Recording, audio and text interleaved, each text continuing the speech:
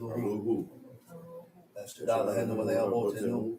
Abiyama Yiska Babiyako. Atakwados, where Shemeka Kwados, Badu Shemeka Lolamae. Where Shamune Israel El Shabbat, Lasso El Shabbat, Ledoro Tam, Midi Olam. Nani Bene Israel, Oti Olam. Kisha Shepherd, Masada, Sadai, Shemai. Where Tahalis, Wyoma speech, Shabbat, Wayna Fash. Wherefore the children of Israel shall keep the Shabbat, to observe the Shabbat throughout their generations for a perpetual covenant. It is a sign between me and the children of Israel forever. For on 6 days the Most High made the heaven and the earth, and on the 7th day he rested and received rest. Baruch Shemeka, Baruch Yemeneka, Baruch Torateka, Baruch Kushateka, El Shaddai Molech, El Shaddai Malach, El Shaddai Imlo, Lolam Wahe, Baruch Shem Kabod Makuto, Lolam Wahe, Baruch Kabod Lohim Min Kumo Melech Elion, Hallelujah, Lolam Wahe.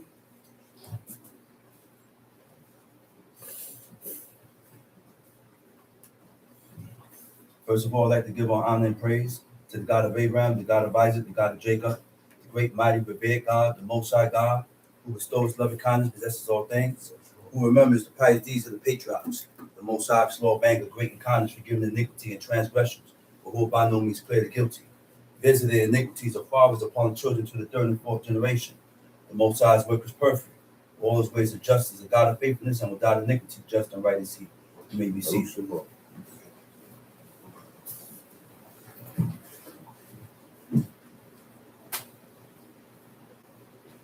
Giving due respect and honor to a head in Israel, my father, the chief Eleazar, to the chief men, princes, brothers and sisters, I say unto you at the tongue of my forefathers, Shabbat Shalom. Shabbat Shalom Lekah.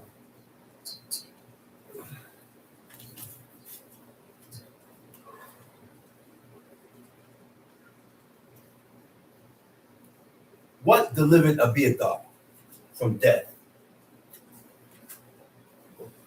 See, these are key aspects concerning the godly men in this book that we need to pay attention to. And once we start or we begin to pay attention to these key aspects, right? Key principles. Then we have to begin to apply these principles to ourselves, to our daily living. So again, what delivered Abiathar from death? Because he what? Because he bared the ark of God before King David. Because he was afflicted with the same things his father was afflicted with. So what that means now? Even though Abiathar was worthy of death because of his violation against King David, the good that Abiathar did is to King David is what caused King Solomon to overlook his faults. Which means only the godly overlook. I said only a godly man is able to overlook things. Only a righteous man is able to overlook things.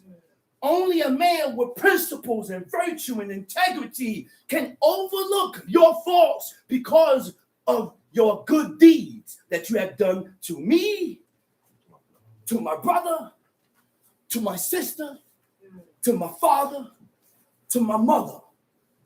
We cannot eradicate those things and forget about those things, because when we eradicate and dismiss those things, it tells me one thing about you, that you're evil.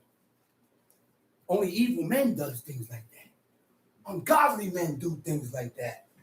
Ungodly men does things like that. So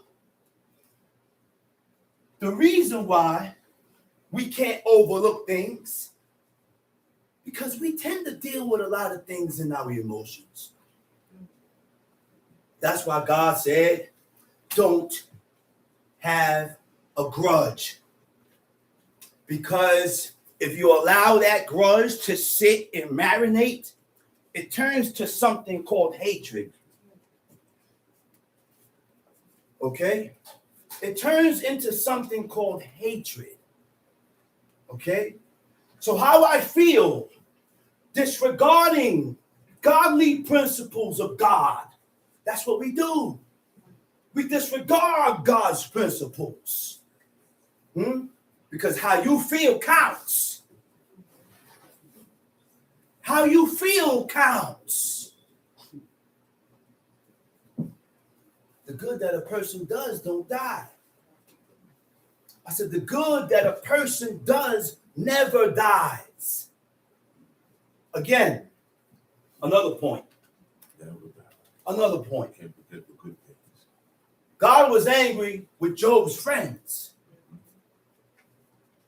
Right? Because of the things that they were saying. Which means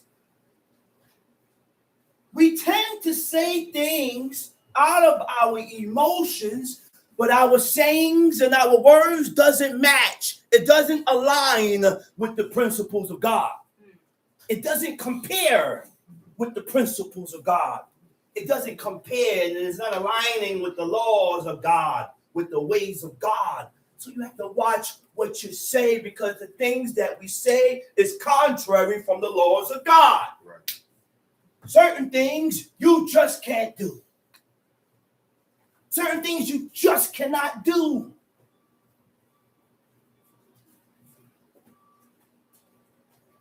Because how you feel, it really doesn't count.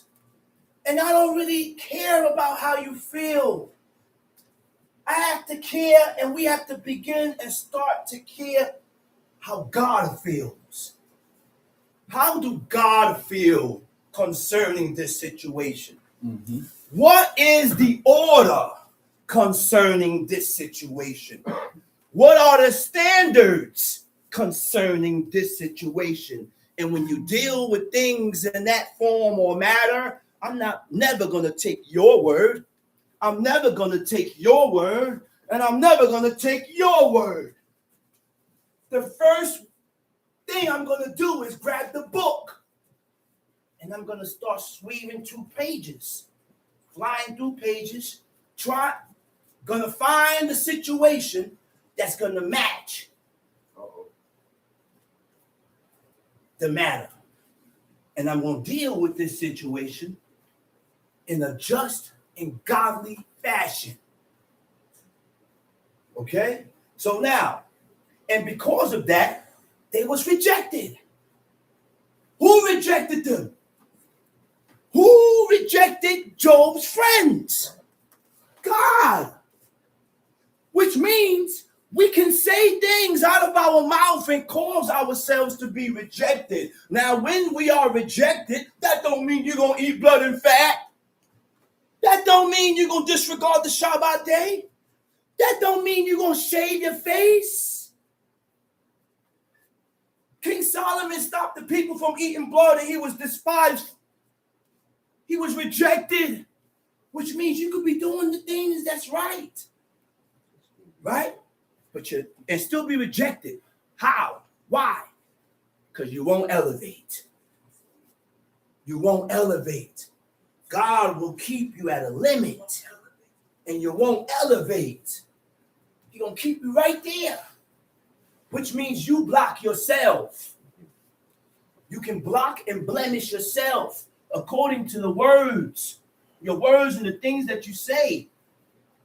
Okay? So now they was rejected. Now what was rejected? Their offerings. We can't set up no offerings today. But God accepts our prayers in place of offerings. So when we say things that's contrary, or we say things that God hates and despises, by voicing things that's contrary from what we read, your prayers won't be accepted. Your offerings won't be accepted. Anything that comes from you, God will not accept. Moses wasn't accepted in the land. I said Moses was not accepted in the land. Why? Because he did not sanctify, because he did not separate the name of God. Again, something he said out of his mouth, which means what? God don't care if you're angry. God don't care if you said this and did this in your anger, or God know I don't mean it. God knew he didn't mean it neither, but he still was charged. It still kept him back from going into that land. But he still said it. This is why we get emotional and angry and tight, and we begin to say things and run our mouths and say things that's contrary from what God said. Now you done jammed yourself. Because we think God is like us. We think God is like man. Or I didn't mean it. I'm sorry. No. Certain things you jam yourself. Certain things there is no coming back. Right. Certain things there is no offerings or prayers that will deliver you. I said certain things we do in our life, certain things we say we cannot deliver ourselves in prayers or offerings or fasting. Or I'm going to put up a fast. That's if God accepts it. That's if God accept that fast. Huh? You know how many men fast and fast and fast and fast and fast, but God still had his mind set to do as he pleased concerning you because of what you did or said. Look at Saul. Saul said, man, I'm not eating. I ain't eating. But the witcher Endor had to constrain him and hold him down. He said, man, you got to eat, man. God ain't going to change his sentence. The sentence is done. It's already final. It's already final. Certain things you can't come back from. Yeah. David tried it too with his son. The heads tried it. But once God put forth a sentence, there is no coming back from that sentence. Final sentence. Now there's certain situations where you can come back, like Manasseh. Right. But God didn't put Manasseh, because God didn't put a sentence on him. Right. He left it open.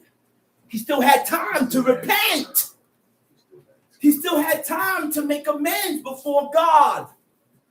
But when that time run out, you and I don't know. We don't know how much time we got. I said, we don't know how much time we have. The number will get called. So we have to learn to discipline and train ourselves. Being cautious in your words and actions. Being cautious in your words.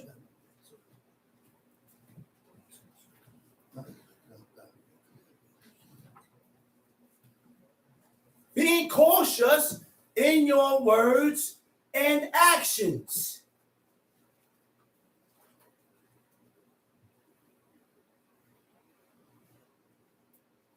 Because we tend to say things that are contrary from God's laws concerning justice.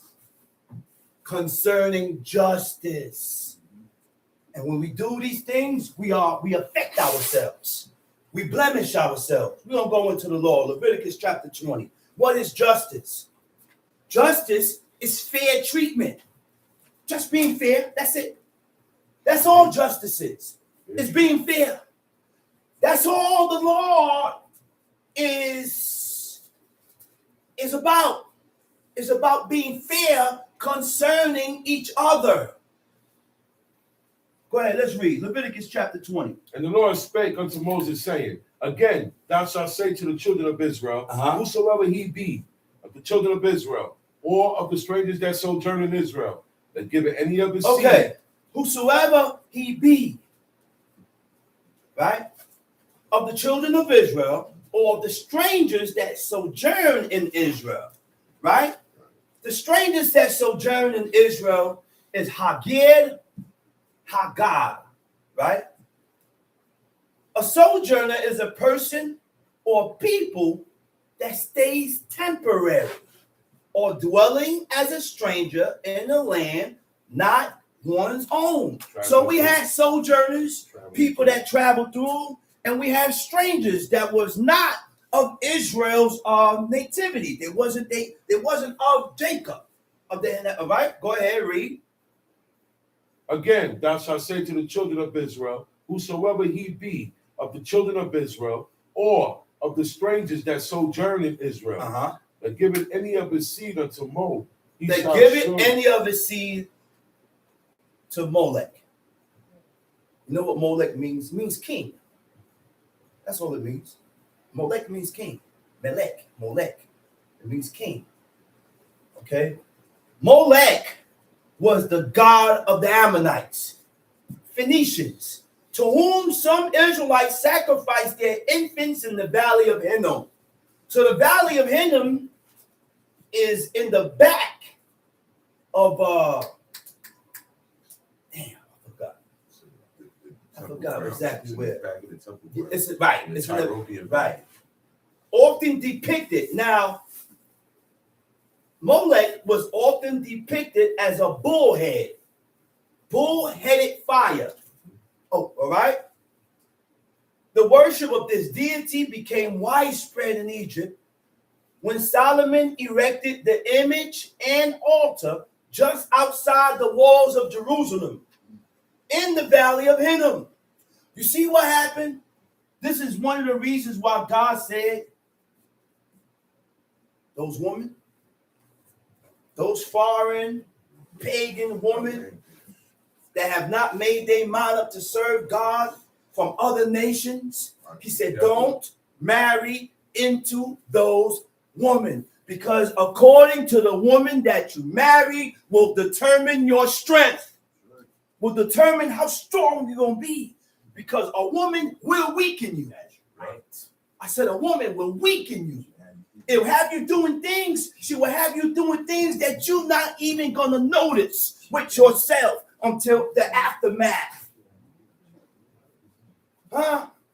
So we have to be on point with our children and instill these principles in our sons mainly. Okay?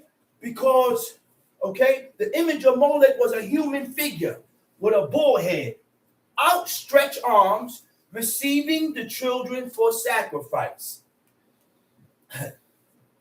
They drowned the cries of the children by playing flutes and beating drums.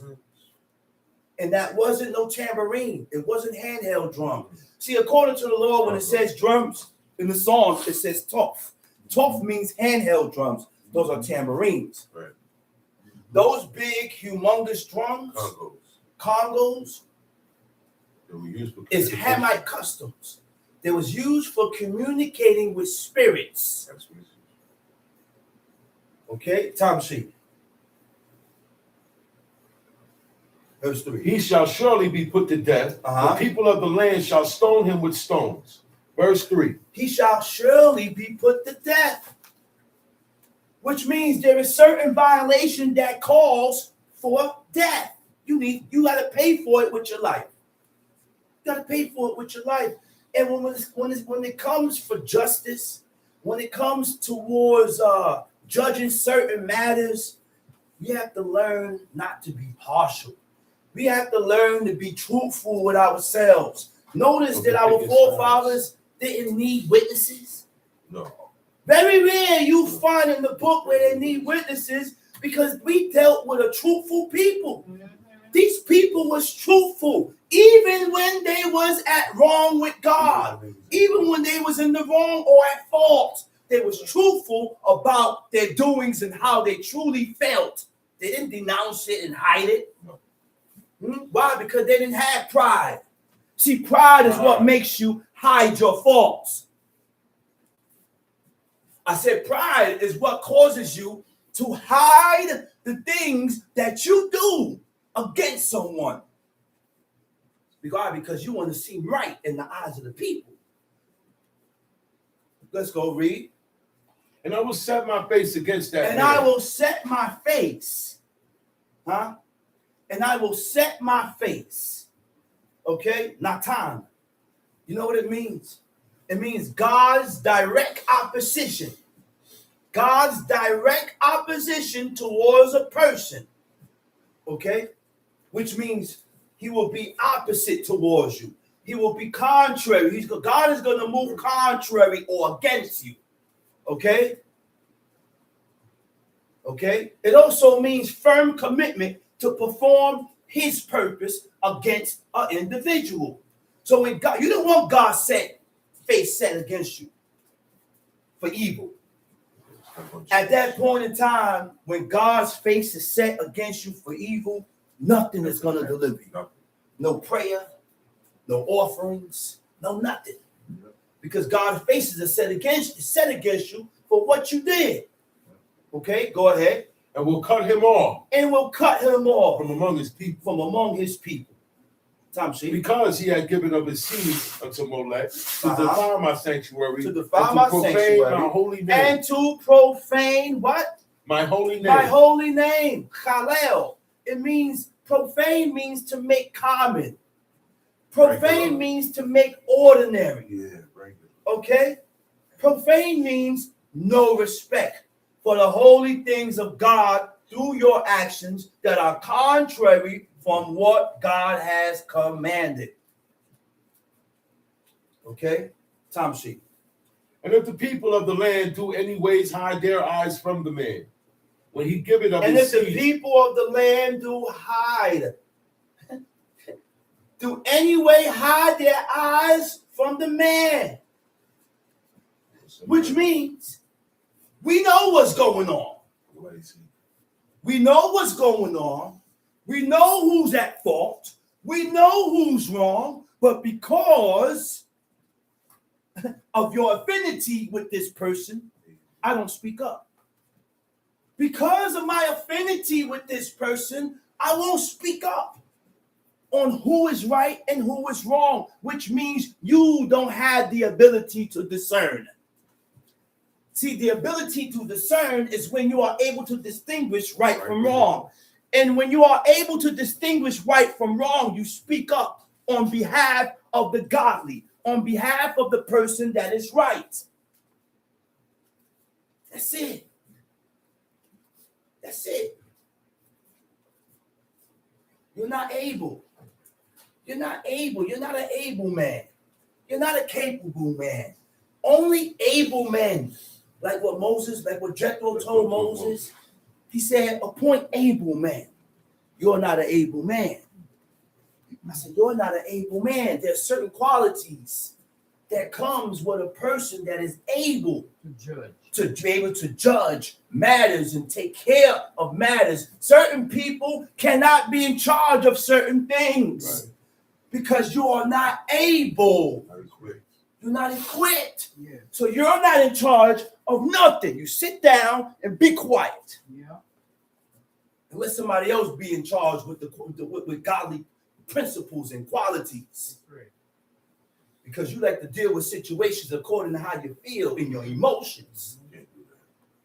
And when you are dealing with masses amount of people, your emotions has to be eradicated. You got to get rid of those things. Tom sheet. Leviticus chapter 20, verse 4.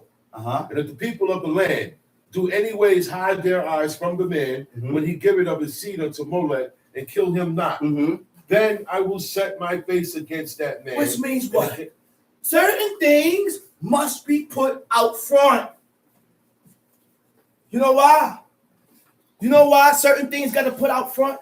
Because God said, if you hide that man and his faults, I'm going to kill you too. Lord have mercy. It's as if you did it. So you putting the head in a position with God, which means the person with these the leader or the head gotta speak up and stamp certain things out. Because when it's not stamped out, look You in charge. Right. Why you ain't putting your foot down? Why you not speaking about these situations? Disregard these niggas and these niggas' feelings. Right. Disregard how they feel. You only should be worried about how God feels. Why I'm worried about how you feel and you're wrong? Why? So certain things we can't leave alone because God stirs up certain things amongst us to prove you, to see how you gonna deal with it. So he stirred it up. Now I want to see whose side you on.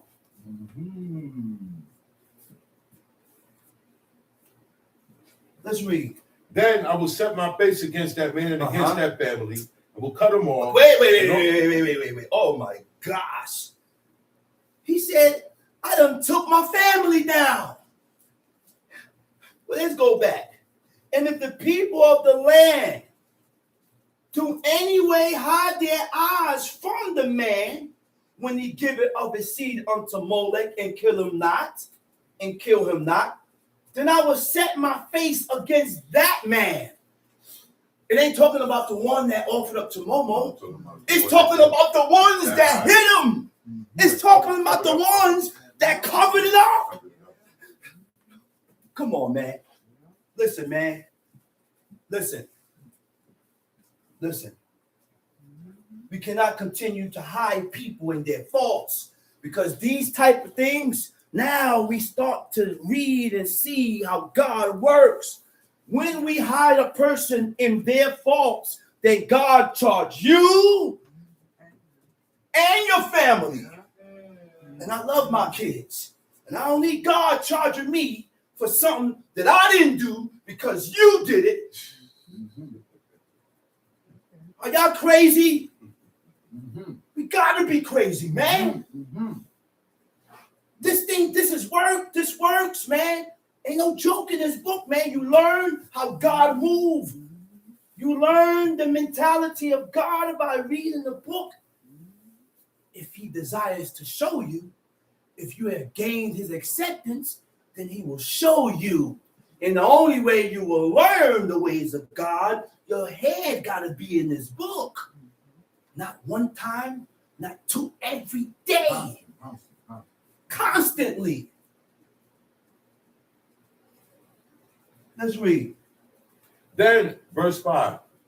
Then I will set my face against that man and against his family and will cut him off. Oh, my gosh.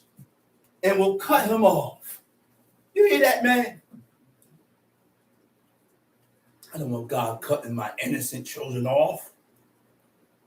I don't want God cutting my innocent children off, which going to cause them to deflect and turn away from the things that is lawful and right by God because of what I did. God turned your children away from serving him. Right. Why? Because he done visited the things that you did in your life or what was done that was unjust. You see that? Injustice. Being an unjust act. These things God hold high. He holds it in high regards in the heavens. An unjust act, he holds it very high. We some unjust people. We ain't fair towards each other. Let's read. And the soul that turneth after such. And the soul that turneth after who? After such. After such. As have familiar spirits. Familiar spirits. And after wizards. After wizards. To go a-whoring after them. To go a-whoring after them. I will even set my face against that soul. A-whoring. Zanah only don't mean whore. Zanah also means to go astray. Zanah also means to go off the path. Okay? To leave off from. Tamshi. I will even set my face against that soul, and I will cut him off from among his people. Verse 7. verse 7. Sanctify Leviticus yourselves. chapter 20, verse 7. Read. Sanctify yourselves, therefore. and be ye Sanctify holy. yourself, therefore. How do we sanctify ourselves with God? The Hebrew word for sanctify is quadash. Quadash means to dedicate. Quadash means to separate. Quadash means also to prepare yourself. When you are preparing yourself to serve God, you make your mind up. When you are separating yourself concerning God, I don't walk with anybody. I'm very choosy with who I walk with. Because this guy who I'm walking with does not coincide with my lifestyle. They don't think like me. They don't. God said, how can two walk together except they be agreed? How me and you gonna continue walking together and we got two different lifestyles? There gotta be a separation. Sanctify yourselves. Sanctify yourselves, therefore, and be ye holy. And be ye holy. The Hebrew word for holy is kadosh. Kadosh means to set yourself apart, worthy of. You can't be holy if you ain't worthy. All right? To be worthy of God is to have godly moral principles. To be worthy of God is to have godly personal values. Personal values that are set up by God. My personal values. It's set up according to God's values. My personal values is set up according to God's personal values. That's Are right. set up according to what God says. That's right. Which means you value what God values. I say you value what God values. And these are the things, and this is how we can be holy before God. People say, oh, you can't be holy. You can't be godly here. You can't be holy. Why can't you? God ain't going to tell us nothing to do that is impossible. Right. Okay, let's read. And you shall keep my statutes and do them. I am the Lord which sanctify you. For everyone that curseth his father, For everyone that curseth his father or his mother, shall be surely put to death. Wait a minute. So the Hebrew word for curse is qualal. Qualal means to be slight, be of little account, or to be of little account. So when you look up the definition of slight, slight means slight is an act, a comment, or behavior that is disrespectful. An act, a comment, or behavior that is dismissive, insulting, or belittling, treating your parents as if their views, their feelings, or presence means nothing. Which means there's a way you let them down. There's a way you let them down by that rope. You just don't drop them. There's the way that you inform them and let them know. There's a way that you talk to them, because I don't need my parents feeling no way behind my comments.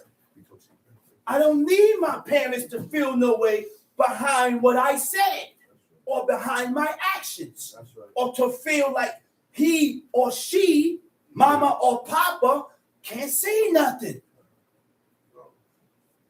or they're afraid to say something, or they feel a way to say something. No, I don't need them feeling that way. That's right. I don't need them feeling that way. That's right. That's Tom She. For everyone that curseth his father or For his everyone mother that curses shall be his surely father put to death. or his mother shall surely be put to death. Read. He had cursed his father or his mother. His blood shall be upon him. His blood shall be upon them. It means bomb. Bomb, it means in them or by them. To go in the direction of sin, in them meaning a part of them. Okay? He said, what verse is that? His blood shall be upon him. Go ahead. Verse 10. And the man that committed adultery with another man's wife, even he that committed adultery with his neighbor's wife, the adulterer, and the adulteress, shall surely be put to death. That's clear. That's clear. That's clear. It's clear as day. Adultery, but sometimes you still have to clear it up a little clearer because of our mindset and how we think. And because of our mindset, men and women's mindset will determine your decision and how you perceive the laws of God. Whether you agree with it because it doesn't agree with your mindset and how you think. Whether you accept it because it doesn't coincide with your mindset and how you think. So you have to defeat you. The struggle is you. The struggle is you. You are your own struggle. Discipline and train yourself to accept what God says. I asked one sister, what's adultery? She said, adultery is the same thing for a man. You know why she answered like that? Because of how she think, her mindset. We're going to learn about our mindset. We're going to learn today about how we think and how detrimental it is, how important it is to change your way of thinking because it affects you. We affect ourselves according to the way we think. So I had to explain to her. I told her, I said, adultery for a man is when he cohabitate with a married woman. Why just a married woman?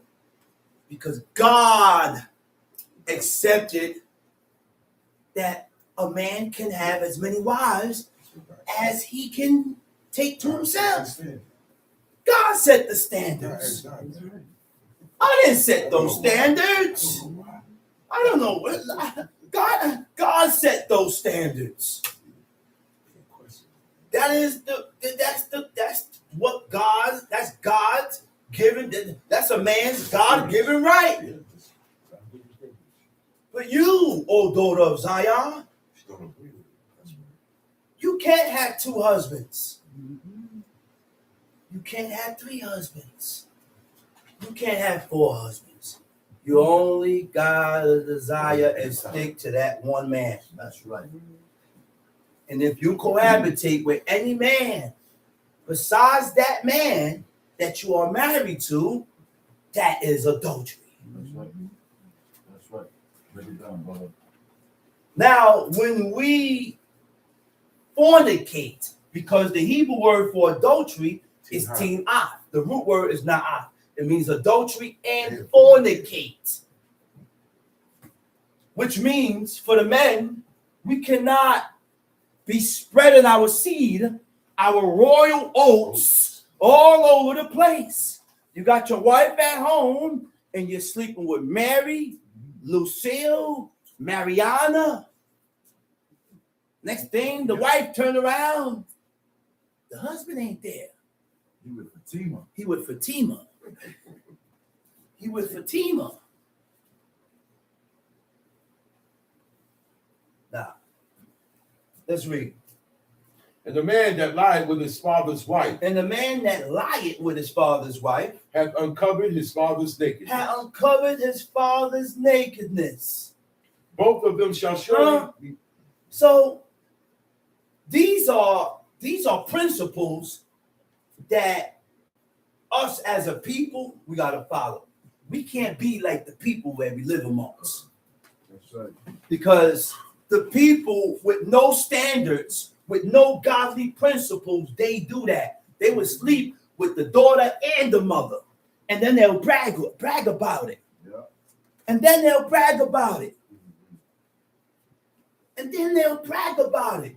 Not knowing that this is a despicable thing in the eyes of God. To sleep with the mother and the daughter. So one sister said, I think he's sleeping with her and him. I said, nah, I can speak on him. I said, no, he ain't sleeping with this one and her sister. He said, how you know? I said, because he lived according to how I live. And I can speak on behalf of him. No, he don't do that. That's right. He don't do that. Well, you speaking for, yes, I can speak for him. I can't speak for everybody. I can speak for him. Yeah. Let's read.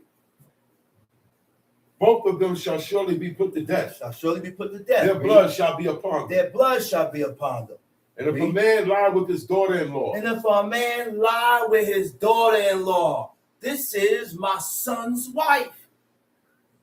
This is my son's wife. Read. both of them shall surely be put to death. Both of them shall surely be put to They death. have brought confusion. Mhm. Their blood shall be upon them. If a man also lie with mankind, as he lied with a woman, If a man also lie with mankind as he lied with a woman. Tom, see? both of them Uh-oh. have committed an abomination. Okay, so can we continue to accept men that sleep with men? No. Can we continue to accept women that sleeps with women? No. Why? Because God said, read that verse over. If a man also lie, If a man also lie with or mankind, cohabitates with As- mankind as as he he lies lies with a with a woman. woman. So when you have men that have a relationship with other men, go ahead. He said both that. of them have committed He an said that is abomination. an abomination in the eyes of God. God detests that. That's right. God despises that. And that was the only reason why I voted for Trump. Because Trump He's against is it. against. He's against it. It's against men on men. And I disregarded everything else. I just had to recognize that. Because these people was in the process of making transgender bathrooms in the schools. They're trying to brainwash our children to accept LGBTABCHING. I can't say the whole thing. Then you're gonna get banned. I gotta say the alphabet letters. W and P. But I already trained my children. Once you run across a boy that's funny and he likes other boys, stay away from him. That's right. So they put my son with another kid. My son looked at it, he said, I'm not playing with him. I don't want to play with him. So the teacher goes to him and asks him why. He said, because I told him don't say the GA. But he said, but because he's funny. She said, funny how? He said, he's funny. Facts. She knew what he was She talking knew. about. She knew. Facts. She knew. And you can't force me to play with him. I'm gonna play with funny Monday. And I tell my daughter the same have thing. that right. It's my right. So now I have to go and show.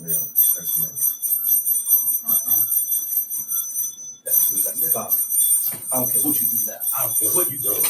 Early in the morning. What verse is that?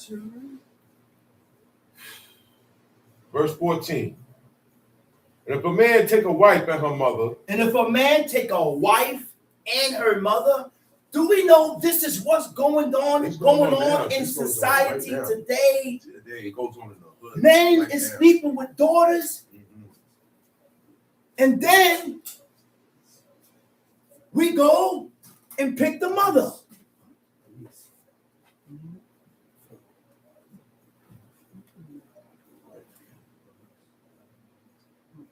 Tom Sheep. And if a man take a wife and her mother, it is wickedness. They shall be burnt with fire. It shall be burnt with fire. Both Read. he and they, that there be no wickedness among them. Tom Sheep. Leviticus 20, verse 15. Tom And if a Sheep. man lie with a beast, he shall surely And if be a man cohabitate with an animal, it's gotta be something. It's gotta be something wrong with you to want to cohabitate with an animal. with a beast. It's got to be something wrong with you to desire to cohabitate with an animal. And these are the things that's going on. They are cohabitating with the sheep, the lambs, horses. They are doing these customs, these laws that we're reading about are laws that prohibit us from living according to the way the nations lived at this point in time. Okay? So it says, and if a woman approach unto any beast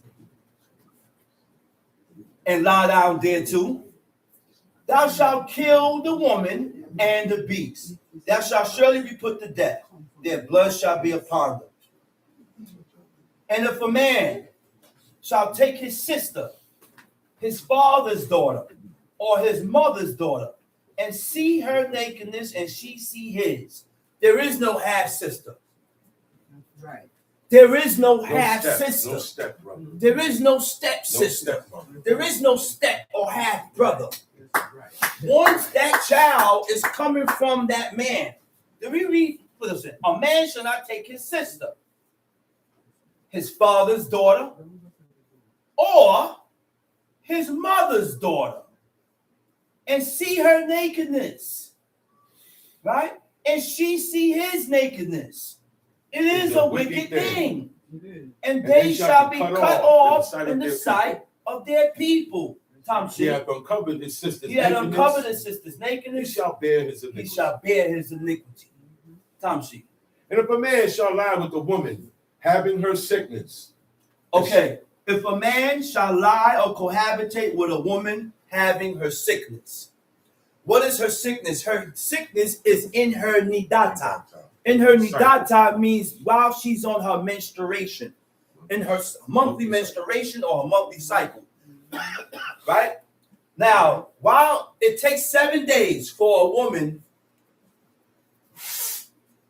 to be clean from her monthly cycle. God said you're going to bleed for 7 days. Your body is going through a cleansing process. When you spot or bleed for 4 days, you have 3 days left. A lot of women bleed for 2 days and stop, and they figure and they think that their cycle is over with once the bleeding is not there. But you still are going through a 7-day cycle. It is a 7-day cycle. So when you bleed for 3 days, you have 4 more days. If you bleed for 6 days, you have 1 more day. If you bleed for 7 days, at the end of that 7th day, you will be clean. Now, if you go over the 7 days, if you bleed for 3 days and stop, and then bleed again, stop counting. Just wait. Just wait until you stop bleeding. Just wait until you stop bleeding, and then you count 7 days again. Right. That's correct. And a lot of women really don't know how to count their cycle. True. Tamshi. He hath discovered her fountain, and she hath uncovered the fountain of her blood. And both of them shall be cut off from among their people. Verse 19. Tamshi. And thou shalt not uncover the nakedness of thy mother's sister. Thou shalt not uncover the nakedness of thy mother's sister, nor of thy father's nor sister. of thy father's sister. For he uncovered his near kin. He uncovered his near of kin. My sister is not your aunt. That's my near of kin. Near kin. Her brother is not your uncle. That's your near of kin. The only aunt is your uncle's wife. Who he married? Who your uncle Your married. uncle's wife is considered your aunt, according to the book. Right. According to the book. Tamshi. And if a man shall lie with his uncle's wife, he hath covered his uncle's nakedness. They shall bear their sin. They shall die childless. And if a man shall take his brother's wife, it is an unclean thing. He hath uncovered his brother's nakedness. They shall. And if a man shall take his brother's wife, it is an unclean thing. He had uncovered his brother's nakedness. This is why when you see men, it's a natural reaction for a man to scan his woman.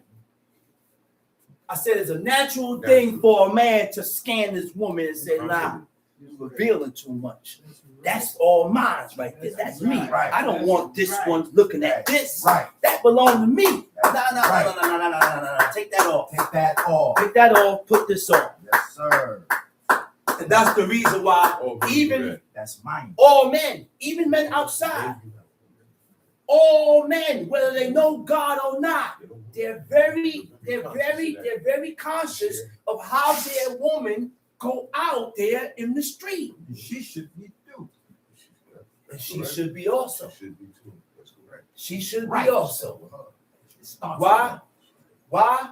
Because in your mind, I belong to you. Okay. That's how you're supposed to think. I don't want nobody else. In your mind, I belong to you. Why do you think Muslim women wear the hijab? That's right. Why do you think Muslim and that hijabs and covering their face, that was our custom. Isaiah 3. That's in Isaiah 3. That's our custom. So when they put on that hijab and covering their face and wrap you can't even look. You can barely see how they look. They don't want that attention. And they don't want that attention. That's right. Why? Because I'm already getting the attention from my husband. Man. So I don't need you to look Right. me. Right. I know where I'm busting out at. That's right. Right. Cover it. That's right. Cover it. Say it again, drama. Cover it. And that way, a man It averts a lot of things. exactly. It averts a lot of things. Tom Sheep. If a man shall take his brother's wife, it is unclean. It If is a an man shall unclean take thing. his brother's wife, he's what? It is an unclean thing. It's unclean. He hath uncovered his brother's nakedness. Mhm. They shall be childless. They shall be childless. He shall therefore keep all my statutes You shall therefore keep all my statutes and all my judgments and all my and judgments do them. and do them. Read. That the land whither I bring you What to verse you dwell at? therein. I'm at the bottom of 22. Tom Sheep. That the land whither I bring you to dwell therein spew you not out. The only way the land would not spew us out, we had to be keeping the commandments, the statutes, and the judgments of God. And this is the purpose, and that is the reason why we have been scattered all over the place. We have been a part of every nation. Every nation had a part of us. We've been splattered and scattered all over the place. Why are we scattered? Why? Why? Because we refuse to what? To hearken to God. We became stiff-necked and we refuse to hearken to God. So therefore, because of our stubbornness towards God, he scattered us all over the place. He split us all over the place. Tom Sheep. And ye shall not walk in the manners of the nation. And ye shall not walk in the manners of the nations.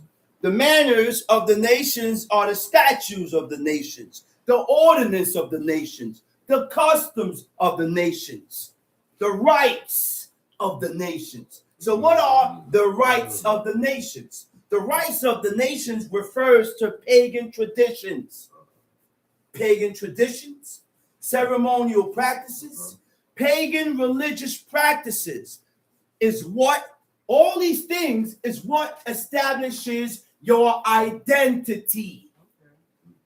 I said all that is what establishes your identity. What? Who you are according to what you celebrate, according to your traditions, according to your practices is what establishes who you are.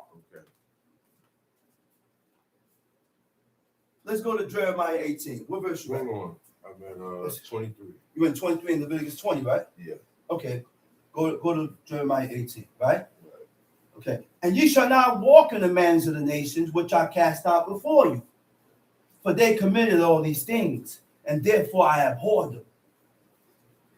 This is why God hated us at a point in time.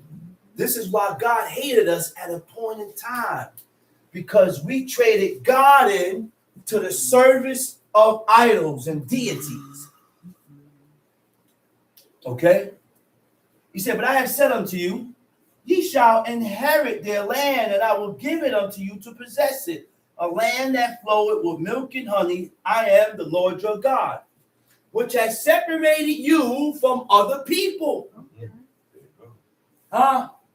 He said, I have separated you. I have caused you to be separated from these nations. This is why I done gave you holy laws. I gave you holy laws and commandments to differentiate you from amongst the people. Time sheet. Jeremiah 18. No. Oh, I'm sorry. He said, you shall therefore put a difference between clean beasts and unclean, between unclean fowls and clean.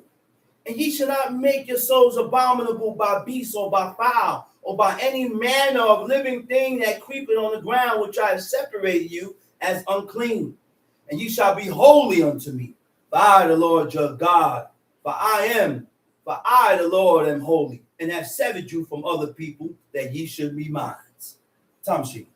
Jeremiah chapter 18. The word which came to Jeremiah from the Lord, saying, Arise, and go down to the potter's house, and there I will cause thee to hear my words. Go ahead. And I went down to the potter's house, Went and down behold, to the potter's house. he wrought a work on the wheels. He did something. He did some type of work on the wheel. And Right? the vessel that he made of clay was marred in the hand of the potter. Okay, go so ahead. he made it again another vessel, as seemed good to the potter to make it. Then the word of the Lord came to me, saying, Okay, wait a minute. Now, this describes a potter reshaping a vessel that in time became marred and corrupt.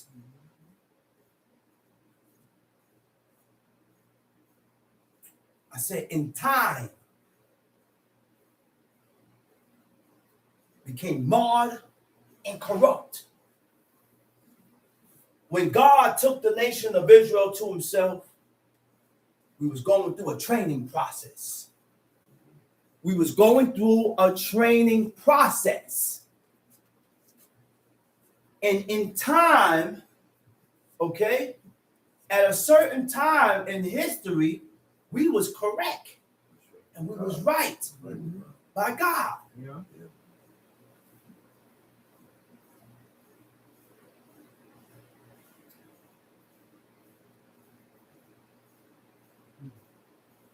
We was corrupt and we was marred. Rather than discard them, rather than destroy them, right? The potter broke it down and remade it according to his liking, according to how I liked it, to his satisfaction. Don't you think God could do that to us? Oh, yeah. I said, don't we think God could do that to us? Very easy. Let's read. O house of Israel, Uh-huh.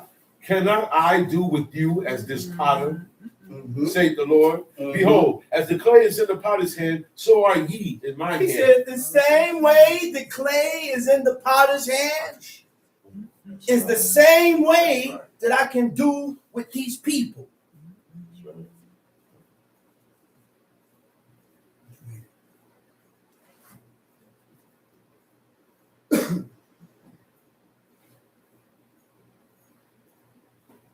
Read. Verse 7. At what instant I shall speak concerning a nation and concerning a kingdom. What instinct? What instinct? Am I? What? Read that over. At what instant I shall speak concerning a nation and concerning a kingdom to pluck up, to pull down. Wait. He said concerning this nation. He said to pluck up, to do what? To pull down. You know what pluck up means? It means to root you out. When God uproot you, you ain't no more Hebrew. You're not a tree no more. You've been destroyed. To pull down. It means to break or cast. You know what root out means? It means to remove from a location or home. God done uprooted us from our land because of our doings concerning God. That's right. To break down, to cast down. When God breaks us down, it means failure to progress, to weaken in strength and spirit. Go ahead. If that nation against whom I have pronounced turn from their evil, I will repent of the evil that I thought. Wait a minute, read that over. If that nation against whom I have pronounced, turn from now, against whom I have pronounced, it means Weshab Mera Ator. It means to turn from his evil. Right? He said, against what? If that nation against whom I have pronounced turn from his evil, I will repent. If that nation turn from his evil, right? I will repent. I will repent of the evil that I have thought to do unto them.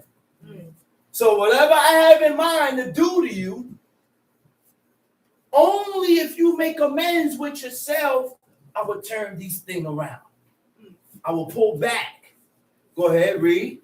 I will repent of the evil that I thought to do unto them. And at what instant I shall speak concerning a nation, concerning a kingdom, to build and to plant. To build and to plant. If it do evil in my sight, that it obey not my voice. If it do evil in my sight, that it obey not my voice. So what is evil? Evil is when you go against. Evil is when you disobey. Evil is when we did things that God did not approve of. That's basically what it is. You know what God like. You know what he dislike. We are aware of what God loves.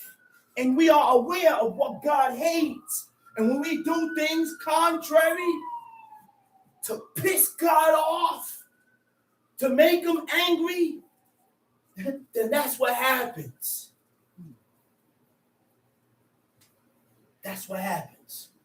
Tom, see?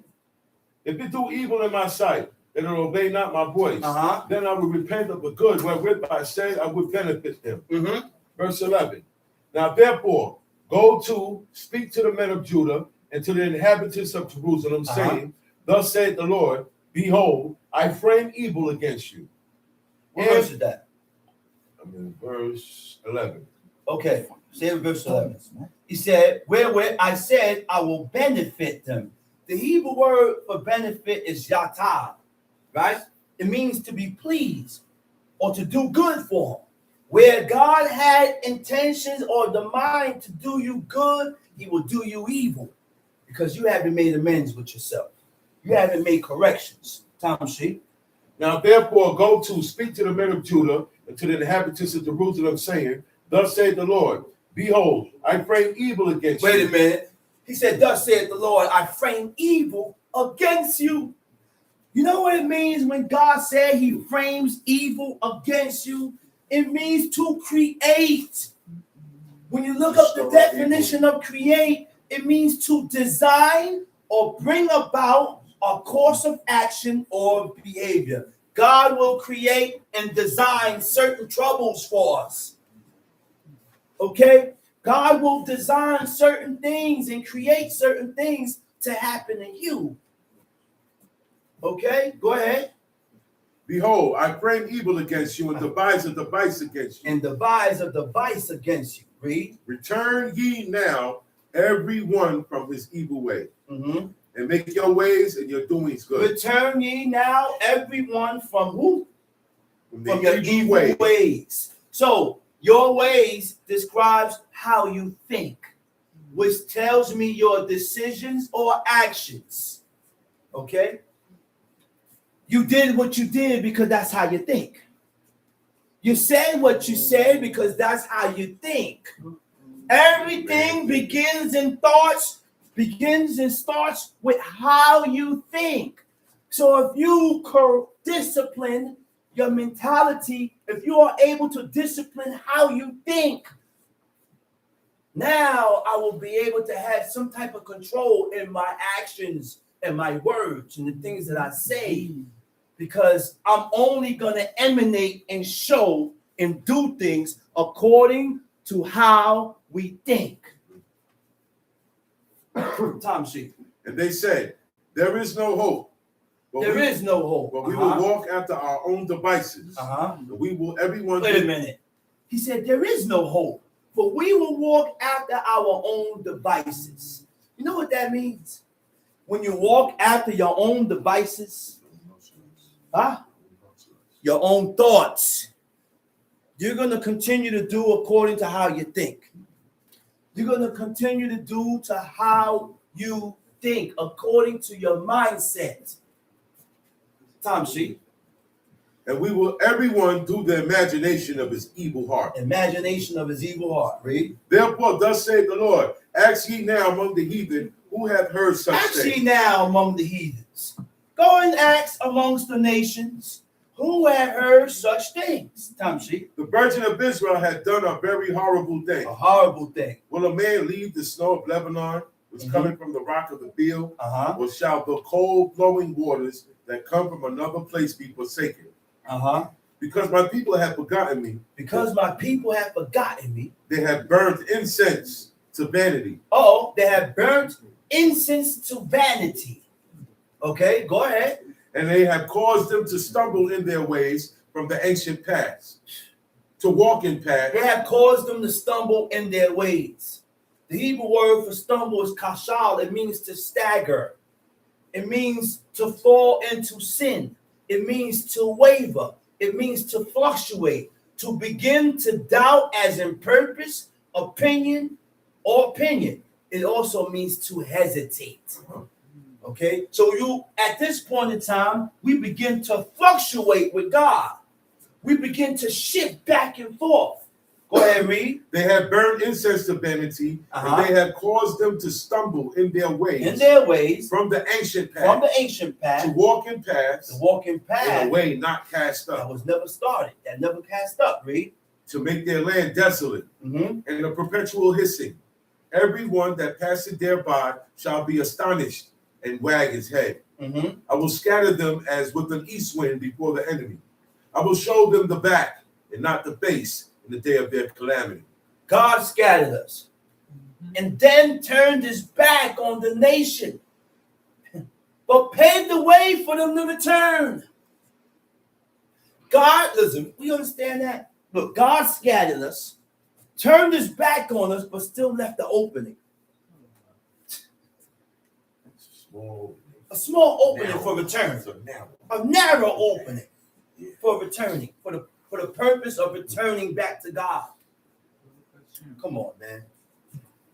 So now it has become our choice whether we want to serve God or not, whether we want to return back to God or not. It's your choice. Go ahead, read. Then said they, come and let us devise devices against Jeremiah. For the law shall not perish from the priest, nor counsel from the wise, nor the word from the prophet. 18. Go ahead. Come and let us smite him with the tongue, and let us not give heed to any of his words. Give heed to me, O Lord, and hearken to the voice of them that contend with me. Shall evil be recompensed for good? Shall evil be recompensed for good? That's what we do today. Yeah. We repay evil for a person good. I said we repay people evil for the good that they have done to us. And justify it too. And then we justify it.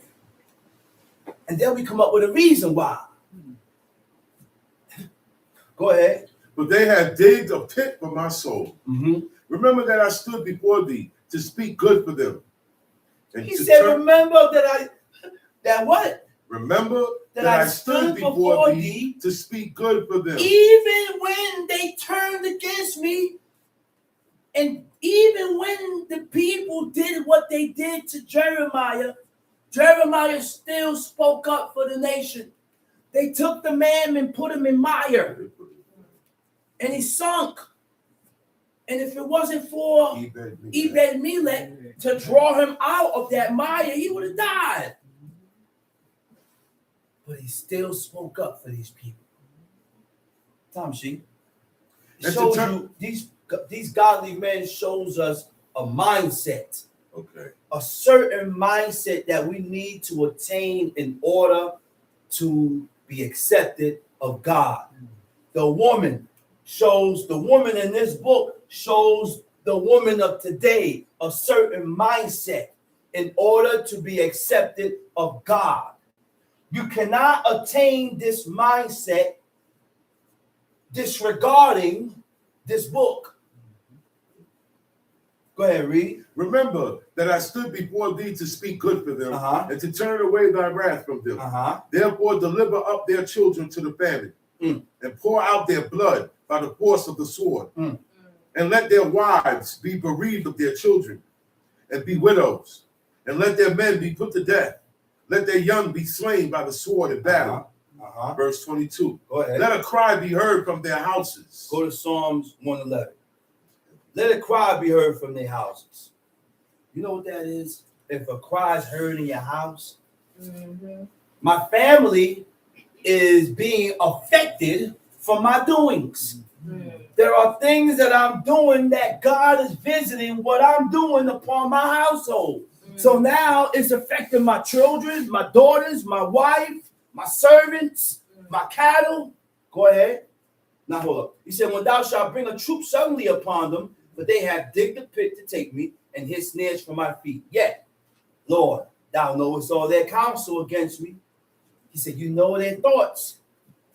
You know their counsel. He said, to slay me, forgive not their iniquity, not to blot out their sin from thy sight, but let them be overthrown before thee. Deal thus with them in the time of anger. Tamshi. Psalms 111. 111. That's what you said. Psalms chapter 111.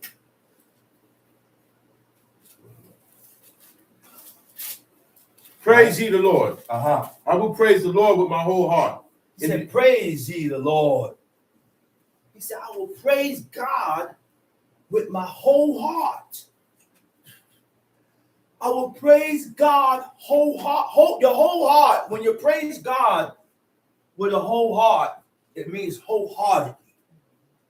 Wholeheartedly means you praise God in complete sincerity, in commitment without doubt. See, when you wholeheartedly serve God, we are serving God without doubt. Okay? That's when you're serving God. That's when you can serve God wholeheartedly, without doubt. Okay? It says, whole heart, in the assembly of the upright and in the congregation. So what is the Hebrew word for upright? The Hebrew word for upright is yesharim, come from the root word yashar. It means just, straightforward, and approved of. So upright, what does upright mean? An upright person, or the definition of upright, it means full commitment to God's laws. When you fully commit yourself to God's laws with all one heart, necessitating discipline to human authority when it conflicts with God's laws.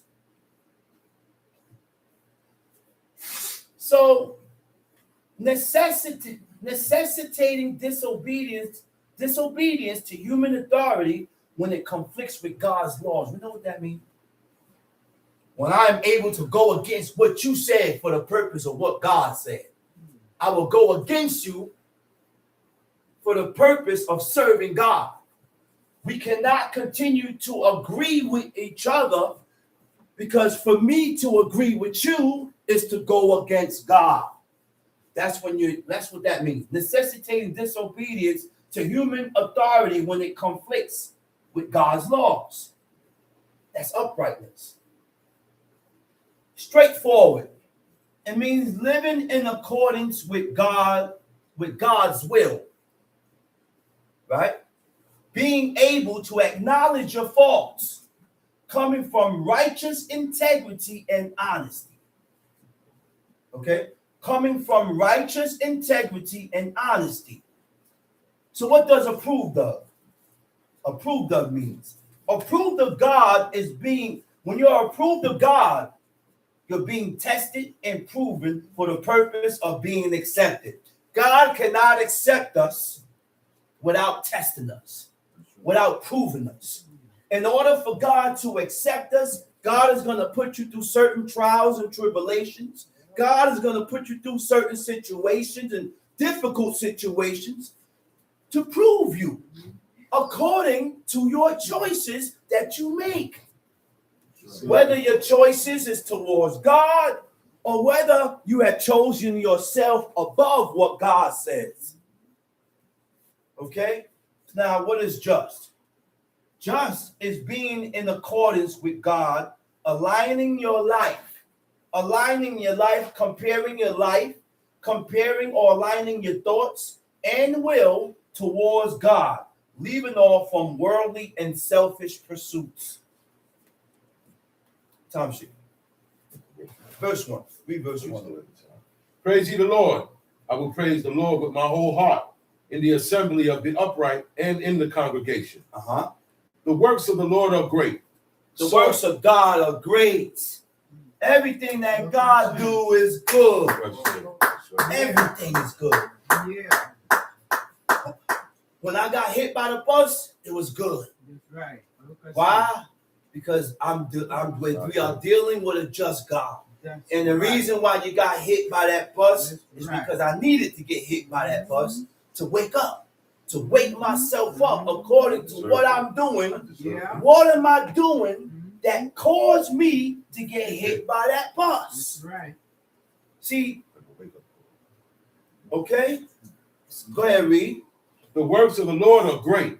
Sought out of all them that had pleasure therein. Sought out of all them that had pleasure in them. So you will only inquire or search if you had pleasure in God. That's right.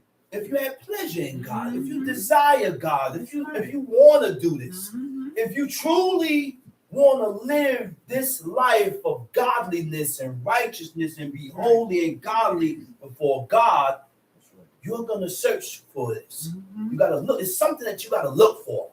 It just don't come to you. If you don't look for it, you ain't going to find it.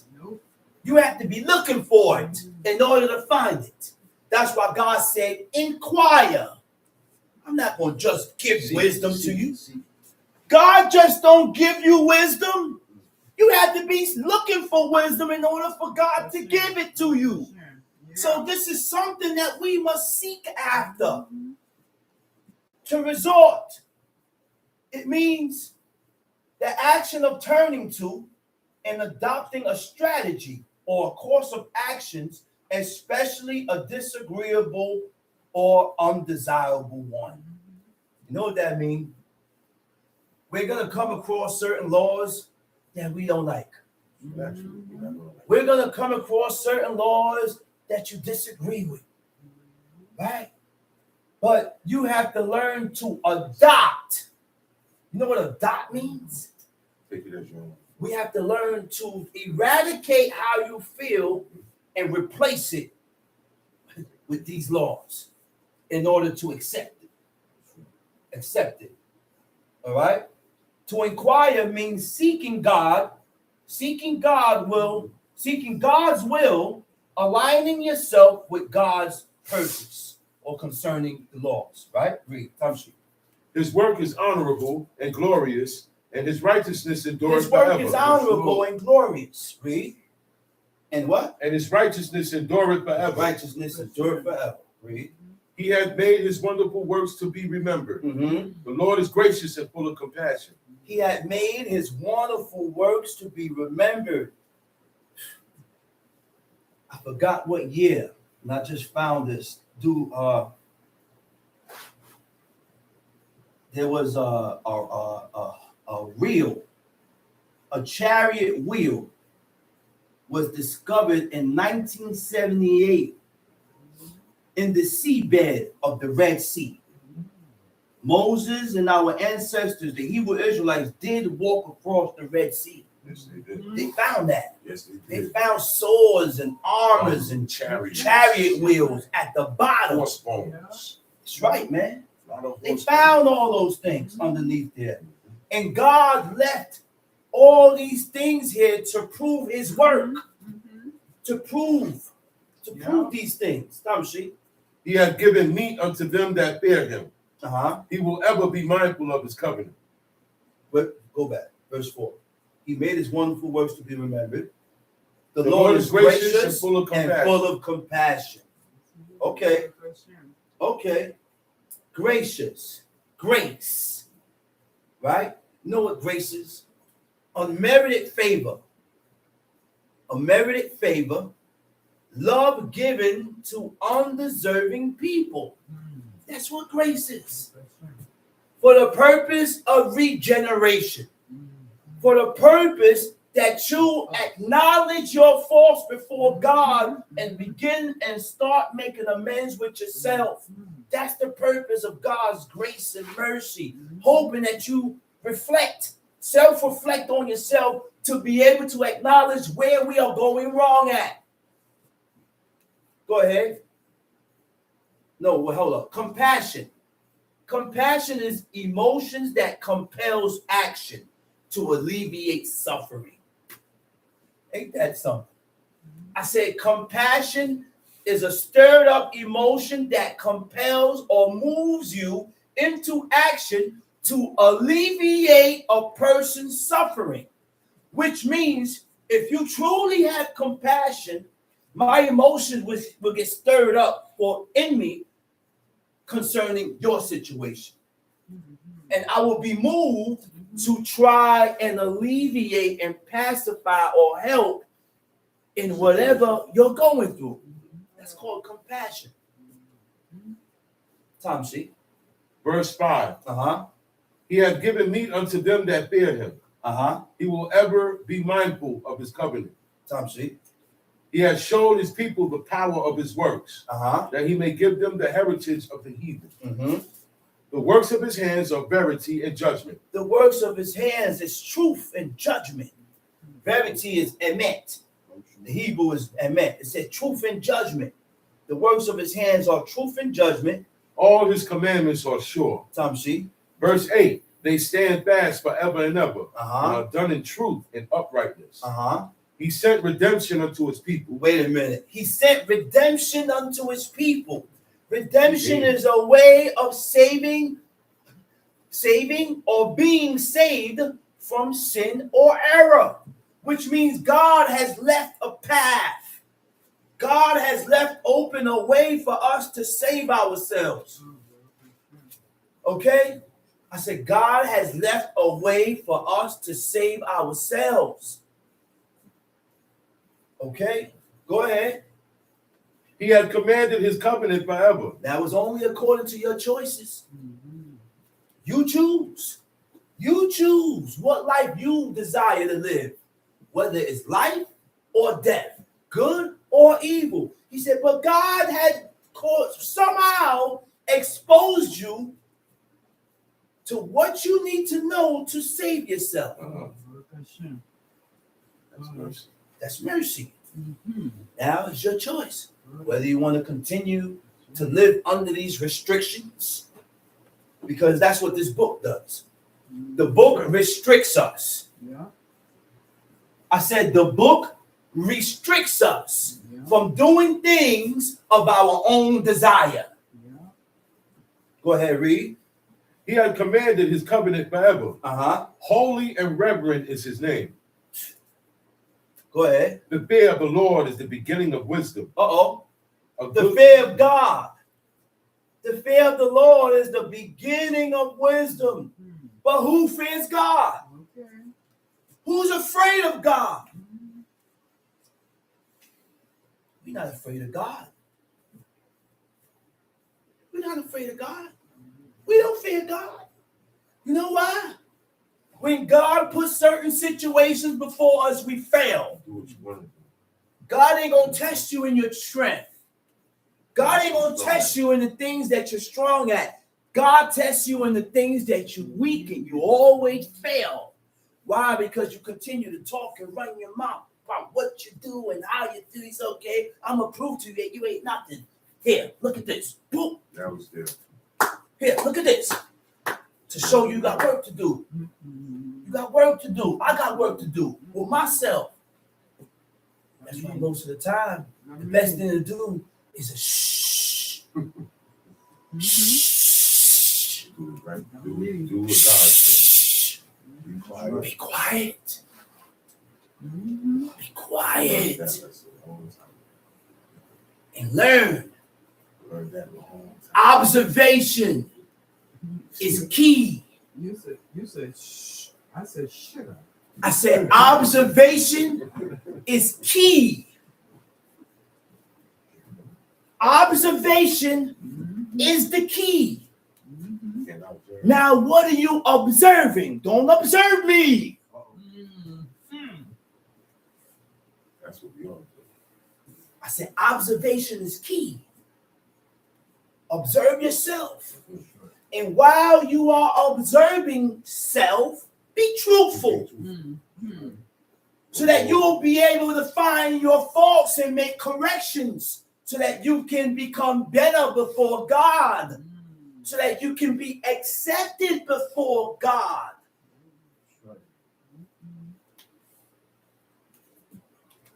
Go ahead. The fear of the Lord is the beginning of wisdom. The fear of God is the beginning of wisdom. A good understanding have all they that do his commandments. Good understanding have all they that do his commandments. Okay. So now, we're going to go into 1 Samuel chapter 16, right? You go there. I said good understanding is what have all they that do his commandments. So the Hebrew word for understanding is sekel. It means prudence. Prudence is being cautious. So when you're serving God, we have to serve God being cautious, avoiding unnecessary risk, which means you don't take chances. Right. Which means you don't take chances when it's concerning the laws of God. I say you don't take chances when it's concerning the laws of God. It also means to be discreet. Okay? And enlightened one is prudent. An enlightened one is cautious.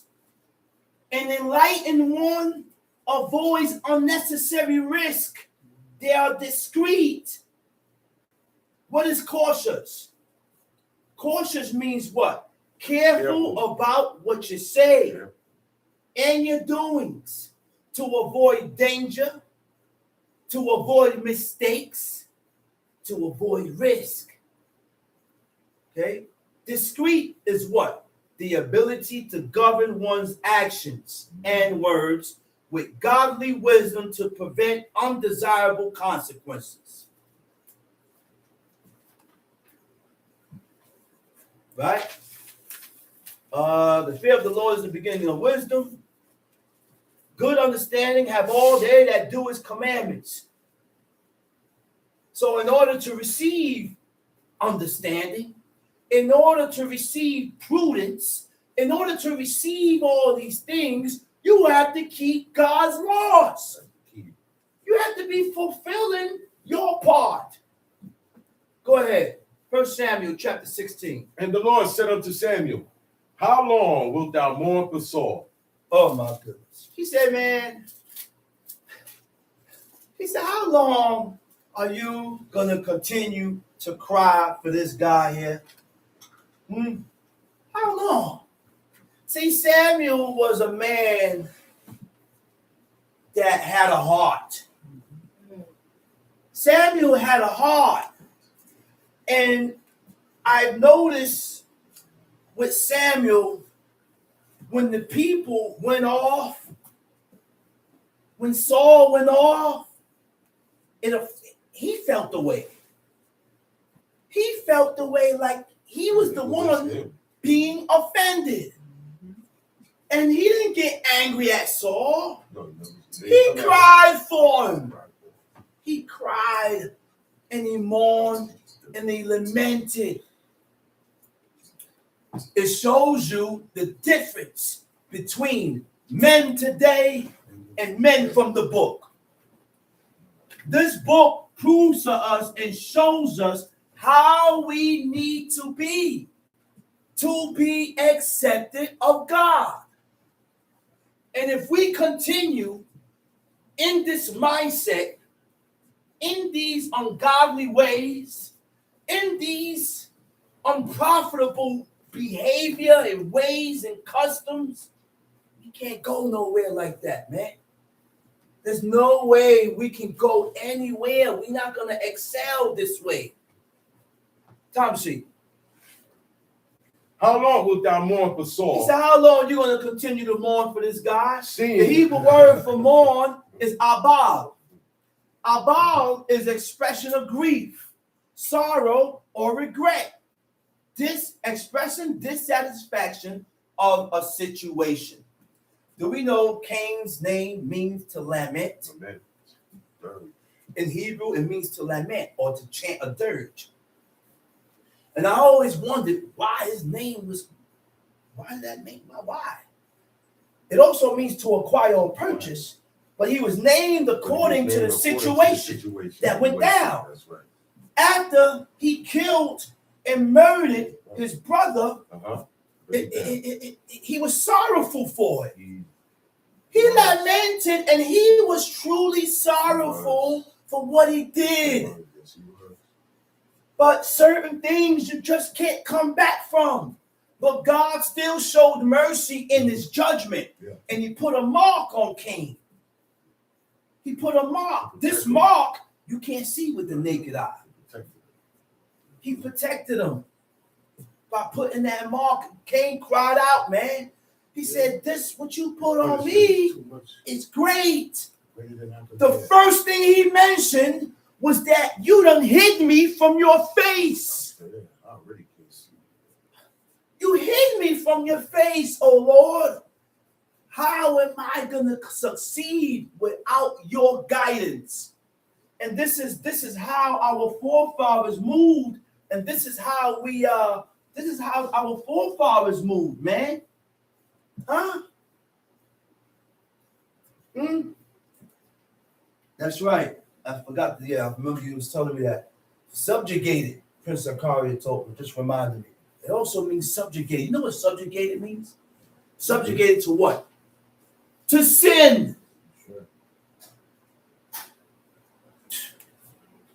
And that's what we become.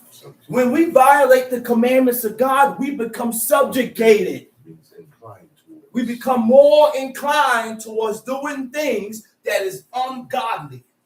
And more inclined to doing things that God do not accept. Tom sheet.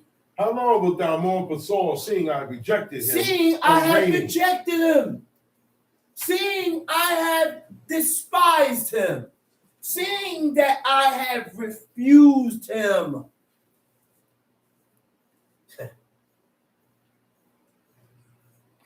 A lot of us walking around here like we accept it. No, that's not the mind frame. I have to go on in my life as if I am despised by God. Why? Because this is what's gonna, I don't know what moves you. I don't know what moves you. That's right. But what moves me is when when I'm not in good standards with my parents, I try to do things to get back in good standards with them. Yeah. When you are not in good standards with God, you tend to push up more. Yeah. The godly tend to push up more and start doing things to gain God's acceptance. I want to be accepted by God again. I need God to accept me. So therefore, I have to be doing the things that is lawful and right so I can gain his attention. Tom sheet. fill thine horn with oil, and go. I will send thee to Jesse the Bethlehemite, for I have provided me a king among his sons. And Samuel said, how can I go? If Saul hear it, he will kill me. Samuel said, how can I go and anoint this man, one of Jesse's sons? Because if Saul hear me, he said he's going to kill me. Which means he knew his place. He knew his place. Yeah, he's the prophet, but he also know that that's what he is, just a prophet. He's not a king. That's right. And I have to deal with protocol. He didn't say, oh, I'm the prophet, and I'm the one that anointed him, and God told me, and I'm going to go do this. They didn't move like that, man. No pride at all. They didn't move. They had no pride. Pride is what keeps us to jump out of our place. Pride is what keeps us in a place that causes us to go against the order. Right. When we cannot respect the order, it's because of pride. Tom Sheep. And the Lord said, take a heifer with thee, and say, I am come to sacrifice to the Lord. And call Jesse to the sacrifice, and I will show thee what thou shalt do. What verse you at? 3. Go ahead. And thou shalt anoint unto me him whom I name unto thee. And Samuel said, and Samuel did that. Mashiach. It means chosen. That's it. That's all it means. That's it. What's all it means? The one chosen. Chosen one. It also means the anointed. It means the anointed. It means anointed. It means the chosen one. Go ahead, read. Now, and Samuel did, a lot of Christians come here and say, you see the chosen one, the anointed, that's JC. No, that's not JC. It's talking about King David. Where did you see, where in this verse that is talking about JC? I don't know. It's not talking about nothing. It had nothing to do with JC at this time. Nothing at all. At no point in time. Read. And Samuel did that which the Lord spake. Okay. He came to Bethlehem. And the elders of the town trembled at his coming and said, comest thou peaceably?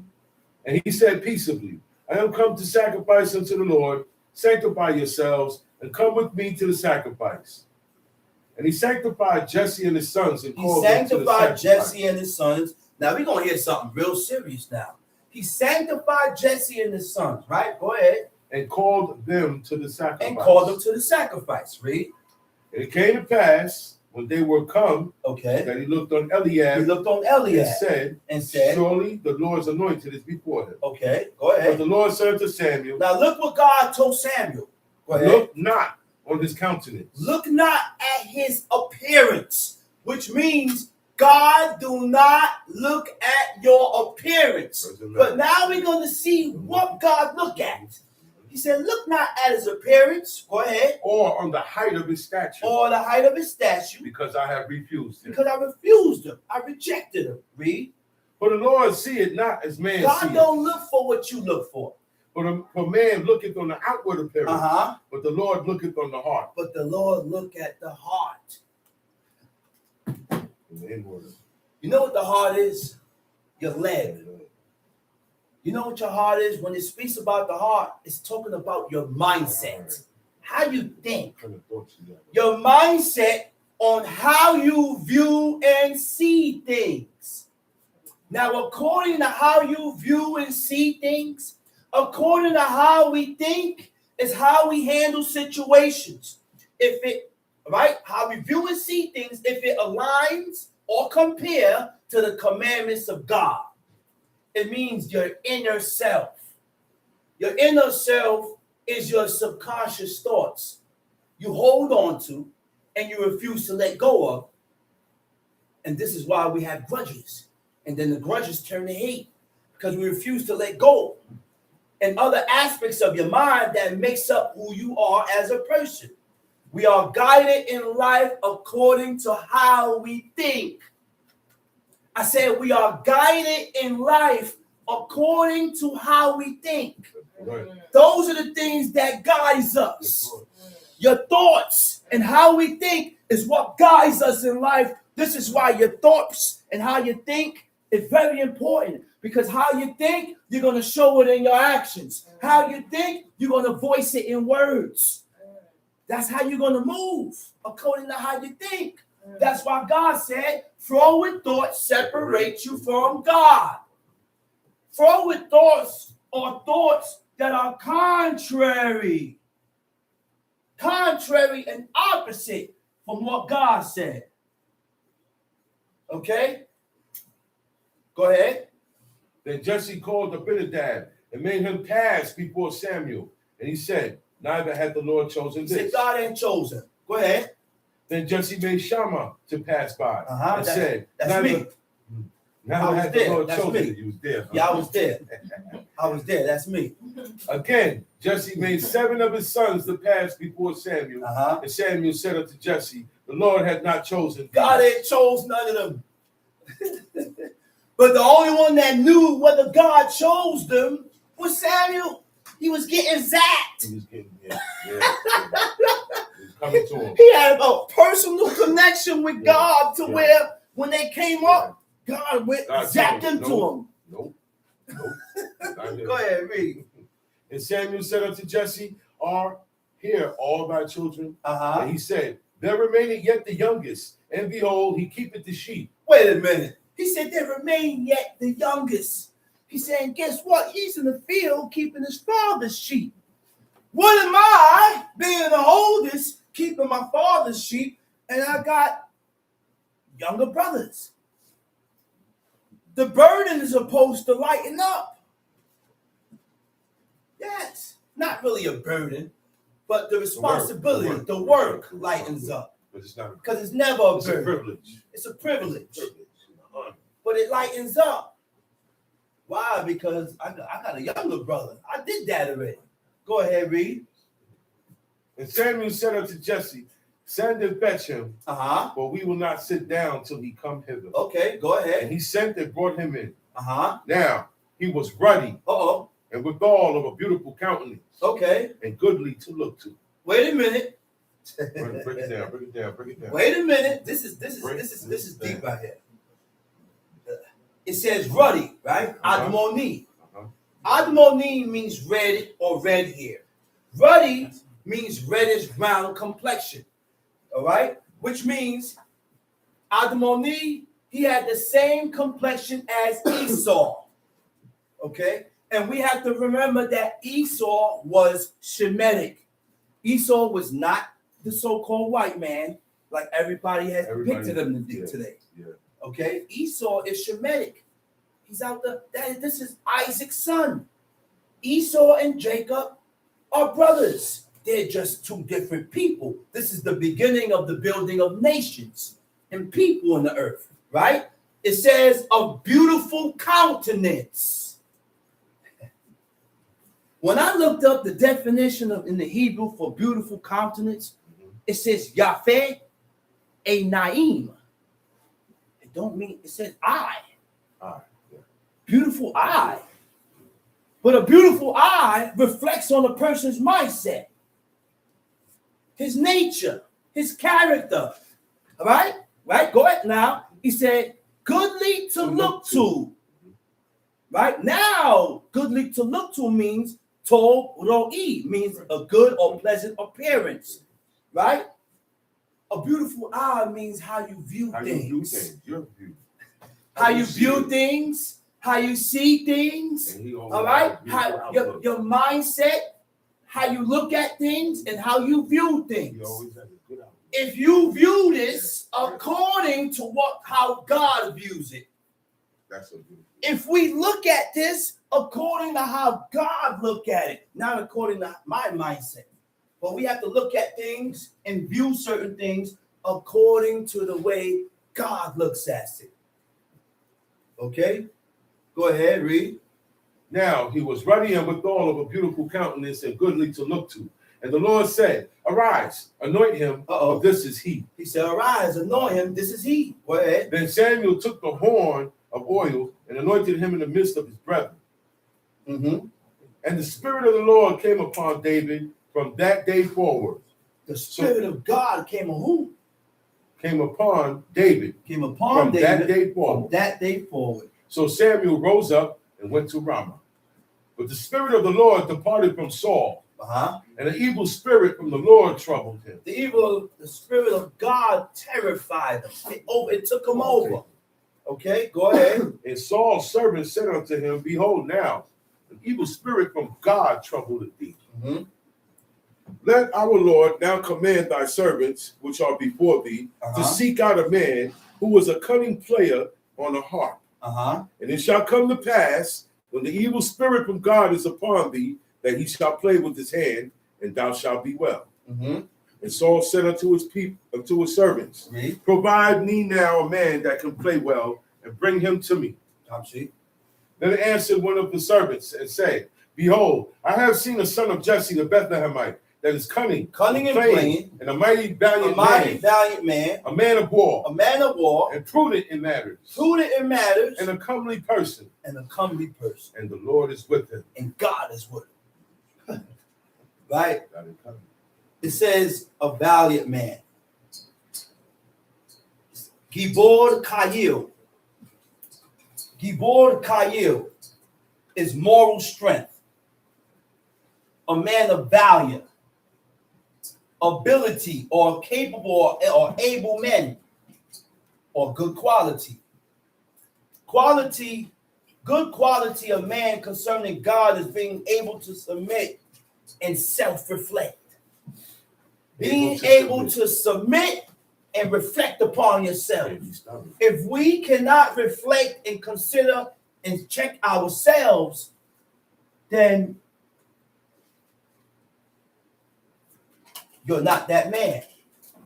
Moral strength is the ability to make decisions, and your action is according to God's principles, which means the things that I do, it's aligned and it matches with what God says. Being able to choose right from wrong, to do what is right in situations. Okay? And the last one, men of vigor. Men of vigor demonstrates intense dedication to faith in God. All right? Intense dedication to faith in God. Okay? A heart or a mindset on God with perseverance and commitment by overcoming challenges. What are the challenges when you're overcoming challenges? Those are the trials and tribulations that God put us through. Okay? Those are trials and tribulations that God put us through. It also means men of fortitude. Okay? Men of fortitude. All right? Right? Men of fortitude is mental and emotional strength. You need it. You need mental and emotional strength. You need it. Okay? Because if I don't have mental strength and emotional strength, You don't have courage. then I'm going to be ruled according to the lust of my own heart. I'm going to be ruled according to how I think. I'm going to be ruled.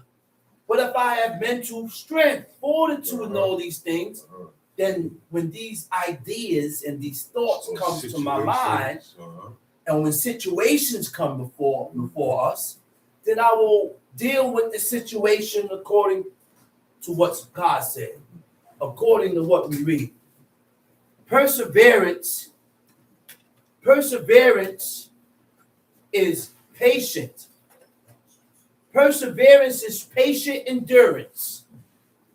Patient endurance through trials, testing, and opposition while maintaining obedience in God.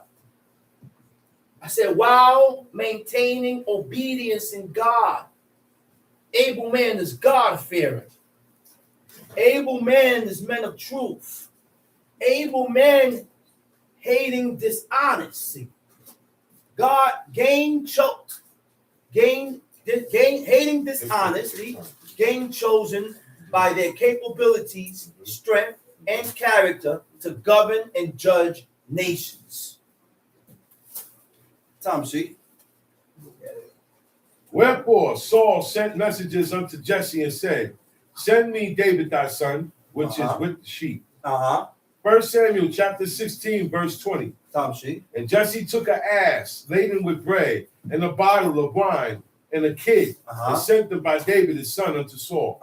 And David came to Saul and stood before him, and he loved him greatly, and he became his armor bearer. And Saul sent to Jesse, saying, let David, I pray thee, stand before me, for he hath found favor in my sight. And it came to pass when the evil spirit from God was upon Saul. Go to Psalms 94. Psalm 94. Chapter 94.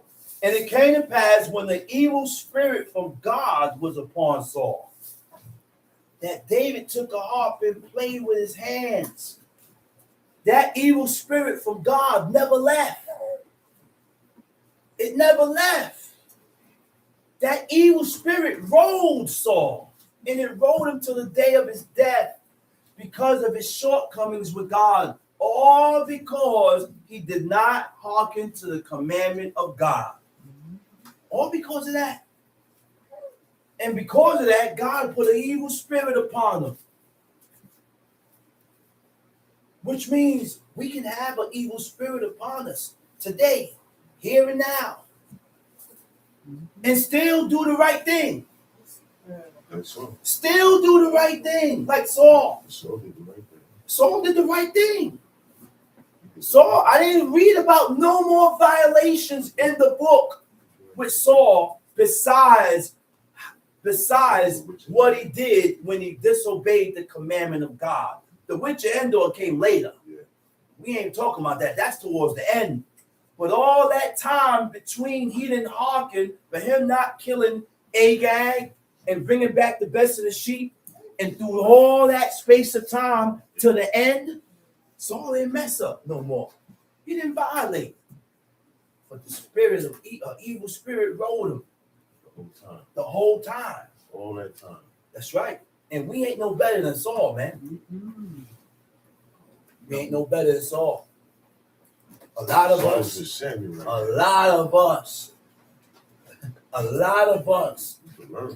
have that evil spirit upon us. That and more. That and more. This is why it's so important for us to deter, for us to submit ourselves with God. Constant prayers, constant fasting and afflicting yourself. This calls for constant prayers and affliction with yourself, man. Because the position that we are in today, it's not good. And it came to pass when the evil spirit from God was upon Saul, that David took a harp and played with his hands. So Saul was refreshed and was well, and the evil spirit departed from him. And that was the purpose of the harp. God still had mercy on him and provided him a man to play the harp so that the evil spirit can depart. But then for some reason, that evil spirit tended to find Saul. Go ahead. Psalms chapter 94. O Lord God, to whom vengeance belongeth. O God, to whom vengeance belongeth. Show thyself. Lift up thyself, thou judge of the earth. Render a reward to the proud. Lord, how long shall the wicked triumph? How long shall they utter? Psalms chapter 94. Right? It speaks about vengeance. Right?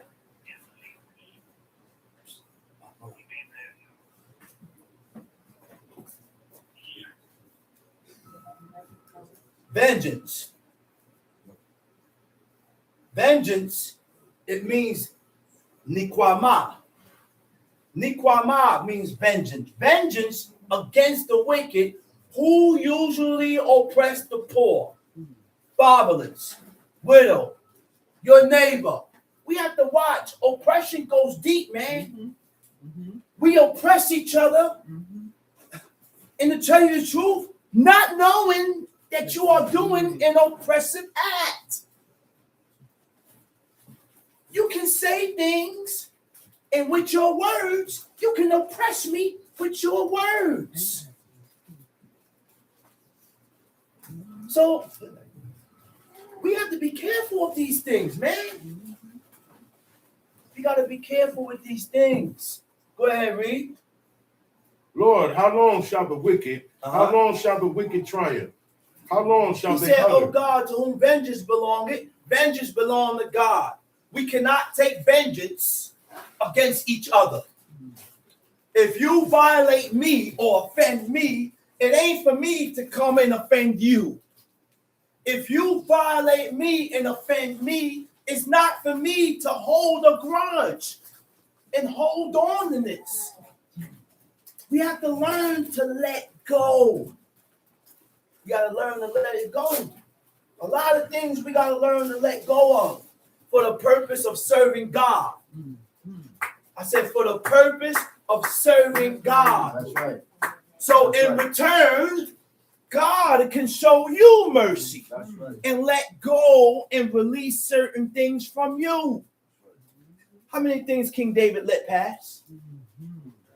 I said, how many things did King David let pass? And in return, when King David violated, God sent Nathan the prophet and told him, he said, thou shalt not die. He said, your iniquity has been erased. And that was the only man in life that ever did something worthy of death, and God erased it. Why? Because he was a man, he was a merciful man. Yeah, he's highly merciful. A lot of stuff he let go. And you know what I noticed with King David? And Prince Zechariah pointed this out to me. He said, when his people was involved, he was more inclined towards pleasing the people that he was with than himself. Yeah. And that's true. He was more inclined on pleasing the people than himself. And that's true. According to the book, read the book. God, King David sent those 200 men to Nabal because he had his men with him. He said, the men are hungry.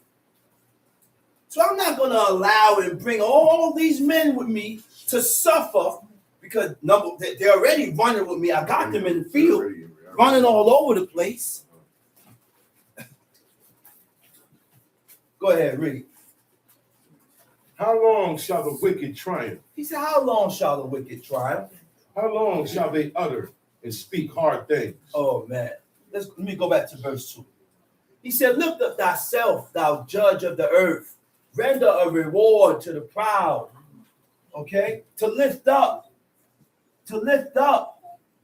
is nasa. It means to exalt yourself. Okay? To exalt yourself.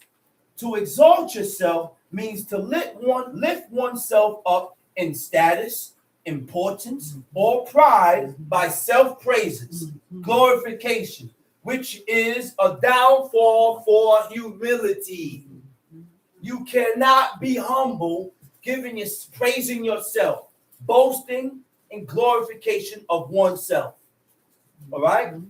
He said, render a reward to the proud. Right? Pride is an excessive and negative degree indicating arrogance, vanity, or an inflated sense of self-importance, which leads to self-centeredness. Self-centeredness is when you are only concerned with your own needs and desires with little regard for the feelings and the needs of others. But that's when you only consider yourself and you don't consider nobody else. You don't consider how the person feels. You don't consider your actions, who it affects. And you don't consider your words, if it affects anyone. That's pride. Pride is a personality trait. It tells me how you think. Pride is a personality trait. which shows a pattern of how you think and feel concerning situations, which defines your character. I said it defines your character. Tom Sheep. Lift up thyself, thou judge of the earth. Render a reward to the proud. Lord, how long shall the wicked? How long shall the wicked triumph? How long shall the wicked be happy? Be rejoiced. And that's what a lot of people, these are questions that a lot of us ask. Why are we suffering knowing the true and living God, but you have people that serve gods of wood and stone and they're billionaires and they're millionaires. They got 2-3 houses. Their children is set up and everything is going good for them. Those are very good questions, because people think that because I know God that everything is gonna run smooth. No, things don't get smooth. Why? Why it doesn't get smooth? Because God, once we become or we incline ourselves towards God, then God will begin to prove you. God is going to put you through certain situations. He's going to put you through certain trials to prove you. Now, God begins to prove you according to your choices that you make in life, whether those was godly choices or ungodly choice. That's how God tries us. Tom Sheep. How long shall they utter and speak hard things? How long shall they utter and speak hard things? The Hebrew word for hard is atak. It means arrogance. How long shall they utter and speak arrogantly? Arrogant people have a way of speaking. Yes. I said arrogant people have a certain way of speaking that makes everything about themselves instead of connecting with others. Instead of making the situation about me, I need to connect with you to feel where, to see or to feel where you're coming from. Connecting with others by trying to have a mutual understanding, an emotional bond by allowing vulnerability, empathy, which means these are two qualities that we need to have: vulnerability and empathy. Okay? How long shall the wicked speak hard? Read. And all the workers of iniquity boast themselves. And all the workers of iniquity boast themselves. The Hebrew word for iniquity is awen. Awen is injustice. Okay? Injustice means lacking fairness. Lacking fairness is when you fail to treat people or situations fearless, without fear. All right? Boast yourself. When you boast yourself, Ahmad, it means to speak or vouch oneself by justifying and making a declaration of self. You begin to justify what you did, justifying your wrongdoing. Go ahead, Tom Sheep. Psalms chapter 94, verse 5. So when you boast yourself, how do we boast ourselves? We need to be quiet and let others speak instead of you speaking. Let others speak or praise you, not you praising or speaking about yourself. That denotes pride and it shows pride. This is why when you read the book, you never read about none of these godly men boasting about themselves. That's right. Never. You have other people will boast or talk about this man's godly ways. That's right. Or That's right. talk about what this man did or how he did it. Huh? Yeah. That's what they did with David. David never boasted. The three mighty men, they wasn't talking about themselves. They didn't call themselves mighty. Other people called them mighty. I got you. I got you. So if other people is not recognizing you, then you have Gotta step up. Something wrong. it's other people not recognizing you. It's not for you to put yourself in that position because this is not your position. It's not your place. You excel at another position. Right. That's correct. That's great. Tom sheet. They break in pieces thy people, O Uh-huh. Lord, and afflict thine heritage. And afflict thine heritage. When I looked up the definition of afflicting God's heritage, it means the Hebrew word for afflict is dalet kaf hey. It means to oppress, Again, okay. to subject a person to cruel or unjust burdens, to control or harsh authority. So what is control authority? Control authority. This type of control violates the principles of justice. All right? Harsh authority is cruel use of power in an unkind, controlling, tyrannical way, Tyrant. which means you become a tyrant. Yeah. Characterized as lack of compassion, empathy, gentleness, which involves excessive yelling. When I read that, I had to laugh. Yeah. Excessive yelling. Tells you about yourself. It tells you and it shows you about yourself. You don't have to yell and scream to get your point across. Okay? Rigid demands. Rigid to me. Oppression, Too rigid. Yeah. oppression or dominating the other rather than guiding. Dominate. Dominating the person and guiding a person is two different things. Yeah. When you dominate, there are certain things that you do to a person to dominate them. But I can also guide you without dominating you. Okay? Go ahead. They slay the widow and the stranger and murder the fatherless. They slay the widow and the stranger and murder the fatherless. The Hebrew word for fatherless is yatum. Yatum don't mean fatherless. You could still have your father and be yatum. Yatum means unprotected child. A child can be unprotected without their father being dead. Without the father being dead. Okay? Tom sheet. Yet they say, the Lord shall not see, neither shall the God of Jacob regard it.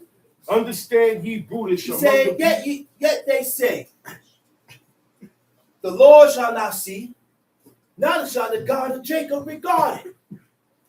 Right? What does regard mean? The Hebrew word for regard is beit yod nun. It means to take heed to. It means to take notice of. It means to consider. When we don't take heed to what's wrongfully done, you're the same. We become the same. Because it's our job to take heed to the things that is ungodly and make the necessary correction. Yeah. Justify the righteous and condemn the wicked. Condemn the person that is wrong. That's right. Not both of them. Condemn the person that is at fault with God, concerning God. So the situation has to be looked into. It has to be investigated. Because when we go according to hearsay and what people say, when you investigate the matter, it ain't what that person said. It don't always have to be what that person says. We have to steadily keep our mind set towards God and focus on God, and stop leaning towards our own heart's lust. Stop leaning to your emotions. Comes an obstacle. That's right. Tom sheep. Yet they say, the Lord shall not see, neither shall the God of Jacob regard him. Understand ye brutish. Understand ye brutish. The Hebrew word for brutish is ba'ad. Right? Ba'ad means ignorant. Right? Ba'ad means ignorant. It means bored. B-O-O-R. Bore is a rude, insensitive person that is offensive and shows no concern for others. I said, bored is a rude, insensitive person that is offensive and shows no concern for others. Insensitive person lacks awareness or concern for others, other people feelings, often doing things that are hurtful or inconsiderate, being blunt without empathy. You know what that means? To be blunt without empathy. You say and blurt out, you say any and anything disregarding who is offended by it. Yeah. Okay? It means speaking your mind.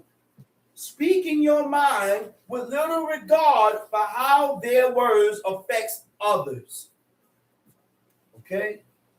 Tom sheep. Yet they say, the Lord shall not see, neither shall the God of Jacob regard it. Understand ye brutish among the people. Go back to that. Yet they say, the Lord shall not see, The Lord shall not neither see. shall the God of Jacob regard it. Understand ye brutish among the people. Read. And ye fools, when will ye be wise? He that planted the ear, shall he not hear? He that planted the ear, shall he not hear? He that formed the eye, shall he not see? Shall he not see? He that chastiseth the heathen, shall he not correct? He that chastiseth the heathen, shall he not correct? It means discipline. It means to instruct, to admonish. Okay? He said, he that chastiseth the heathen shall not he correct. Yokiak, it also means to prove. Okay? God is proving us through his chastisement. I said, that's how God proves us. Through his chastisement, determining whether you will acknowledge and recognize that this is the chastisement of God, and hoping that you will make amends with yourself by acknowledging your fault, being able to acknowledge and recognize and self-reflect where I'm coming short at with God. Which means what? We have to learn, we have to recognize the correction of God when we are being proved. Tom C. He that teacheth man knowledge, shall not he know? He that teacheth man knowledge, shall he not know? Read. The Lord knoweth the thoughts of man, that they are vanity. The Lord knows the thoughts of man, that they are vanity. All men, the average man, are vain. We are all vain. That's right. You can't escape that. The only way to escape that is when we adhere to the commandments and the laws of God. That's right. Now you can escape these things. That's right. Okay? Vain thoughts are thoughts coming from pride. Vanity and pride is linked. They go together. Vain thoughts are thoughts coming from pride, leading towards forward thoughts against God. It leads towards thoughts that are contrary and opposite from God. Tom C. Blessed is the man whom thou chastenest, O Lord, and teachest him out of thy law. Oh my goodness. He said, blessed is the man. Blessed is the man whom thou chastenest, O Lord, and teach him out of thy laws. Torah's instructions the law instructs us. Okay, go ahead. Read. Now thou mayest give him rest from the days of adversity, until the pit be digged for the wicked. So there is a pit. Yes, there is. There is a spot Yeah, where wicked people go. that's right. There is a spot where evil people go. I don't want to go in that spot that God have reserved for wicked and evil people. What is the description of an evil and wicked person? Simple. When we go against the moral principles of God, when we go against the standards that we read in this book, God said, thou shalt, you disagree with what God said. God says, thou shalt not, you disagree with what God says. You're wicked. As long as we continue to be contrary and opposite from what God said, you are evil. You're evil and you're wicked. Tom sheet. For the Lord will not cast off his people. For the Lord will not cast off his people. Read that over, man. For He the- said, for the Lord will will not not cast abandon his people. We can only be God's people if we live a certain way. So, and by us living a certain way would allow God to accept us as his people. God is not going to accept us the way we are or how we is. God gave us the curriculum, right?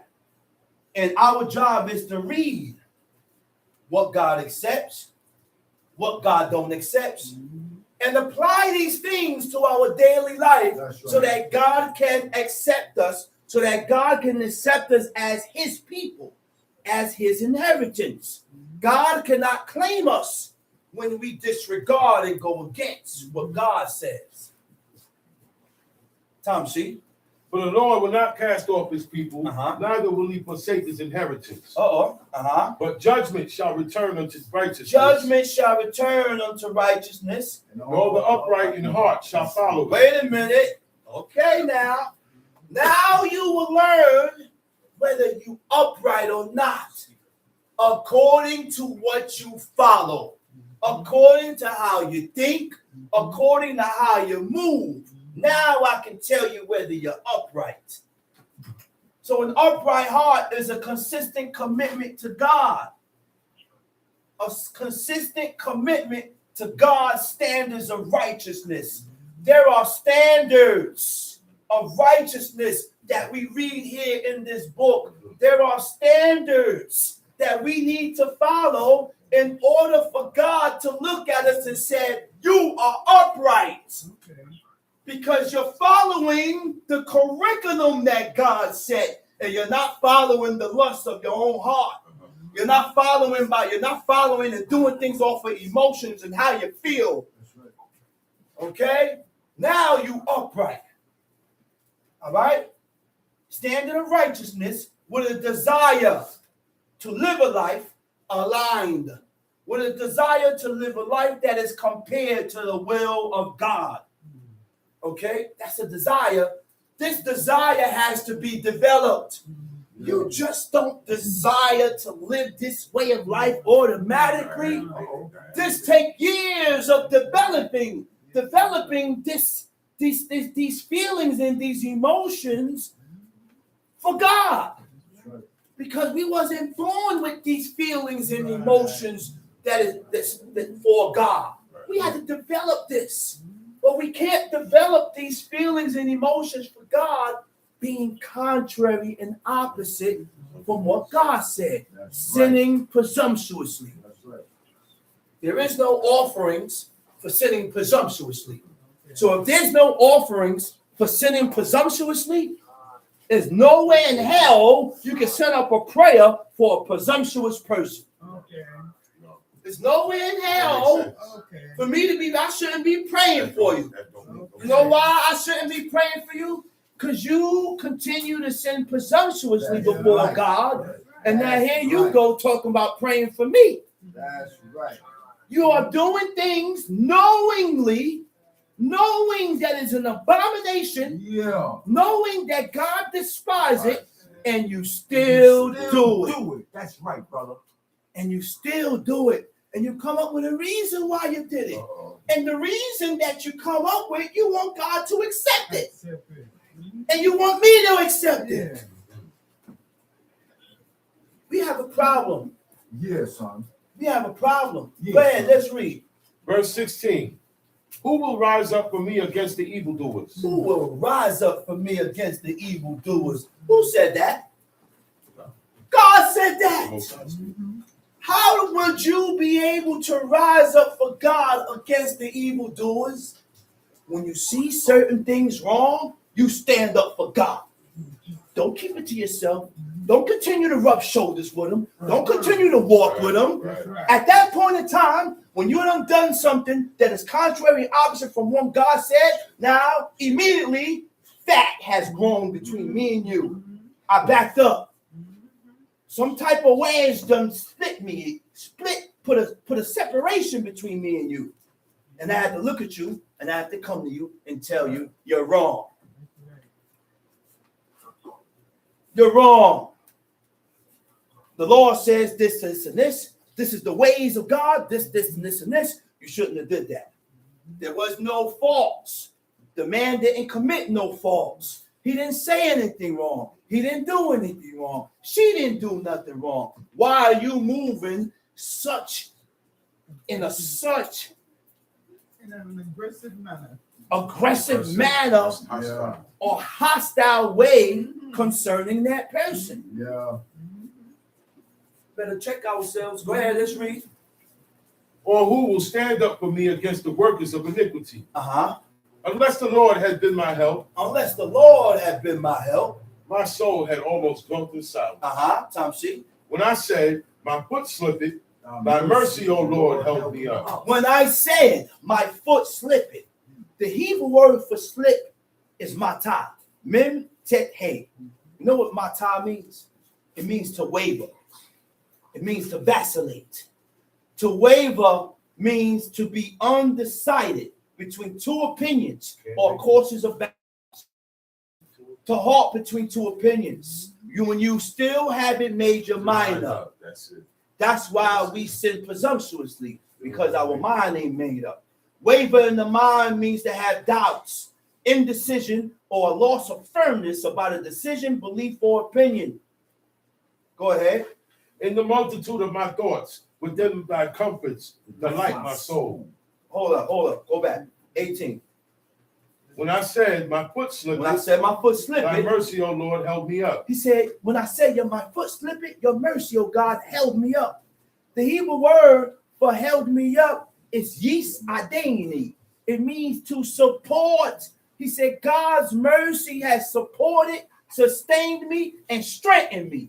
Held me up. How in the world can God's mercy strengthen me?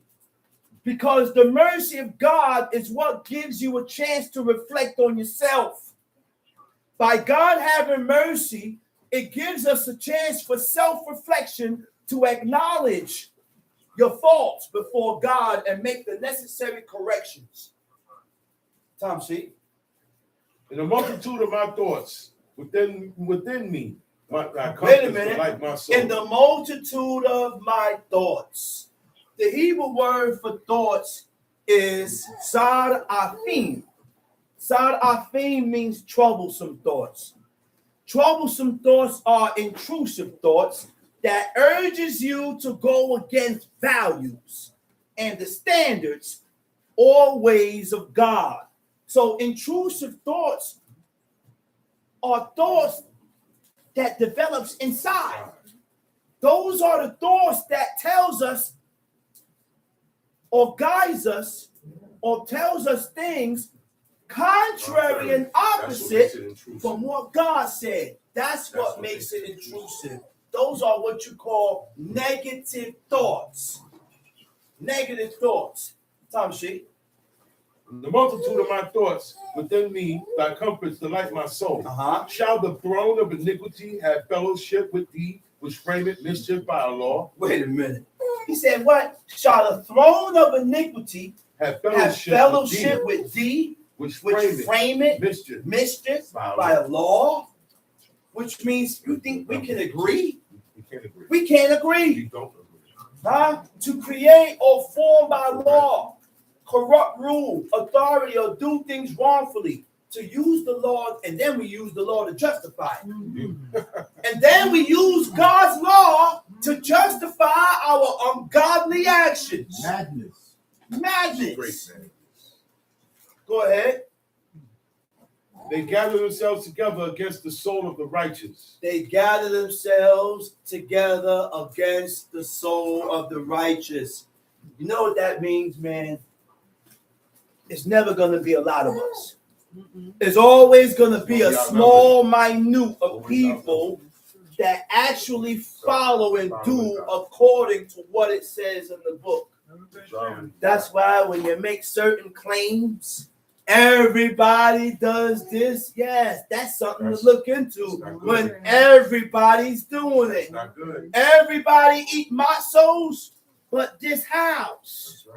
That's right. You know why we don't eat matzos? Because matzos are crackers. Yes. Matzos is not bread. Leaven. Let's be truthful with ourselves. Yeah. Matzos is crackers. Yeah. It's not bread. Mm-hmm. And God commanded us to make our bread. That's right. And God called it lechem what? Only. Lechem oni, bread of affliction. Matzos is not bread of affliction. It does not afflict me. I like eating it. I eat it during the week During the week. with peanut butter and jelly. It goes good with cheese, tomatoes, honey. It goes good with my food. Yeah. So how in the world, why do we continue to buy crackers and then we eat it and say this is matzos? Passover, which is the Feast of Unleavened Bread, because there ain't no more Passover. Some brothers say, people say, oh, we was commanded to eat the lamb. No, that was then. They were commanded. They was At that commanded. point in time, that's right. They was commanded. They had to do it. We don't have to eat no lamb today.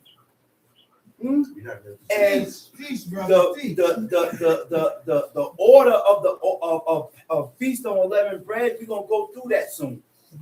We're gonna go through the do's and the don'ts of the Feast of Unleavened Bread. There are certain things that we should not be eating. There are certain things that we should be eating. Okay, go ahead, read. They gathered themselves together against the soul of the righteous and condemned the innocent blood. Condemn the innocent blood. Read. Verse 22. But the Lord is my defense, and my God is the rock of my refuge. And he shall bring upon them their own iniquity. And Wait a minute. And he shall bring upon them their own iniquity. Do we have any idea what that means? God is going to visit your iniquities upon your own head, which means we go through what we go through because of the things that we had done concerning God that was contrary. So that's why God, but look at yourself. Because a lot of people is not going through what you're going through. You know why? Because God don't want them to change. God wants them to remain the same way. In order for God to get you to change, he has to put you through certain situations so that you can reflect on yourself, dig into yourself to find out what was I doing to offend my God that put me in this place, It is the chastisement that caused me to be in that hospital, that caused me to get ran over 2 buses and still live. That caused me to get stopped. I know a brother that got hit by a car, and when it went up in the air and came down and nothing broke, that's the chastisement of God. Something I did that caused this. Come on, man. Chastisement of God. Chastisement, that's right. And one thing the brother told me, he said, yo, man, he said, I realize everybody do things, but then nothing happened to them. He said, but We go and do things. This one end up upstate. This one in the hospital. This one almost dead. This one over here almost. It gets severe real quick. This one stop. It gets severe real quick. Like that. It's crazy. That's right. Stab that man. Each brother. Facts. Let's read. Psalms chapter 94, verse 22. Uh-huh. But the Lord is my defense, Mm-hmm. and my God is the rock of my refuge. Mm-hmm. He shall bring upon them Their own iniquity, and shall cut them off and shall cut them off in their own wickedness. in their own wickedness. Yea, the Lord our God shall cut them off. Oh my goodness. And with that, I hope everybody has gotten what was bought. I'm gonna say one more thing before I go off. Right? In Psalms 95, Psalms 95, verse 8, it speaks about, it said, harden not your heart as in the provocation. Harden not your heart as in the provocation. Right? It means, right? And as in the day of temptation in the wilderness. So when God tempt us and put us through certain things, don't harden your heart. Right. Don't harden your heart. A hardened heart is insensitive and unwilling to show compassion and mercy and responsive to the need of others. When you harden your heart, it also means to be against the will of God. You harden your heart against doing the right thing. So, and with that, everybody has gotten what was bought. And I'm going to say Shabbat Shalom. And I'm going to call up the next speaker, teacher indeed, Chief Mikael Ben Levy. We have to learn to give in to the order.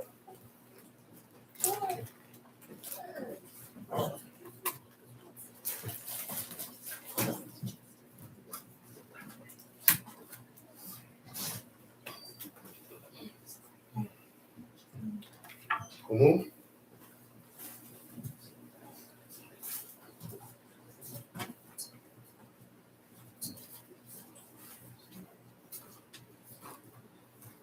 Giving all praises to the God of Abraham, the God of Isaac, and the God of Jacob. There is none holy as the Lord, for there is none beside thee. Neither is there any rock like our God. Talk no more so exceeding proudly. Let not arrogancy come out of your mouth. For the Lord is a God of knowledge, and by him actions are weighed. The bows of the mighty men are broken, and they that stumbled are girded with strength. They that were full have hired out themselves for bread, and they that were hungry ceased, so that the barren hath borne 7, and she that hath many children is waxed feeble. The Lord kill it and make it alive. He bring it down to the grave and bring it up. The Lord make it poor, make it rich. He bring it low and lift it up. He raised it up the poor out of the dust and lifted up the beggar from the dunghill, to set them among princes and to make them inherit the throne of glory. For the pillars of the earth are the Lord's, and he has set the world upon them. He will keep the feet of his saints, and the wicked shall be silent in darkness, but by strength shall no man prevail.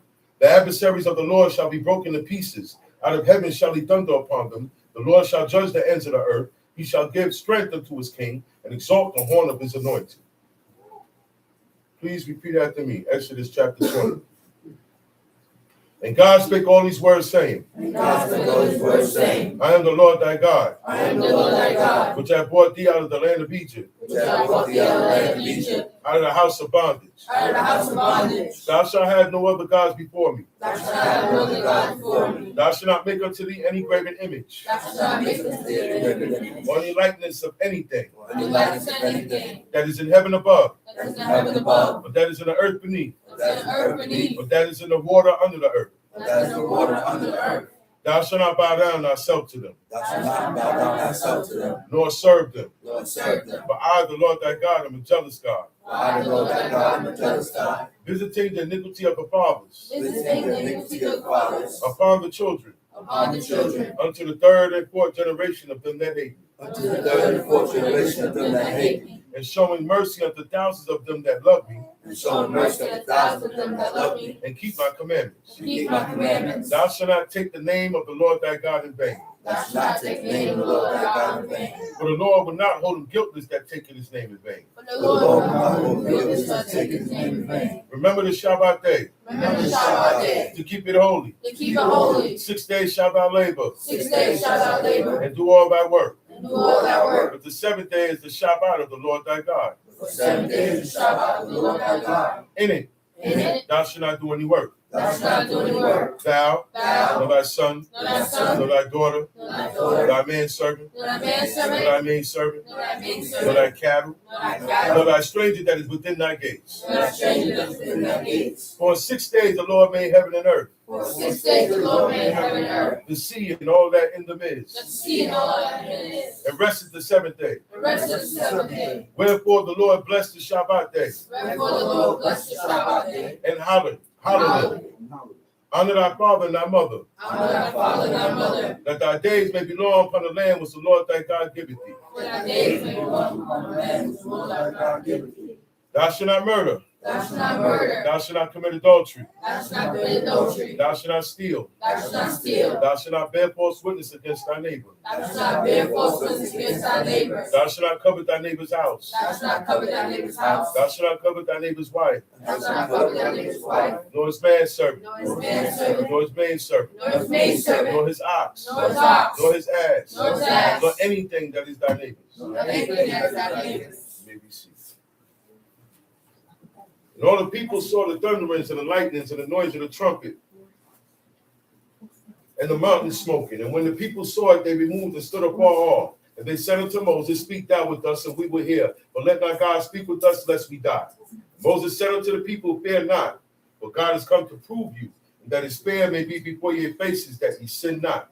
And the people stood afar off. And Moses drew near to the thick darkness where God was. And the Lord said unto Moses, Thus thou shalt say unto the children of Israel, Ye have seen that I have talked with you from heaven. Ye shall not make with me gods of silver, neither shall you make unto you gods of gold. An altar of earth thou shalt make unto me, and shalt sacrifice thereon thy burnt offerings and thy peace offerings, thy sheep and thine oxen. In all places where I record my name, I will come unto thee, and I will bless thee. And if thou wilt make me an altar of stone, thou shalt not build it of hewn stone, but if thou lift up thy tool upon it, thou hast polluted it. Neither shalt thou go up by steps into mine altar, that thy nakedness be not discovered thereon. Deuteronomy chapter 19. The Most High tells us how to worship him. The Most High tells us when to gather.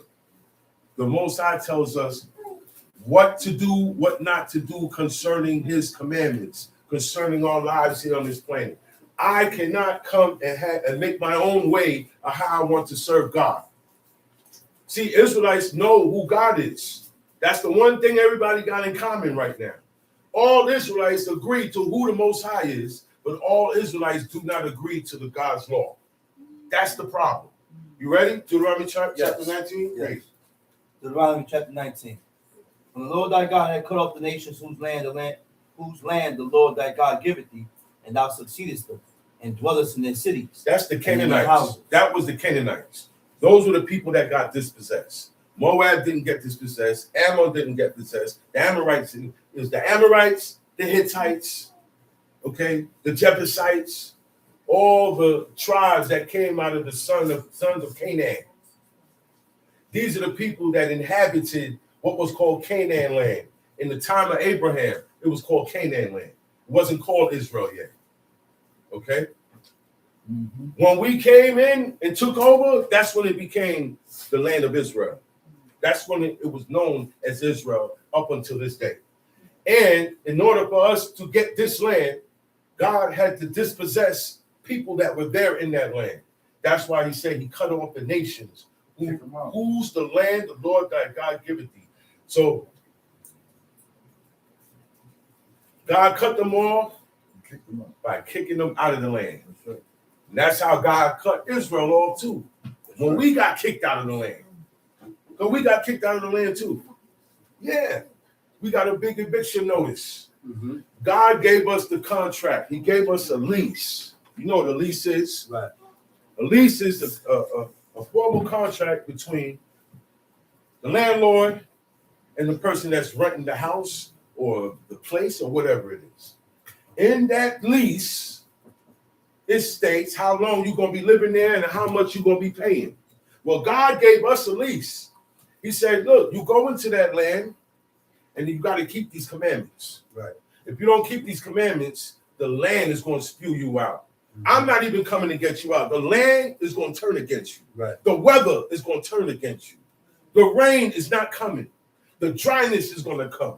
When you plant, nothing's going to happen because it's in accordance with God's will.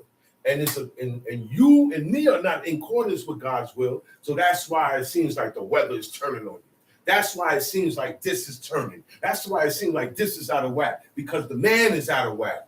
Man is the one, when Adam ate of the fruit of the tree of knowledge of good and evil, at the moment when he ate it, that's when action went down. Mm-hmm. That's when thorns and thistles came up. Mm-hmm. That's when death came in. That's when being old set in. That's when decomposition, decomposing, things getting old and tarry and weary. That's when that happened, when Adam took part of it. Okay? When that happened now, God's mercy, in God's mercy, he said, okay, now that man done dirtied himself up. You don't dirty the spirit up. And it's now to everybody gets born, going to have this evil in them. Mm-hmm. So I'm going to give them a counter. Now we get all the way out of Egypt, about to go into the land. God said, here's the counter. Here's the law. This law is also your lease. If you keep these commandments in that land, you will stay there. Your kingdoms will stay there. Right. I will fight for you. I will be with you. You will flourish. They would have still had kings right now sitting on the throne. Mm-hmm. The world, as you know it today, would be a little bit different. God is the one that brings down nations. God is the one that set up nations. God is the one that put leaders where they belong. Even if they're doing things that's evil. This guy is the leader of this nation over here, but he's evil. Mm-hmm. God put him there to do an evil purpose because of the nation, the people that he's over are not correct. So that's how I look at all these world leaders, presidents, everybody's put there by God. And whatever they do, whatever drama, whatever they kick up, God made them do that. God made them do that. Iran. God made them do that. I was reading the book of Daniel the other night. Y'all don't even know what goes on in the spirit world. Okay? When nations get taken over. Y'all don't even know what's going on, man. But it's higher now than looking at, oh man, he's doing this. Why is he there? Why was he allowed to get put in this position?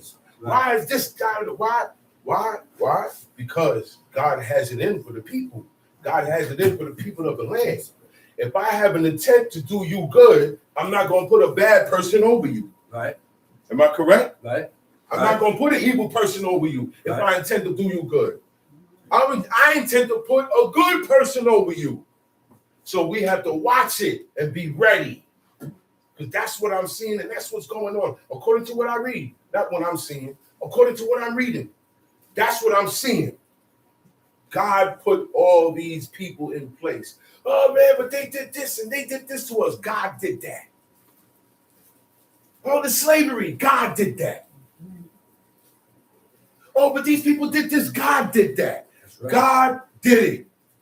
And when you start to realize that and look past the person or the people and overall, why did this go down? Then you will start to recognize the correction of God. Right. Tom sheet. Deuteronomy chapter 19, verse 2. Thou shalt separate 3 cities for thee.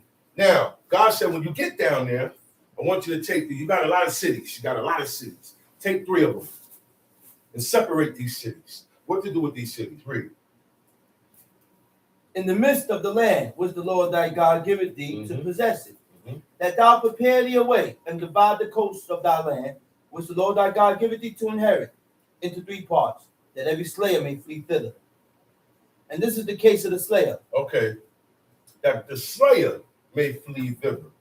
This is for a person that caught a body, that killed someone. But he's not a murderer. Unawares. He's not a murderer. He did not intend to kill. Sometimes things happen beyond your control. It was a mistake. It was a mistake, an honest mistake. Things happen. Things fall on people. People trip. Right or wrong? That's right. All right? Right. That's when you read Slayer, does not mean a murderer. Okay? This guy killed someone and his intent was not to kill. Okay? Tongue sheet. And this is the case of the slayer, which shall flee thither, that he may live. Whoso killeth his neighbor ignorantly. See that? Most High even look out for the guy who caught a body, right? And knowing very well, people are coming. Mm-hmm. People are coming. Family is coming. The peoples are coming. Okay?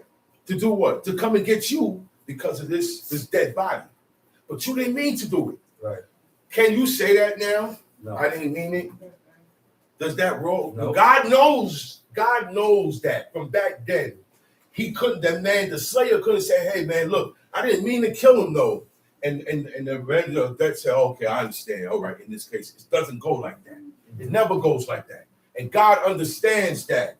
So what God is doing, this is the mercy of God. He's looking out for the person who has an accidental kill. Right. All right. He says, whom he hated not in time past. This is how you know. Okay? Mm-hmm. Me and you never had nothing. I never showed hatred because there are behaviors of behavior that I can do without talking to show hatred. Okay? There is a behavior that I can do that denotes hatred. All right?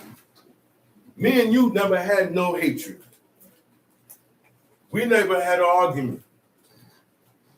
So that's just say that's right there. God said, hey, you can tell that there was nothing between these guys. They never had nothing. There was no cause. There was no cause. But still yet, his brother is going to come. Because look, my brother, I don't want to hear what? A mistake? I don't want to hear that. Nobody's hearing that. Nobody's listening to that. And God knows this. That's why God set up these 3 cities where you could go, but you have to be innocent. Yeah. You got to be innocent. This is not for the murderer. This is not for the guy that's ready to kill and shoot people with arrows at any given. This happened. Let's read. Read. As when a man goeth into the wood. Now we get an example of an accidental kill. As when a man goeth into the woods. I used to chop trees, so I know this very good. I know this situation good. Tom Sheep. As when a man goeth into the wood with his neighbor to hew wood. To chop trees, hew wood, cutting branches. That is work. You don't look that type of job. You don't need to exercise. You ain't gonna have to exercise. You ain't gonna have to. 1 year of me doing that, I came home with no neck. I didn't have a neck. They said, man, you was working out. No, I wasn't working out. I was carrying logs all day, every day on my back. So I know this work. And accidents can happen. You have to be careful. You got to be careful, and I got to be careful. I can't be swinging all crazy. And if you know I'm over here working, go around. I mean, I can't see him backing me. Town sheet. And his hand fetched a stroke with the axe to cut down the tree. He went back. He cut back. You got that axe. You got to bring it back. Sometimes the axe heads get loose. Right. That's why we had inspection. Every week there was inspection of the axe heads because they get loose. It's a piece of wood with metal, real sharp. And it could take your hand off because it cuts wood. The guy gives a perfect example of what happens. The man cocked back to hit the wood. The metal flies off. You know that metal piece? You know how heavy? Has anybody ever held an axe before? You seen the fireman with the axe? That thing is heavy. Axes are heavy. And if that fly off and hit you in the head, you could die from that. It'll crack your skull. Term sheet. And the head slipping from the helm, Mhm. and lighted upon his neighbor, Uh-huh. that And he he died. He shall flee unto one of those cities and live. Look. Don't stick around talking about it was an accident. Ain't nobody gonna live, nobody's gonna believe that. His brother, his family, they're not gonna believe that. They're coming for you. So God said something like this happened. Go to one of those cities, one of those 3 cities. It's called the cities of refuge. Time sheet. Lest the avenger of blood pursue the slayer, while his heart is hot. While and his heart is overtaken. hot. You know how it is when your heart is hot.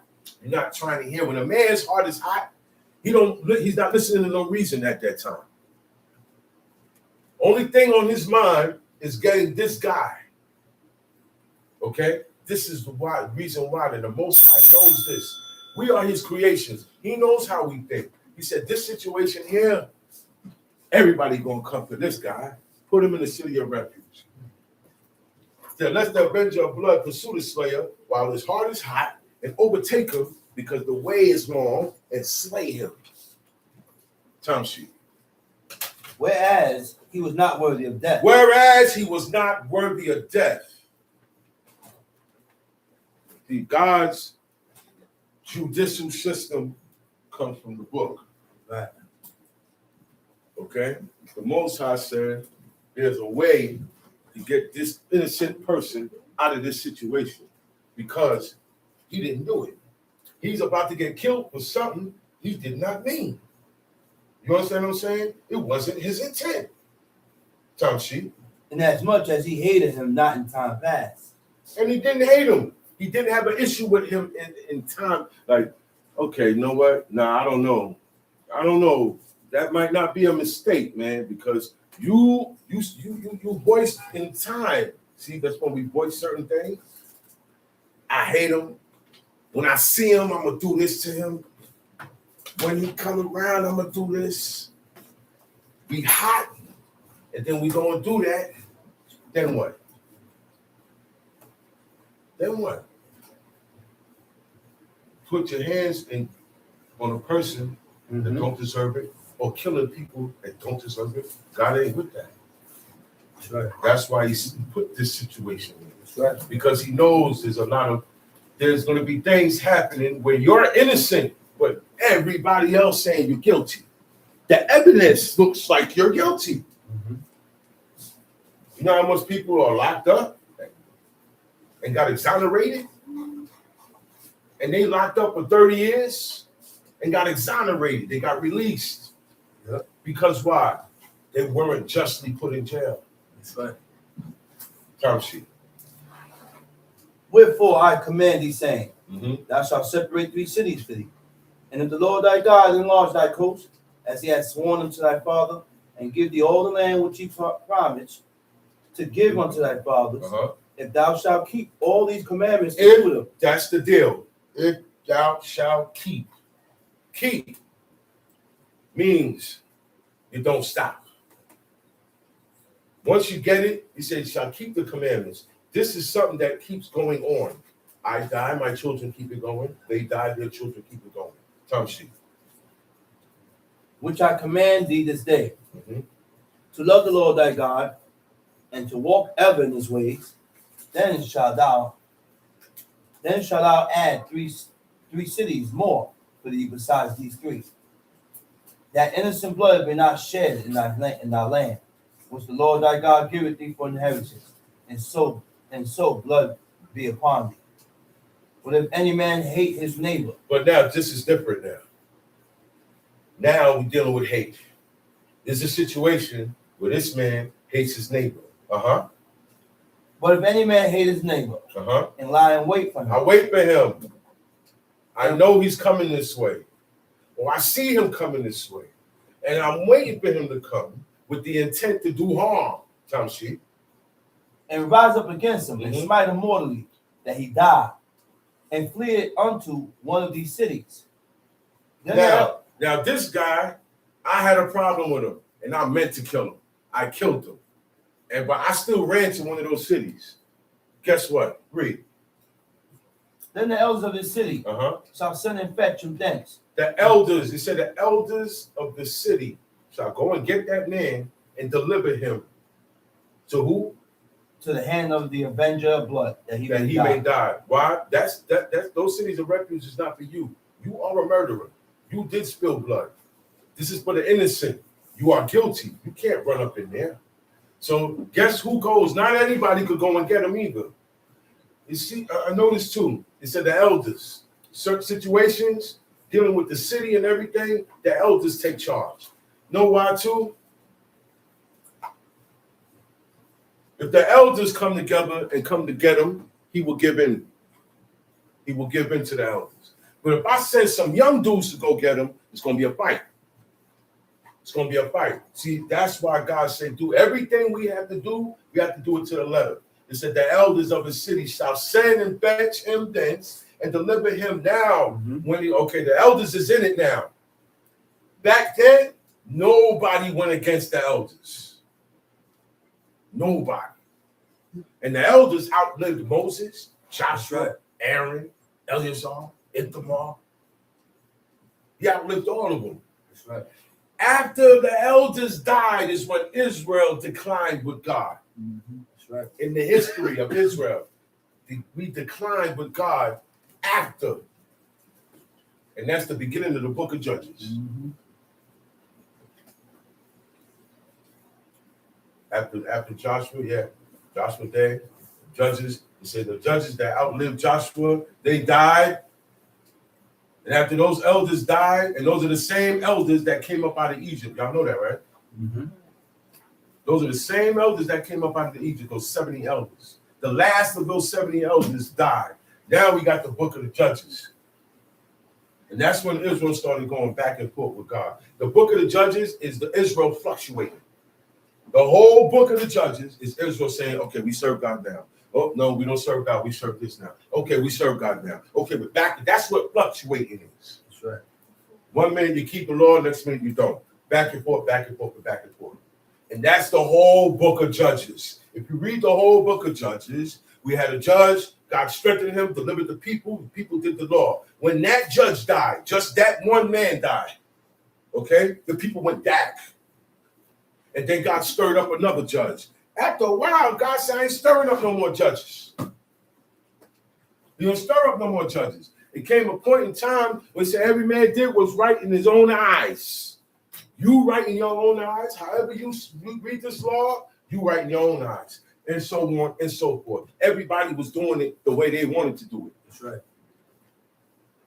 And then that's when the Most High, and then that's when the people requested a king. God was their king. When it got to the point now, they want a king. They don't want no more judges. To go out and come in like as the other nations round about us. That's what they told God. We want what they got. I want the same thing what they got. I want to be treated like them. That's what we do when we go against. And we walk after the lust of our own heart, or we walk after the abominations of the evil. Tom sheep. Thine eye shall not pity him, but thou shalt put away the guilt of innocent blood. Don't feel sorry for him. Then When it it says, go well with when it says thine eyes shall not pity him, there are certain times you cannot show mercy. This was one of them. This was a blatant murder.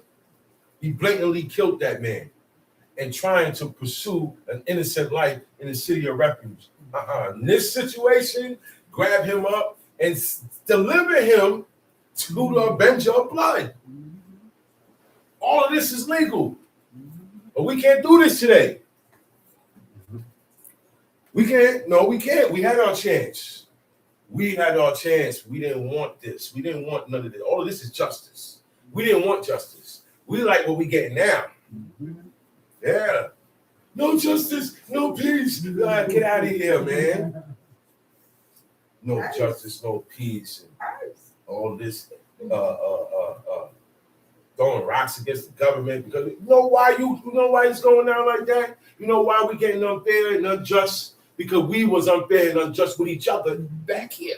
So God put us And then we turned, we turned our back on God, and then I turned my back on you. And you turned your back on me. So what God did, get out, all of you. Bye. So, you want to follow that God? Okay.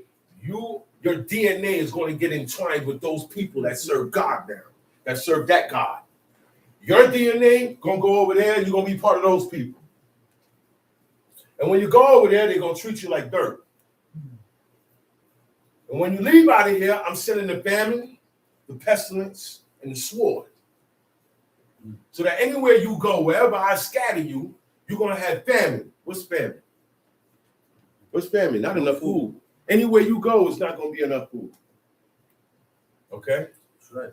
Pestilence. What's pestilence? Disease. Sicknesses. Cancer. That's under it. AIDS. That's under it. What was the one we just not too long had? COVID. Yeah. The flu. Every time we go to the hospital for a checkup, would you like to take the flu shot? No, I don't like to take the flu shot. 5 minutes later, somebody come in again. Would you like to take the flu shot? Would you like to take the flu shot? Would you like to? They want to shoot the babies, but with vaccines. Yeah, man. To make them slow. Now they're taking, but all this is of God. All of this is of God. None of this. Measles are back. Polio don't came back. This is of the Most High. Pestilence. No, but the CDC and the government, who you think put it in them to make that move? Who you think made them, oh man, I'm going to take this germ and set it over here. God tell them to do that. Listen, nothing is done without God allowing it to be going to go down. Good and bad. Good and bad. If God say, no, I don't want that to happen, he blocks it. That's right. If I don't want you to do that, he distracts you by putting something else in your head. Okay. If you're sitting here and you're about to hear something that's going to change your life for the better, but he don't want you to, he will distract you. He'll make something happen out there, and now your eyes is all the way over here. That's how God works. That's right. Don't give your baby them vaccines. No new vaccines. Leave that stuff alone. That's the pestilence. You gotta look. You're gonna have to be more in your children's life than ever. That's right. All when they go to school, everything. That's why my Abba always said, my father always said, learning starts at home. Am I right or wrong? Yeah. Learning starts at home. That's right. How to think, how to act, how to behave, what to eat, what not to eat, what to do, what not to do, the commandments, everything starts in the home. That's right. The parents got work. Most of the time, the man, he's providing. So the woman, she gotta hang on everything her man tell her about God. That's right. She gotta hang on that because she needs that strength to take care of the house when he not here. That's right. She gonna need that strength to enforce his rules. That's right. Enforce God's rules. Mm-hmm. Not busy wondering where he at all the time. Mm-hmm. And take the phones and the tablets, give them to the kids, and tell them go sit down and be quiet. Then you want to know where they get these weird thoughts from. Mm-hmm. Even the heathen complain about what their kids is learning. So y'all as Israelites need to be on point. Our kids not even supposed to have the same slang that they got out there. You know why I say that? Slang comes from a mindset, a state of mind. Mm-hmm. Certain words not even supposed to be said amongst Israelite children. But why is it done? Because of mixing and mingling. Mm-hmm. You can't help it because they go to school. Mm-hmm. They go to school every day. When they're in school from 9 o'clock until 3 o'clock, 2:30, you're not there. You're not there to say, hey, don't eat that, Noah. You're not there to say, hey, put your coat back on, Daniel. You got to do that on your own when you're out there in school. We having a birthday party for little Gloria. Noah, you got to bring something? No, I'm not going to be here that day. That day, yeah, Abba ain't going to school today. He might ain't going to school today because they have a birthday party. So they have those parties in schools. They have all types of parties in schools. Not just the club. There's parties for kids too. It starts in the schools. Start going up to the schools. Right. And then force how you want your child to live and how they are supposed to be separate from certain celebrations in school. Don't make them make images. Every holiday that comes up, they make them make turkeys for Thanksgiving. Trees for Christmas. What's the one that's coming up now with a rabbit? Okay? A rabbit that lay eggs. A rabbit that lay colorful eggs. Do y'all know the paint that you put on those eggs? Blood. Before it was paint, it was dipped in blood. The original eggs is dipped in blood. It's a sacrifice. The egg is a fertility god. That's right.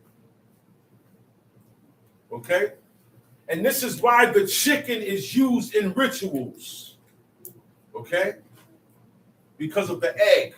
And the egg is a fertility symbol in Babylon and in Egypt. Oh, God. All right? In the history of Babylon, their main deity, their god, came out of an egg. An egg came and was split. The bottom part became the earth and the top part became heaven. Oh, God. Okay? That's the story of the egg.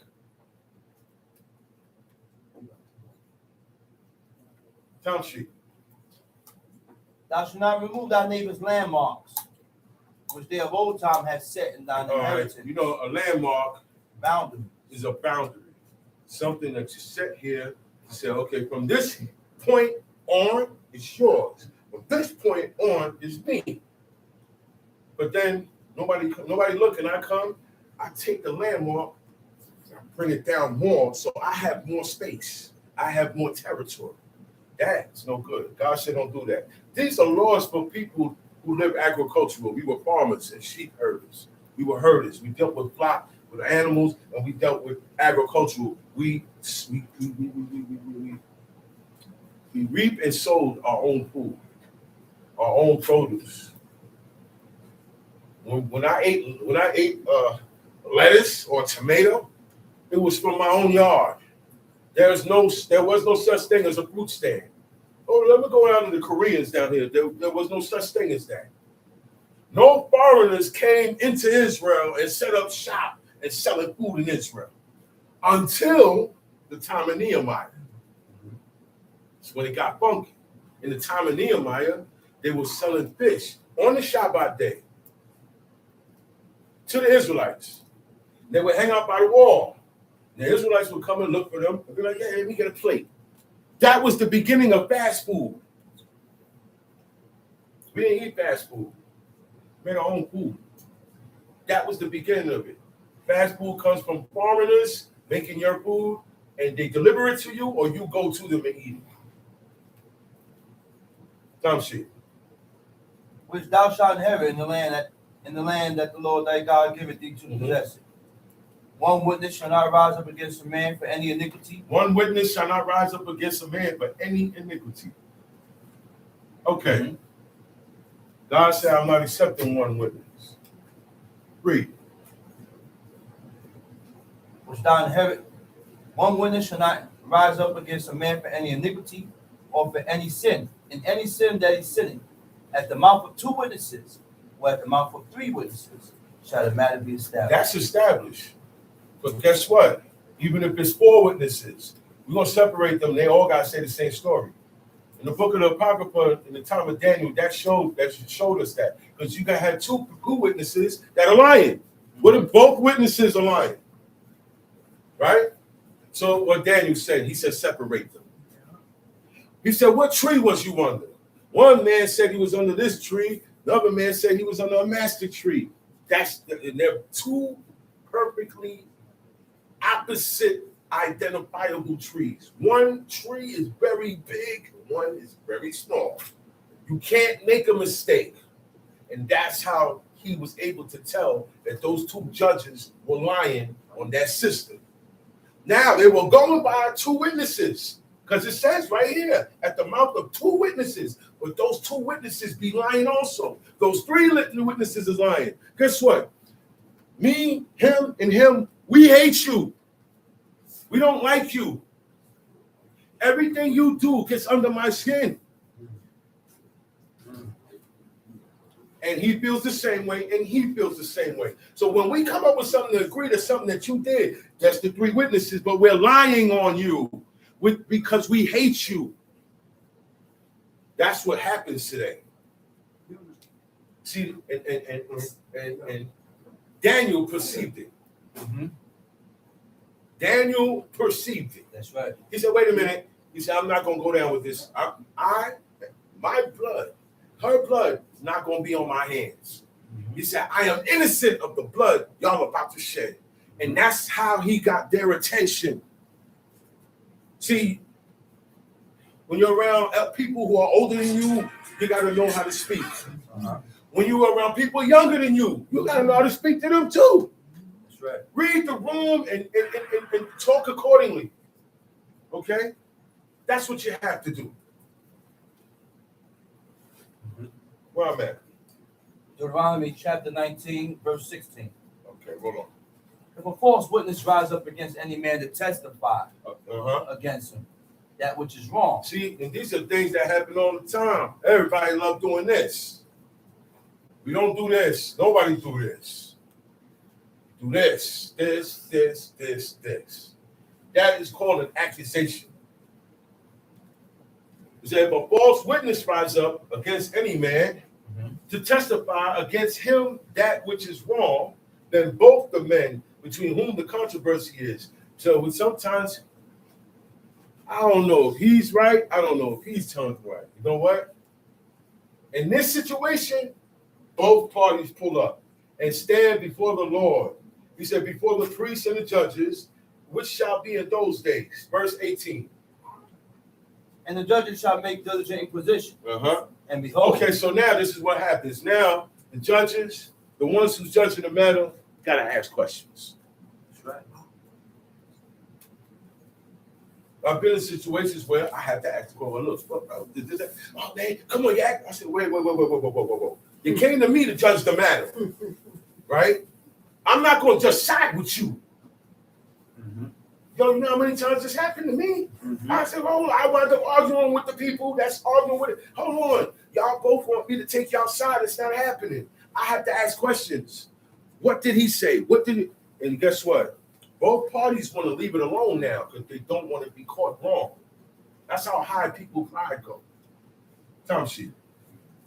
And behold, if the witness be a false witness and had testified falsely against his brother, then shall you do unto him as he had thought to have done unto his brother. If you say that I committed adultery, what's the penalty for that?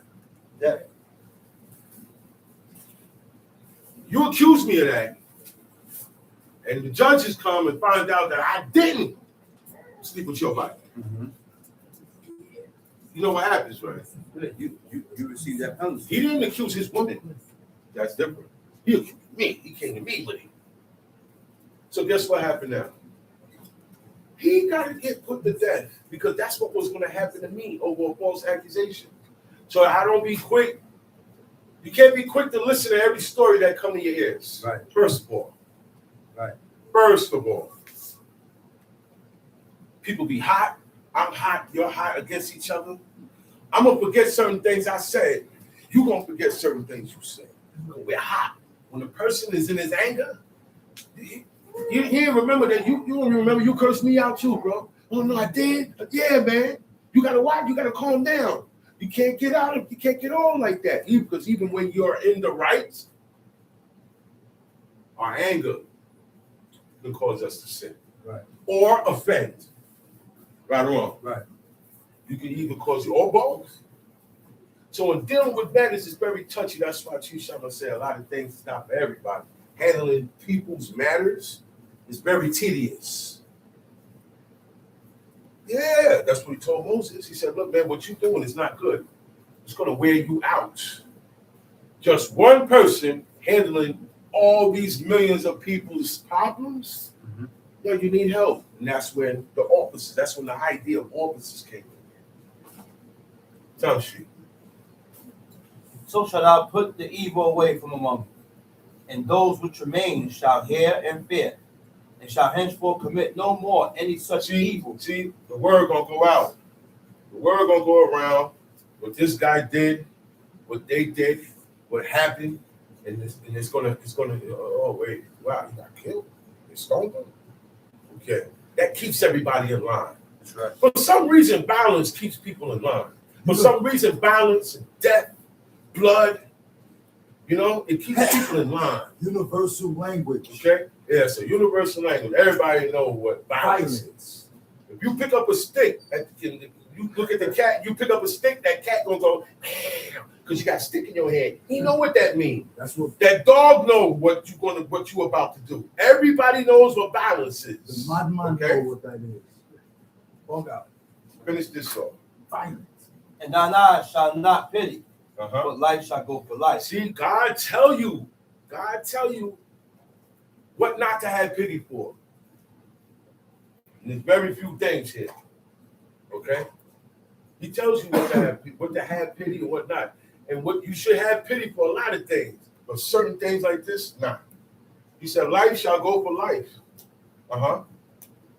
Eye for eye, Uh-huh. tooth for tooth, Uh-huh. hand for hand, foot for foot. Uh-huh. That's it. Okay, Leviticus chapter 21.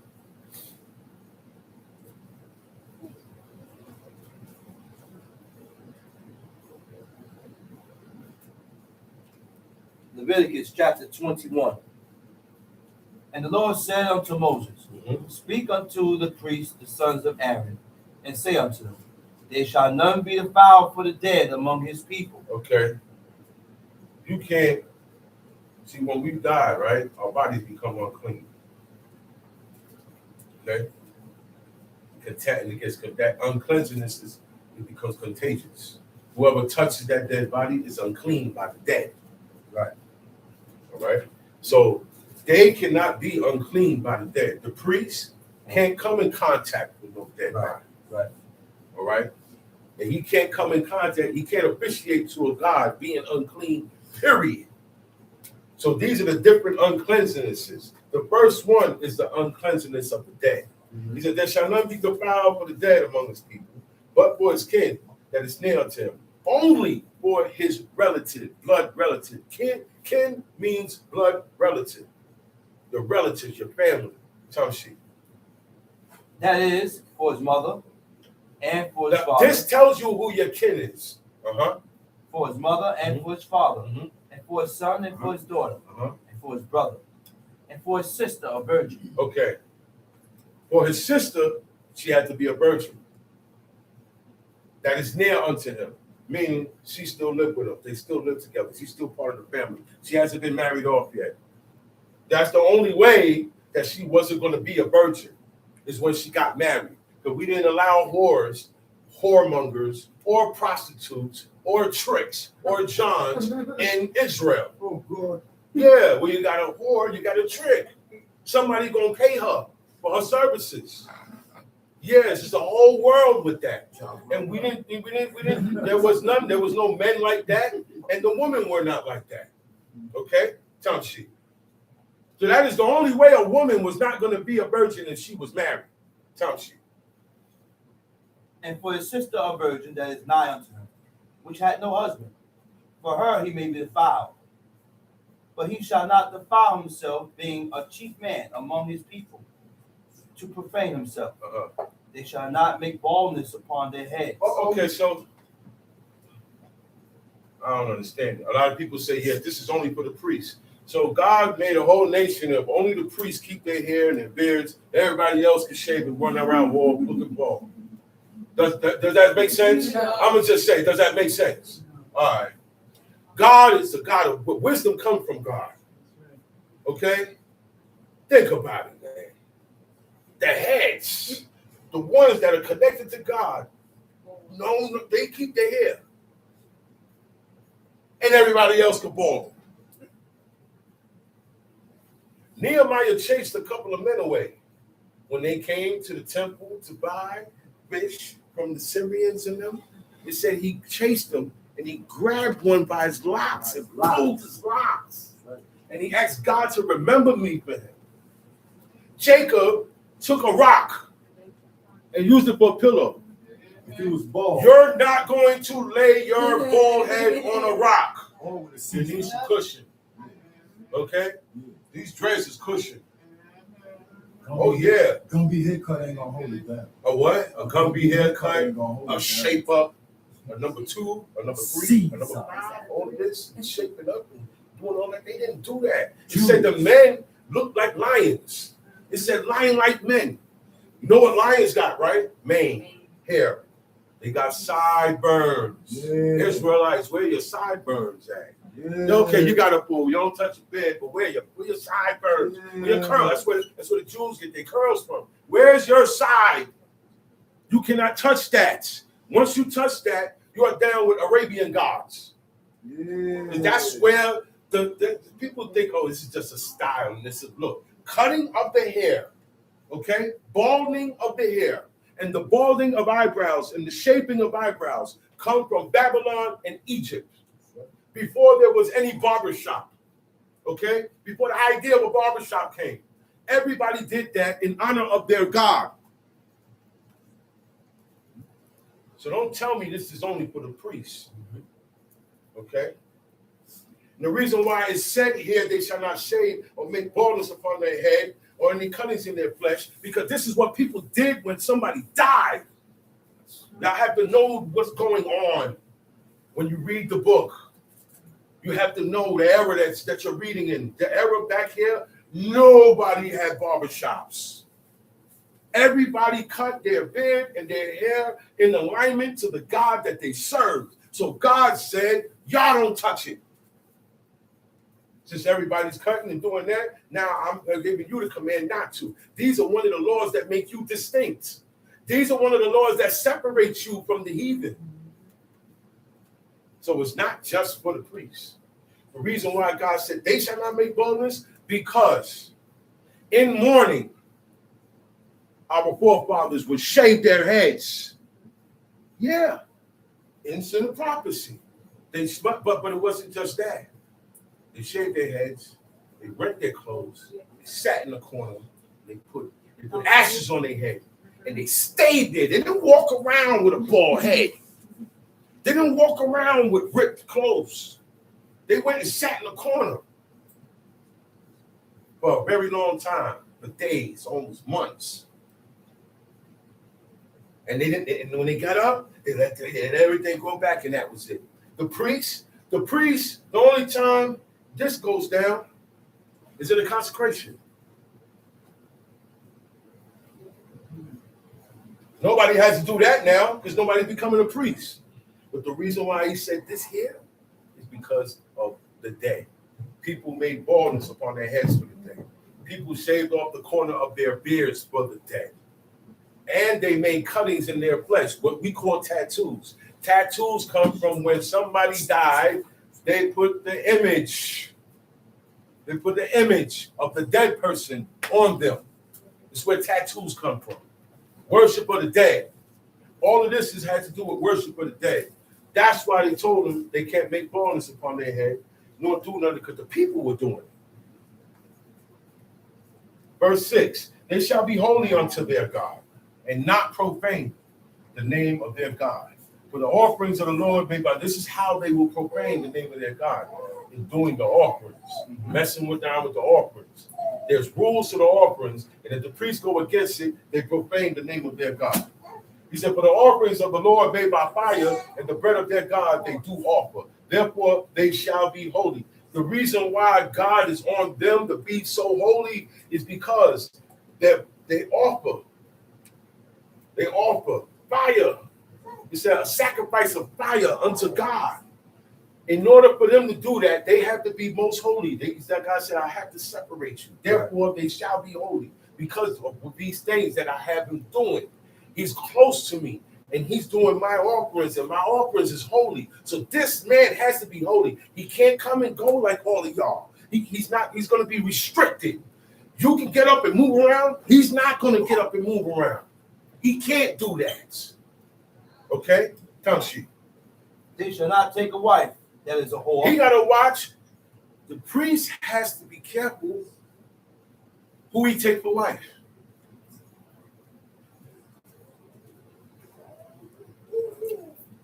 They shall not take a wife that is a whore. What else? Or profane. Or profane. Neither shall they take a woman put away from her husband. He gotta have. So you can't just up and just lay down and hook up with people. Get to know who you linking up with. Get to know who you about to marry. Get to know their family. Let them know I gotta know what I'm getting into. I need some family history. Right. I need to know if you've been put away before. Have you been married and divorced? Because of my situation with God, I need to know this. I need to know. I need to know. Are you a virgin? It's a birthday. Are you a virgin? How many times can you remember? And that's both ways. Yeah, can you remember? Do you have mileage on you? How long you been promiscuous? Yeah, that's what I told myself.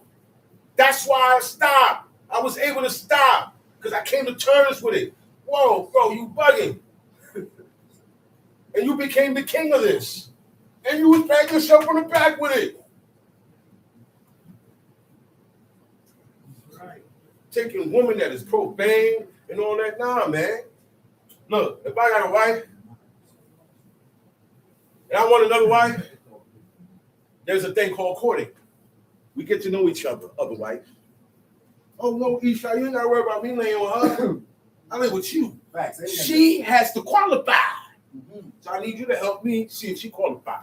That's how I rock. Now, you ain't got to worry about me doing anything. You ain't got to put your finger in my face, right? I ain't got to feel like I'm being belittled by my wife, right? Because I'm doing it correctly. And you're doing it correctly. But I can do this if I want now.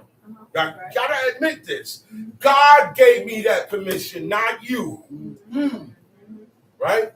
But in God giving me that permission, there is a way. And there's a thing called courting. I can get to know you. Hey, look, if you want to marry me, girl, you're gonna have to be like my first girl right here. You're gonna have to switch it over.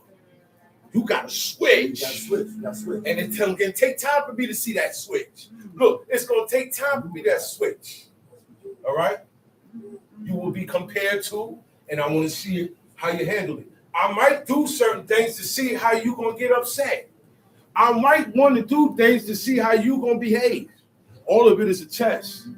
God tests me, I test you, we test the kids. Term sheet. For he is holy unto his God. Thou shalt sanctify him therefore. He offered the bread of thy God. He offered the bread of thy God. He shall be holy unto thee. For I, the Lord, which sanctify you, am holy. And the daughter of any priest. The daughter of any priest. But we have a lot of priests today, right? Why are they not applying that to their daughters? See? Playing. See, the woman do this thing by tea, right? I do this. Chatting. You're just talking. You're just talking. Because you a priest? You got daughters? Huh? Look. I'm a priest in Israel. I'm Kohen. I got 3 daughters. None of them are virgins. First of all 3 of them got boyfriends that are heathens. Because you got some Israelite women. It's not just the men. There are some Israelite women, not just here in New York, that are messing with heathen men. Talking about they gonna pull them.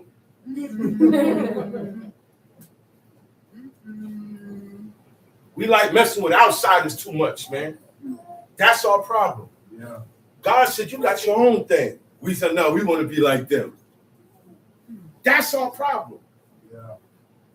You got your Isha, you got your Ishas, you still want to go out there. That's the problem. We are not set. He said the wicked are never satisfied. You know that, right? And not everybody want more than one woman. Some just want one. Some just want one. Because sometimes that one, what he said, am I not like 10 sons to you? But sometimes, look, sometimes that woman is like 1,000 women for me. She got it all covered. She's not giving me a chance to look nowhere else. She don't give me a chance to look nowhere else. Look. You know what? I don't even want nobody else. I don't even want nobody else because the way she deal with me, I'm not even thinking about it. I got time for it. She hold me down, man. She take up my time. She's there. That's a different story. You got some men that say, hey, I just want one woman. And you have some men that I got to have more than one. I used to be that way. Variety. But you can do that. Gosh, you gotta have these. Like I said last week, your Zelle gotta be popping. Cash App gotta be flowing. You gotta have legal money coming in constantly if you want to move like that, player. All right. These were also privileges given to a people who were rich, a people, a nation who came out, spoiled the Egyptians. So every man had enough money to have more than one wife or a wife. No matter what, you had it. Back then, you had it. Today, it's not so. It's hard to take care of yourself. Today, in this country, the women get aid from the government. What if they snatch it? There was a scare a couple of months ago. You know what I'm talking about? There was a scare a couple of months. The streets started looking crazy. Let this government just start cutting a couple of benefits, and it's gonna get crazy. You will find out who people really are. When they gotta depend on, ain't nothing to depend on. I gotta depend for myself. That's back then. Now you gotta depend on God. There comes a time when you're going to have to depend on God in this time. You turn on, I'm gonna get some water. Turn on the faucet, no water. You look at the news, oh man, we have a water shortage. It's drying up. There's no rain coming down. What you gonna do? There's gonna come a time. See, man has made everything easy for you. Made everything easy for you. We had messengers. We don't need that no more. We got text messages. You understand what's going on? You don't want to stand there and cook your food, warm it up, so we throw it in the microwave. And in time, that builds cancer also. He said God made man upright, but he has sought out many inventions. Tom sheet. And the daughter of any priest, if she profane herself by playing the whore. What? How does she play? How can a woman play the whore? How can a daughter play the whore? When she's having sex and she's not married. That's it. And it's not just on one person. You saw it takes two to have sex, right? The man and the woman, right? And y'all not married. You, the man is wrong. You, the woman is wrong. Both parties are wrong. Both parties are out of whack. Tom sheet. And if the daughter of any priest, if she profane herself by playing the whore, she profaned her father. Look who it jump on. Look who it jump on. Look who. That's why fathers be different with their little girls, because certain things the girls could do bring the father shame. He said, "Shall bring her to the door of whose house? To the door of her father's. Of whose house? Her father's. Her father's house. That's an embarrassing thing. That my daughter got to get stoned to death in front of my house because she was being a hoe." Yeah, that's what we reading, right? I just made it a little bit more plain for you. I made it plain and simple so you could feel what that father feel now. Okay? That's why you don't go snatching daughters, man. That's right. Because some fathers are going to ask. You got to watch it with their daughters, man. Their daughters, the daughters in people's lives are precious to them. That's why there are certain laws here. Yeah, man. We say, yo, you going to treat our sister like a hoe? Yeah. That's what they asked their father. Yeah. We ain't going to just do that to my sister. Yeah. I don't care. They was very protective. I don't care what she is. What you're not doing that to my sister. None of my sisters. I go crazy. Right now, look, man, don't mess with none of my sisters. We are overprotective of our sisters. Right. And that's how we're supposed to be with all of our sisters. All of them. Look, dudes outside, they know better not to say nothing. Facts. They see them strings and long skirts. Oh, no. They know better. Don't even ask for the time. Or don't let one of our sisters call us. Don't even let me see you looking at them too long. Let them call us. man don't know how to act. And that's no. When I say sisters, I also talk about my brother's wives. Don't mess with none of my sisters, man. Facts. I don't play that. I don't play that. Facts. No. They're the ones that hold the family down. When the men is out doing what they got to do, they're the ones that's with the kids and teaching and keeping them. Man, don't mess with them, man. They ain't grow up like you. They weren't trained like you was trained to be a whore. Leave that alone. It's not for you. Certain men you can't even get married to. Standard is too high. The higher your standard, the higher the standard is for a man or a woman to marry you. All right? The higher your standard is with God, make sure you get that match or stay to yourself. If you don't get a match, you're going to feel like you're the only one putting in. And it's going to feel unjust and unfair. Okay? That's for both parties. I'm not on the man's side. I'm not on the woman's side. I'm on both of y'all's side. Yeah. I speak up for the men and the women. God gave us everything that's in here for us. So it's not one-sided. But we have to start being a little bit smarter. Stop going after what we see. Stop going after what you see. Be patient. Get to know the person. Get to know their mother, their ima, their abba, their family. Go around their family and hear some stories about your wife. You see, hear some stories. Yeah, man, that's how you're going to have to get to know them because you don't know who you're marrying today. Men switch up. Women switch up after the fact. You're like, man, if I knew this, I'd have never married him. I just told that dude, no. Yeah, I heard men say that too. He must have take time to know it. And guess what, though? But guess what? We in this forever. Once we link up, because God said he ain't putting away. So we got to work this out. That's right. We got to work this out. Whatever problem I got with you, Isha, I got to work it out. I got to work this out. And you got to work it out. That's Ain't no right. breaking out. There's Ain't no no breaking sound up. out. We're There's not no doing such that. That's In right. Israel, we don't do that. So we don't have failures, man. Yeah. We don't have marriages that fail, man. Yeah. That's why we don't have that. That's why we didn't have baby daddies and baby mamas. That's why. When you got baby daddies and baby mamas, that means they linked together and just had a kid. We didn't have that, man. We didn't have to worry about child support, family court. We didn't have to worry about none of that, man. But this when whoredom comes into play, that's why we got to worry about all these things there. Come, she. And she shall be burnt with fire. You see that? If the daughter of any priest, if she profanes herself by playing the whore in her father's house. She profaned her father. She shall be burnt with fire. That's a special one there. Everywhere else you see, you read stone them with stones, right? This special one said burn them. Judah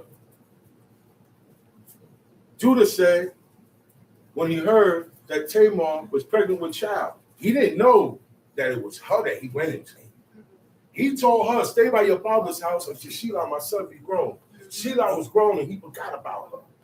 Okay, he forgot about her. So she made her own moves. And she took her clothes off and put on the attire of a whore, a prostitute. Okay? And she sat by an open space. Now, let me teach you about the open space. You know what's an open space? A doorway. Anywhere where people have to come in and out, or there's a lot of traveling or a lot of traffic. Thank you. Stupid. A lot of traffic. You know what I'm saying? A lot of traffic. Okay? This is where the women don't want you. Married women don't want to be. Okay? See, it's not wise to stand up. That's why we always tell everybody don't stand up here, especially the woman. Because now people have a tendency to say, excuse me. Wait, I didn't move. I just heard you. By the time I registered, you're saying, excuse me, you're already spying on me. That prevents that. There is a godly mannerism that goes with doing these commandments. It says she sat by an open way. You know what an open way is? The corner. the stoop, where any gathering is at. I used to say, girls don't sit on stoop. Women don't sit on stoops. The stoop is a step, right? The men sit there. No, man, get the chair. You don't sit on those stoop. You don't sit on garbage cans and fire hydrants.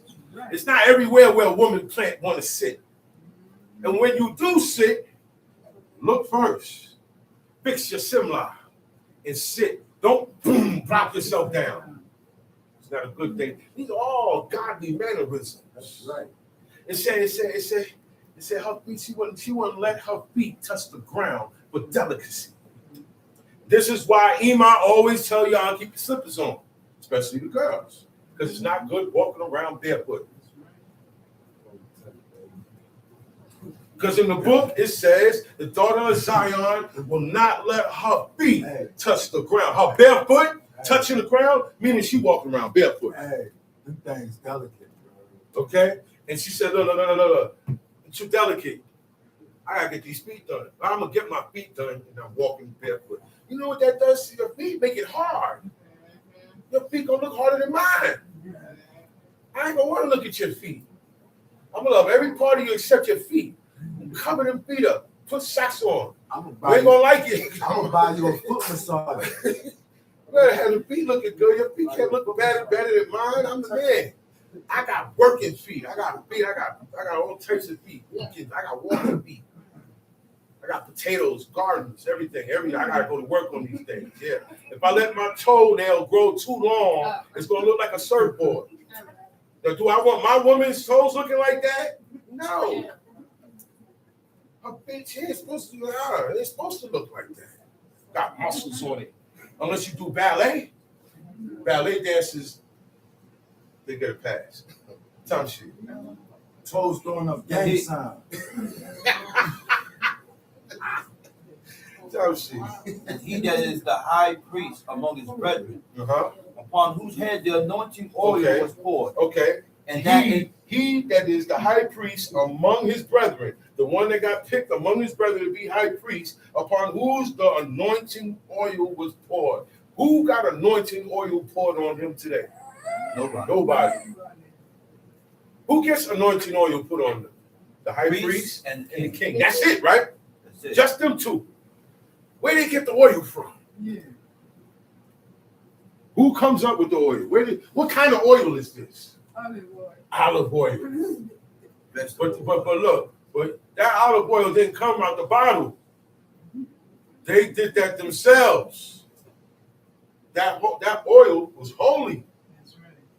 So I can't go and get any oil and pour on my head and say I'm the priest now. Get that olive oil. But then now why the priest today, if I read it here, we're not supposed to bald our head. Why the priest bald their head? Okay. Some of the questions I got for Israel. I read here, but I see different, so I'm just going to ask questions from here on in.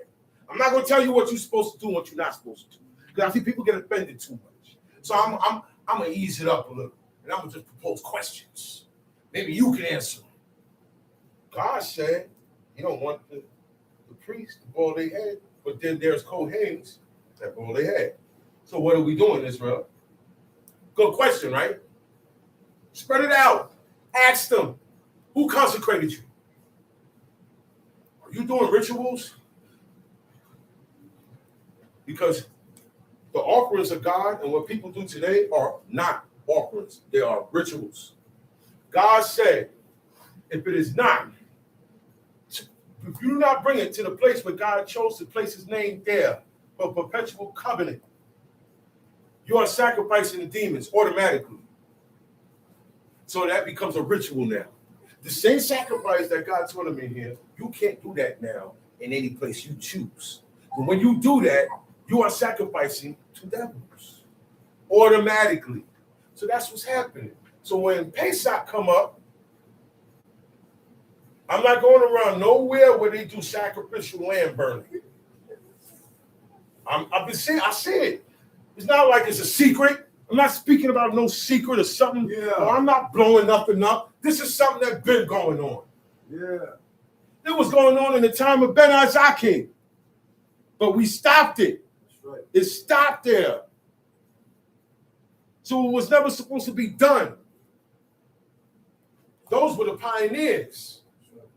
And they said, hey, wait a minute, hold up. We ain't supposed to be doing it, because they did it every piece of unleavened bread. When I was a little kid, I remember that. Seeing that whole lamb being burnt up in the back. And I look forward to that. Lamb tastes good. Roasted lamb. Oh, man, that's the best. Man, I ain't tasted that in a long time. Boy, roasted lamb. Ooh. Man, that thing tastes good. Yeah. We used to sit there in the camp with wine. Look, we did the whole thing. Hold us. Gird our loins, have our stack in our hand. I'm standing up with the food. And we eat it in haste like we was really back in Egypt. But we were just starting. So we figured this is how we had to do it. And we were following the Jewish people. Yeah. Matzah. And that's where matzah come in at. Thank you. Yeah. That's where the matzah come in at. This is why everybody do the matzah now. That's why everybody do it. But this is the thing.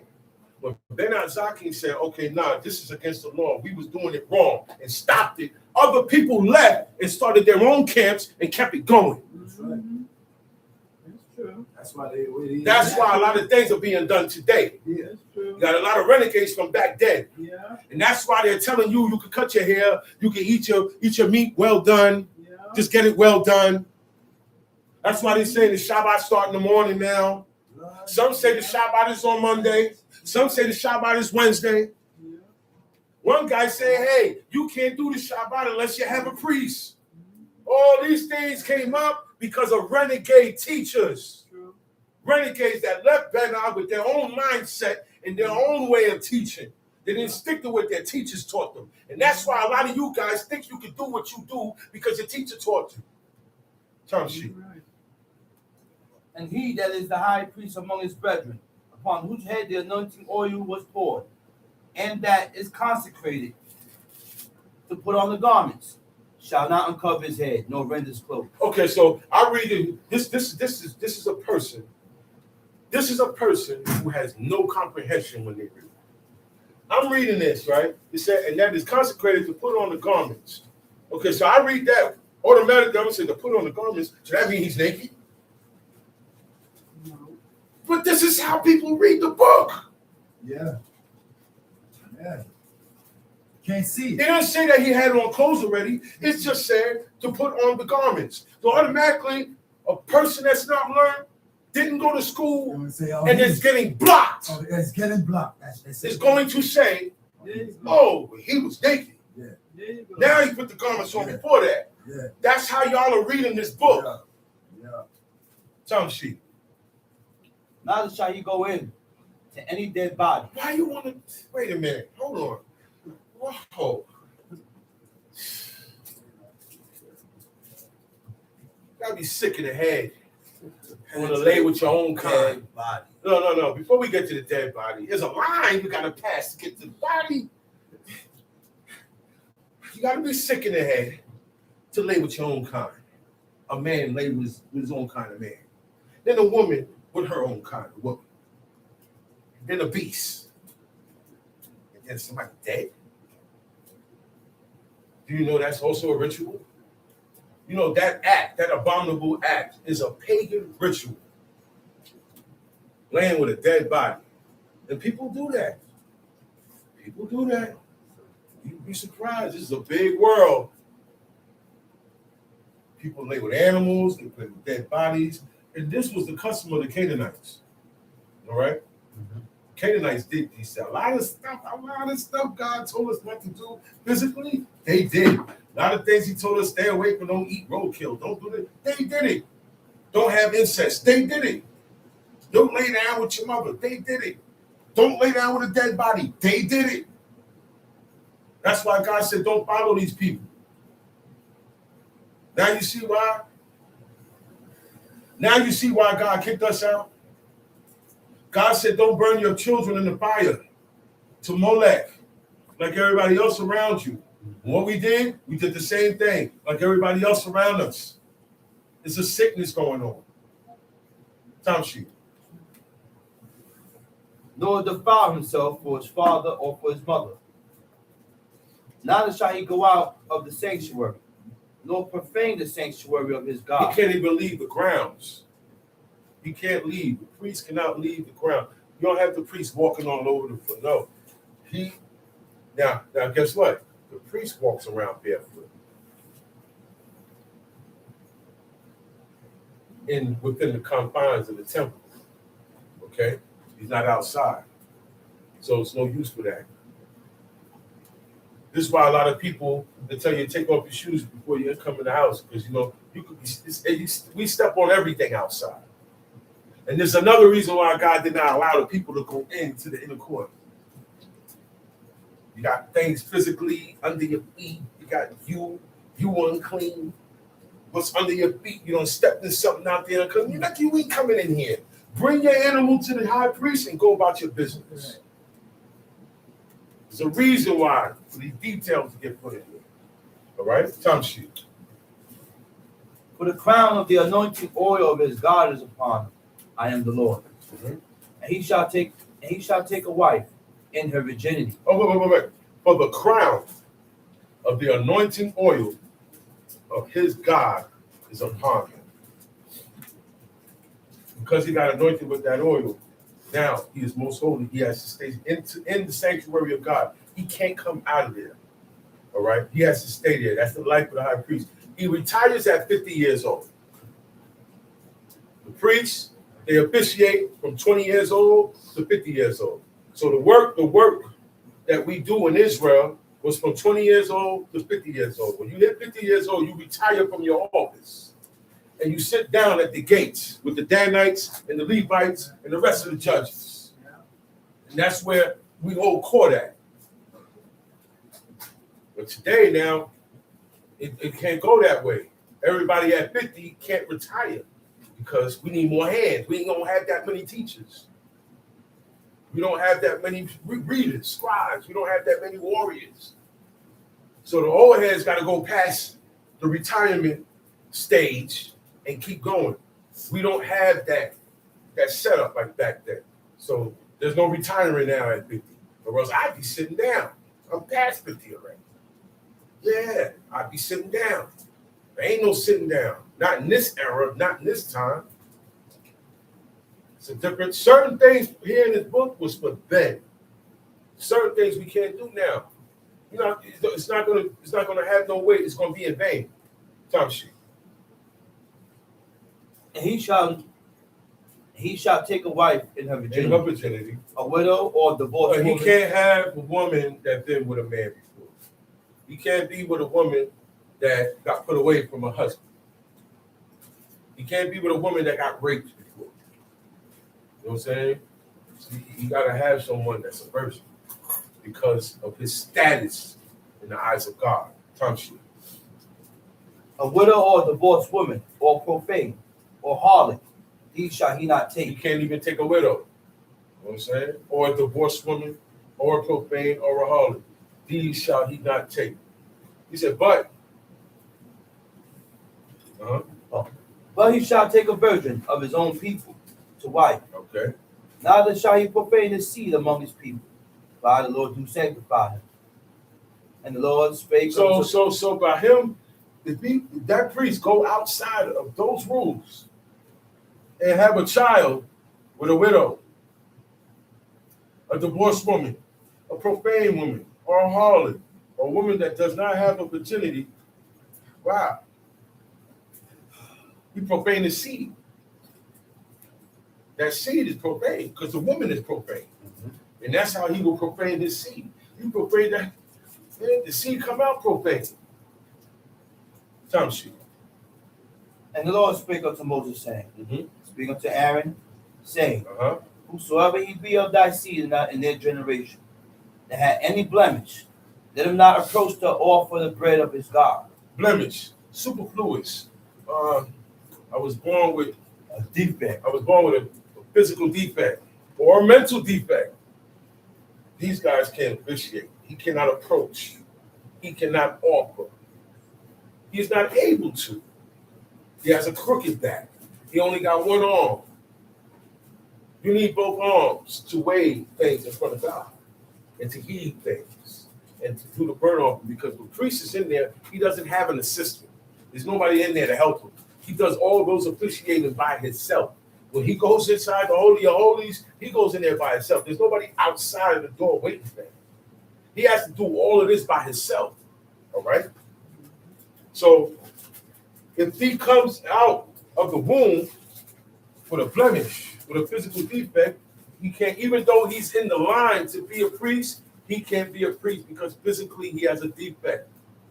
Tom Sheep. You ever seen a crippled cook? No. A cook that's crippled. Have you ever seen one? I gotta ask these questions so you can make it clear to you. You ever seen a chef in a sling or with one hand? If you have a chef and he lost an arm, he ain't a chef no more. Certain things don't go together. So God said, I don't want this guy officiating, handling fire and burnt offerings, and he has physical defects. Accidents is going to happen in there. And God ain't with that. Ain't no accident happening. All right. What's that? Oh, so I tell people, they say there was a fire in the church. I said, you think because it's a church, it can't get caught on fire? The people say the temple of the Lord are these. And when they know what that means, we got the temple here. We can do what we want. God, we good. Everything's good. I could do what's right in my eyes. You can too. We got the temple here. Everything's good. What God did to the temple, he allowed the heathens to roll up in there on horses. And you know, horses, they use the bathroom while they're walking and running and standing. They use the bathroom at any time. Animals use the bathroom at any time. They're not like us. Oh, I gotta use the bathroom. I gotta hold it. Somebody's in the bathroom. Let me hold it. None of that. Animals don't have that. And they rolled up in the temple with horses. Okay? Slapping stuff down. They said they dallied with whores in there. They took prostitutes in the temple. God allowed the people to do that because of our iniquity, because of our betrayal with God. Stop looking and stop blaming. God allowed it to happen because of you, me, us, we. Oh, the white man and the white man and the white. I want to hear that. I don't want to hear that. Whatever happened in this world, God allowed it to happen. You deserve it. And if you're still alive, you shouldn't be complaining. It's one thing God don't like is a complainer. God don't like complainers. They murmured. They were complaining. When you complain, you're giving your vocal satisfaction and disappointment of something. That's why God said, I heard what each and every one of you said at the door of your tents. You were complaining. Everybody complaining about me. You know how you're going to feel? And you saved him. You just saved him. You just bailed this guy out of jail. And now he coming like this to you. Wait a minute. Very bodacious. We're very bodacious, and our pride puts us out of place. It puts us out of place with God, with each other. It's real bad, man. It's real bad, man. Look, we ain't nowhere near there yet. Always tell yourself that. I ain't nowhere near there yet. That way you can keep pushing. Because once you say, yeah, I'm there, I got it, you're going to stop pushing up. And there's a lot more to do that you don't even know exists. Because you've been reading it, but you ain't get it yet. Tom Sheep. Leviticus chapter 21, verse 18. Roll on. For whatsoever man he be that had a blemish, he shall not approach. A blind man. That's or a blemish. That's a blemish. A blind man. Or lame. That's a blemish. Or he that had a flat nose. He got a flat nose. Or anything superfluous. His nose came out not like everybody else's nose. He got one nostril. You got some people come out with a stub. You got some people come out blind. So all these things, God said, God, he don't have nothing against them. You don't hate the lame, but that's not their job, because you are not a holy being before God. In order to do these things, You have to be holy in spirit, in physical. You gotta be 100% capable. That's right. Okay? Time sheet. Or a man that is broken-footed or broken-handed or crook-back or dwarf. Back. Some people, most people, a lot of people can't straighten their back out. A lot of people in this planet we can hunch over. I can't officiate with a back like this. How am I officiating with my back like this? And this is why certain you retire at a certain age. Because when you get a certain age, you get like this. You get like this. You get unbalanced. Yeah. There's times when you could be walking, you get unbalanced. The older you get, the more you're going to see it. Okay? And that's why God said, I don't want these type of people. You're a dwarf. He said a dwarf. But did we ever read about a dwarf in Israel? No. we ain't had that, man. You ever read about a giant in Israel? A dude that came out, he's a giant. He came out bigger than Goliath. Well, no. You didn't have the type of. We had children that came out that had the heart of God. That's the type of kids we had. We had kids that came out just fearing God. Don't even know why he's fearing God. He just come out fearing God. That's the type of children we had. We didn't have dwarfs. That's right. That didn't come. We didn't have hermaphrodites come out with both organs. No. And you, the parent, now got to guess which one we gonna keep. Yeah. That's what we got today. Watch who y'all marry. Watch who the kids marry, man. One body and two heads. Come out with Siamese stuck at the head. Yeah. One body with two heads. One body with two heads. And the other head talk of his own. He's got his own opinion. But the Apocrypha spoke about it. Monstrous kids.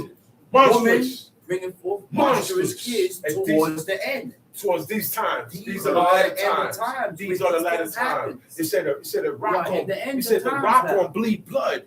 Stones gonna leak blood. Right. He said the moon is gonna bleed blood. And we already got blood red moons. See, the moon and the sun, when stuff like that happens, it's for a sign. Most of the time, the sign is not good. It's not for you, Israel, to start praying to it. Get glasses. Get glasses, look at blood. That blood red moon, that means we in the last times. Hurry up and get it together. Yeah.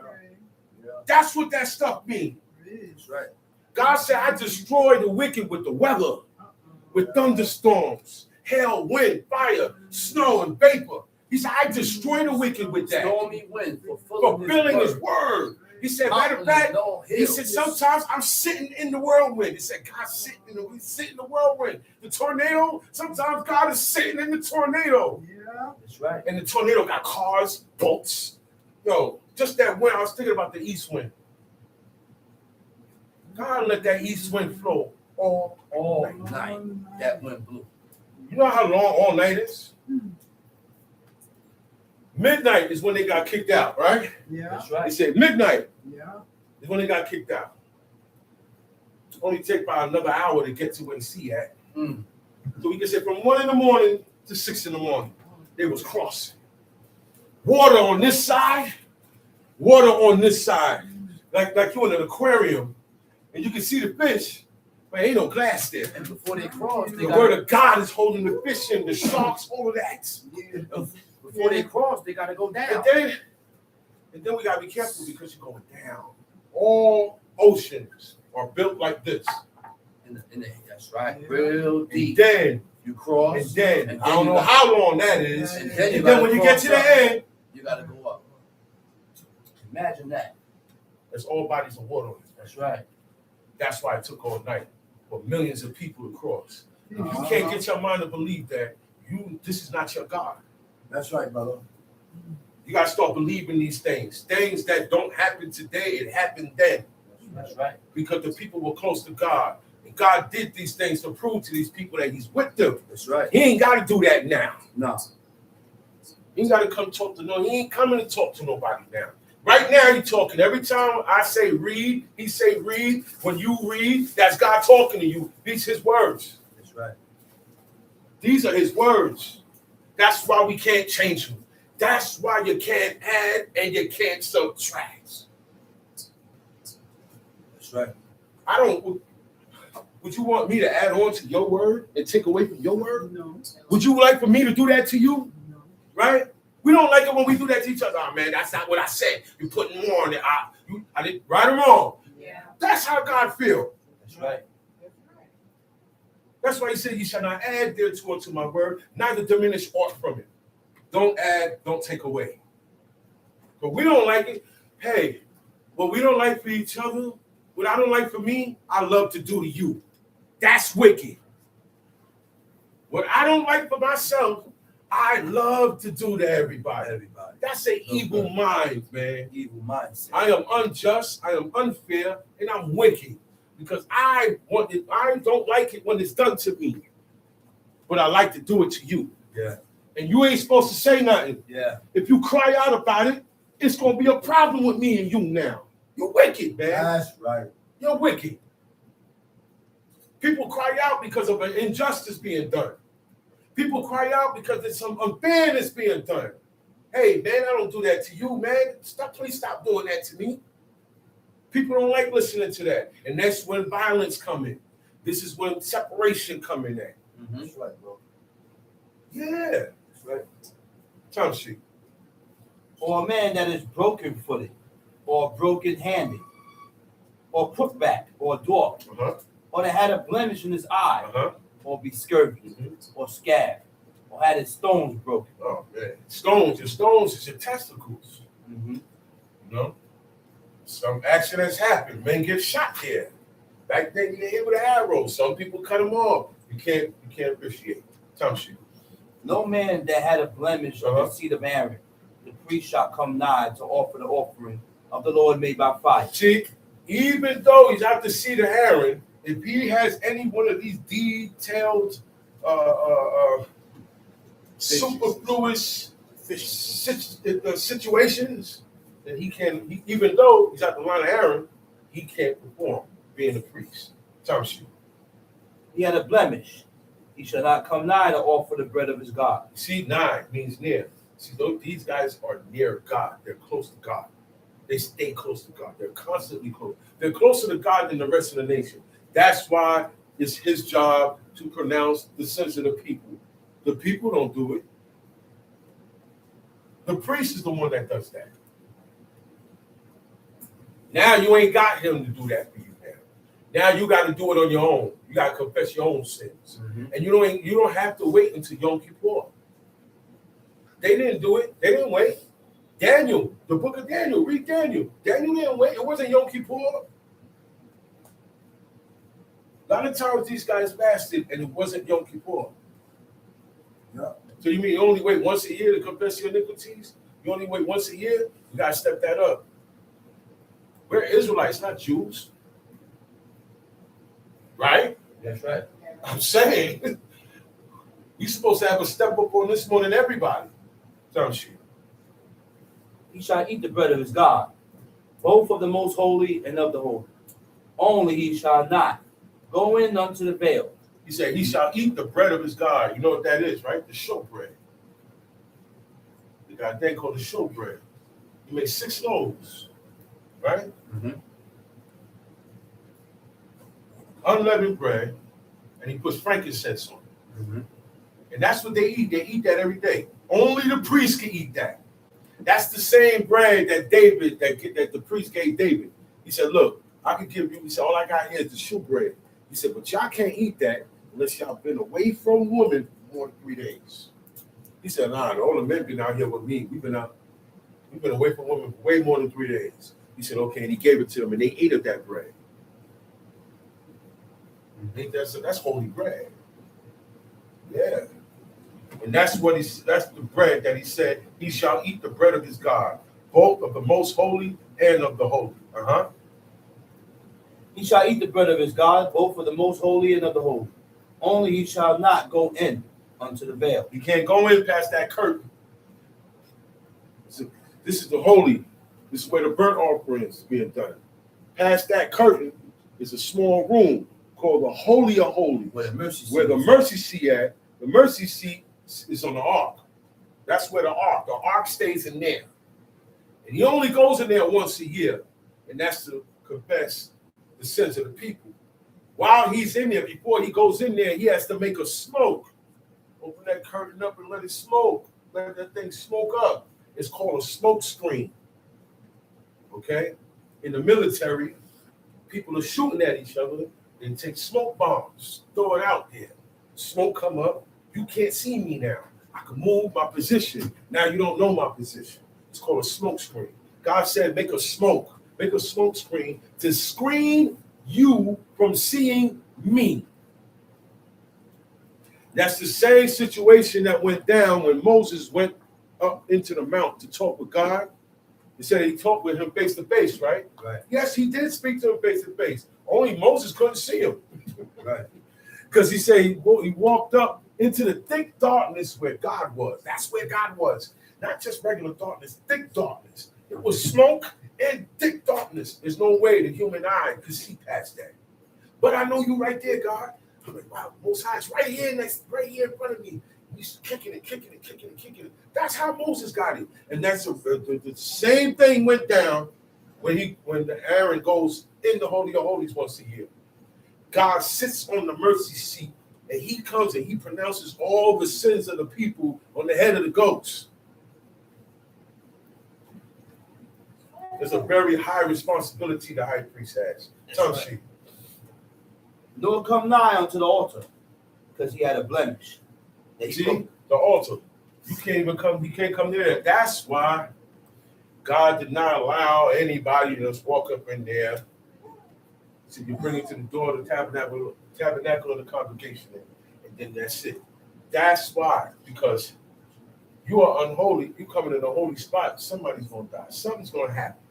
Something is going to happen, and it's and God being a holy God, he don't allow these things to happen. So that's why he gives them the precaution in the law to avoid mistakes and things like that. Okay? Time sheet.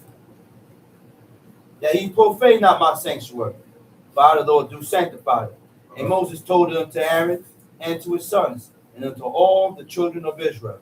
Okay, now go to Genesis. Tell you this.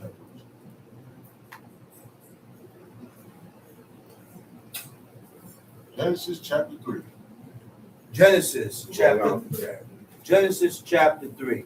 Everything in Genesis cannot be explained. There's a lot of things in Genesis that is explained, and the reason why it is explained so that we can have a standard. God explained how he created everything, the earth, the universe, the sky, everything, the host of heaven, right? Right. And he said what he made them for. Right or wrong? Right. He said, yeah. Greater light, the rule of night, lesser light, the rule of night, all these things. He said he made the sun, moon, and stars to be a sign for times and for seasons. This is where we get our time from. God is the one that tells us what a day is. God tells us when it's evening. He tells us when it's morning. Right or wrong? Right. When it's noonday. We can't set the standard of time.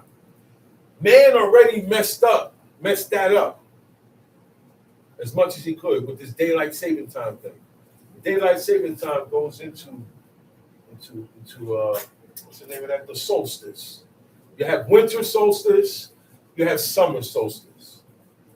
And it's times that are being changed, okay, dealing with the deities of back then. I don't want to go too far into it. It's a lot that deal with that. Today, it's still going on. They call it daylight saving time. That's also hooked up with your astrology, with your birthdays, and other celebrations. So when we read Genesis, there are things in here you ain't going to be able to explain. Take it for what God said it is and leave it that way. All right? Time sheet. Genesis chapter 3. Now the serpent was more subtle than any beast of the field which the Lord thy God had made. And he said unto the woman, yeah, had God said, ye shall not eat of every tree of the garden? He said, see, coming with a trick question. And this is what subtle is. All right? Arum means shrewd, subtle, crafty, sly. You know what sly means? Slick. You know what being slick is? not being truthful. That's where all this comes from. Mm-hmm. Being crafty and sly and subtle. I'm not being straight up with you. And that's how he came at her. He came at her with a question, knowing the answer already. That's how you know somebody's coming to mess with you. We all know the rules, but I still come to you and ask you, is that the rule? Is that this true? Watch me. Watch anybody that come at you like that. Because that's the craftiness. That's subtlety. That's what you call crafty and being slick and sly. All right? He said, yea, shall not. He said, yea, hath God said, ye shall not eat of every tree of the garden? You know damn well God said it. Why are you asking me? What's the problem? Mm-hmm. Read. And the woman said unto the serpent, we may eat of the fruit of the trees of the garden, but of the fruit of the tree which is in the midst of the garden, God has said, ye shall not eat of it, neither shall ye touch it, lest ye die. There is a word, negah, right? Is it negah? Right. Negah. Right. Means to touch, to reach. In order for me to touch, I got to reach. Right or wrong? Tigu. Okay. That's a command, yes. Don't touch. To strike, to reach, to extend to. In order for me to eat fruit from a tree, how am I going to eat the fruit from the tree? I have to reach for it. Like a dolphin? Well, I'm going to go like this and try to jump and bob it. I have to reach for it. So I had to touch it. That's why she said what God told her. Now to eat it, don't touch it. Because for me to eat it, I got to touch it. That's why God said, don't eat it, don't touch it. Let's not make things complicated.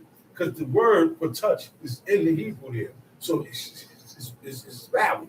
That is what God told her. She's not lying. She can't be a liar. She don't know what lying is. She didn't know she was getting tricked after she ate, and then she said, hey, he tricked me. Right. Tell she. And the serpent said unto the woman, ye shall not surely die. He said, you ain't going to surely die. See, he's being slick. God told Eve, told Adam, do not eat of it, don't touch it, lest you shall surely die. Right. God did not explain no details, shouldn't have to, and he didn't. The thing is, if you touch this, you're going to die. Doesn't matter how, when, how long, you're going to die. You're going to bring death in. That's what matters. But listen to what he does now. Tamshi. For God doth know that in the day ye eat thereof, then your eyes shall be open, and you shall be as gods, knowing good and evil. He said, for God knows that in the day that you eat, your eyes shall be open, and ye shall be as gods, knowing good and evil. He didn't tell her the rest, though. Mm-hmm. See? It's true what he said. God didn't tell you that, you're going to be knowing good and evil. But he didn't tell you the rest that you know. But then now your life, you got death sentence now. Once you eat it, look, once you eat a bit, you got evil and good in you now. You open that door. Now there's a time when you meet death. So now he didn't tell her that. Give it the whole matter. He didn't give her the whole matter. Mm-hmm. He gave her the juicy part that sound good. In other words, man, as soon as you're not gonna die as soon as you eat it. You ain't gonna die as soon as you eat it. God knows that you are gonna know what he knows. We're gonna be like God, knowing good and evil. She didn't know what good and evil was. That's right. But she desired that knowledge because of God. He said, you're gonna be like God, you're gonna be like gods, knowing good and evil. And that's why we are gods on this planet. That's why we are not made to bow down to no animals or nothing but God. We are gods. We are gods. We run it here. We were not made to bow down to a stock or a statue or a tree or an animal or another, but the Most High. He didn't tell her the whole story. He didn't say, hey, you're going to know good and evil. He said, but then you're going to die eventually because of this. He didn't tell him that. And that's why he's called slick and crafty. I don't tell you the whole story. I only tell you the part that I need to tell you that's going to get you to move on my wish. That's deceit at a high level. That's a lot of that's trickery. It's a lot of trickery, man. Yeah.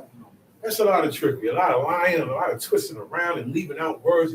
But that's what he do. Okay? Tell she. And when the woman saw that the tree was good for food, and that it was pleasant to the eyes, and the tree to be desired to make one wise. That's what happened. I gotta get her to desire this fruit. He increased the desire. He increased her desire. it. She didn't have no desire Towards it. She didn't have it. He put it in her. He made her look at it different now. All this other time, she said, man, oh no, I'm too close to the tree. Let me get away from it. Now, after he said that, she wants what it has to offer, which was knowledge of good and evil. Yeah. She didn't know what that was until she ate it. Yeah. So he can make you desire something that you don't even know if it's good for you or not. That's right. We got to be careful, man. And that's why after everything happened, she said, yo, man, he tricked me. He beguiled me, man. She didn't know she's being tricked. Don't she? She took of the fruit thereof, and did eat, and gave also unto her husband with her, and he did eat. And the eyes of both of them were open, and they knew that they were naked. Now I know I'm naked. Now I am aware that I don't have clothes on. See, that's what I said. They were innocent. They weren't good or evil. Mm-hmm. Because when you eat that fruit, that's when you get good and evil in you. Mm-hmm. They was in another state. They were innocent beings. Okay? They didn't have the coherent thought that we have now. All right? Mm-hmm. You could tell them anything. They were like empty vessels, man. Empty vessel. They didn't have good or bad, because in order to have good in them, that means they had bad in them first. They didn't have that. They were So clean. she didn't know what it is to be good or bad. They were They clean. were just green. They were just innocent. Right. That's it. God had them in an innocent state of mind. Okay? Tell she. And they sewed fig leaves together, and made themselves. So now that I am aware, ever since I ate this fruit, I'm aware of a lot of things now. Wow, you got to put some clothes. Well, I got to put some clothes on. So what? They sewed fig leaves. Fig leaves are only this big. Let me out this big. Cover their loin area. And they covered their loin area because that's the area that they said, hey, in their head, they knew they were naked, but they didn't know what being naked was fully 100%. They covered their loin parts, the middle parts. Tongue sheet. And they heard the voice of the Lord God walking in the garden in the cool of the day. Now, they heard God's voice. They knew God was in there. They knew God was there. He said, the Lord God walking. God was actually there walking. He wasn't hovering around like a ghost. And it says it. And they heard the voice of the Lord God walking. That means, oh, I hear Nachshon coming right now. He's coming around the corner. I hear his voice. So what he did? And Adam and his wife hid themselves They both hid themselves. from the presence of the Lord God among the trees of the garden. This is something they never did before. Anytime God pulled up, they didn't go nowhere. But now, all of a sudden, they hid from God. Guilt said it. Guilt. Guilt because of what? Of what they ate. Because they know now It was good and evil. evil. Right? So Guilt now said it. I'm guilty of being naked. I'm not supposed to be there. I'm not supposed to look like this. Guilt And said then, it. so they covered them now. Now, this is the part where I want to get at. They covered themselves with aprons, right? Mm-hmm. Because they said they was naked, right? Right? So why they hid themselves? Guilt said it. Why they hid themselves? Because they was naked. That's right. They didn't want God to know that they did that. They didn't want God to know what happened. That's right. That's why they hid themselves. Now listen to what God showed. Now what they think nakedness is, God gonna show them what nakedness is. Time sheet. And Adam and his wife hid themselves from the presence of the Lord God amongst the trees of the garden. And the Lord God called unto Adam and said unto him, where art thou? And he said, I heard thy voice in the garden, and I was afraid because I was naked and I hid myself. He just told on himself, He said, man, I heard your voice, but he has to tell him why I ran and hid, because I was naked. Now listen to what God said to him. And he said, who told thee that thou was naked? How do you're not supposed to know this? Who told you this? Hast thou eaten of the tree whereof I commanded thee that thou shouldest not eat? That's the only way you're going to know. You wouldn't have eaten that fruit tree, right? And now you know that you're talking to me about naked, you're hiding, but you got fig leaves around you. You ate of that tree, right? Tom sheep. And the man said, the woman whom thou gavest to be with me, she gave me of the tree. And he answered honestly. And did eat. In full. He said, hast thou eaten of the tree? Who told you? He asked two questions. Who told you was naked? And did you eat of the tree? He said, the woman that you gave me, she brought it to me and I ate it. That's the truth. He wasn't shifting the blame. He didn't shift no God blame. asked him a question, and he He answered the innocently question. answered the question rightfully. He didn't shift the blame. He said, "What He didn't happened?" shift no blame. He don't have it. He said, "Yeah."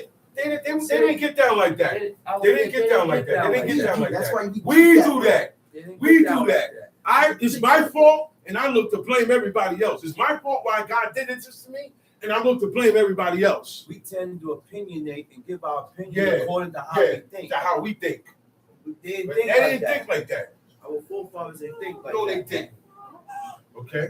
He said the woman. He said the woman that you gave me, she gave me of the eat of the tree, and I did eat. Right. Tom sheep. And the Lord God said unto the woman, what is this that thou hast done? So now the first thing he's gonna do is What did you do? What did you know? What? And the woman said, Know why he's asking her that? Because he just got told that she was the one that brought the fruit to Adam. So now, hold up. what possessed her to give you this? What made this go down? What Right. did you do? Do you know what you did, woman? And she said, the serpent beguiled me. That's all she could say. It's nothing to say. And I did. And I did eat. She said, he tricked me. Now she knows that she got tricked. Right. Trust me, they standing up in front of God like this with their heads down. Guilty and ashamed. Because now they're like, man, we messed up. We wasn't supposed to let this outsider. Stop letting people come with different ideas and new ideas in Israel. That's the purpose of the serpent. Okay? The adversary. All right, and that's his purpose, man. That's right. To distract you, to put in suggestions and opinions. We already got a command. Now we want to slide an opinion in there. Okay? She ain't figure it out until after. The serpent beguiled me and I did eat. And the Lord God said unto the serpent. So now he ain't talking. Okay, now look, you set it off. You want to mess with my creatures now. Right? So now the first thing the one who really set it off was you. The serpent. Exactly. Why did he do this? Why? Why did he want us to be born with knowledge of good and evil? Why? Because he's adverse. Mm-hmm. He's opposite. Contrary. He's the opposite of life. Mm-hmm. He's the opposite of good. He's the opposite of truth. He's the opposite of light. He's a whole op. And if he's God op, he's our op. If he's against what God like, he's adverse to God. He's gonna be adverse to the ones who say they serve God. He's not gonna be adverse to the ones that's already doing things. You're already doing his bidding. You're already eating of the fruit of the tree. So he ain't gonna come to you because you eating it. You know good, and that's how. If I get these people, these two, to have good and evil in them, and bring death into them, they only got a short time on this planet now. Right. He didn't tell her the whole story. Yeah, you're gonna be like God's knowing the evil, but you're still gonna die though. Now, what comes from that? what comes from that is that you die. That's why God said, if you eat from it, you shall surely die. It's not all the time I gotta break down and explain everything to you. We should learn how to take commands and orders without question. That's what you call blind allegiance. Abraham did that. I don't want to hear that. Oh, no, I'm just not going to. I'm going to ask questions of it. You got to watch the questions you asking. Even when Abraham had a question to ask God, he asked God for permission to ask it. Read. He said, if I may speak just one more time. Look, man, ultimate respect with God, man. She got tricked. He said, because thou hast done this, thou art cursed above all cattle. So that means he was cattle. He's part of the cattle. The serpent was part of the cattle, the animal, the universe of the animals. He had legs. He was considered a beast. That's what God said, above all cattle. Because thou hast done this, you are cursed above all cattle. He said, and above every beast in the field. He said, upon thy belly shalt thou go, and dust shalt thou eat all the days of thy life. Now I don't have legs. Modified on the spot. Got modified on the spot. Degraded. Hold on. Got degraded. Instead of upgraded, he got degraded.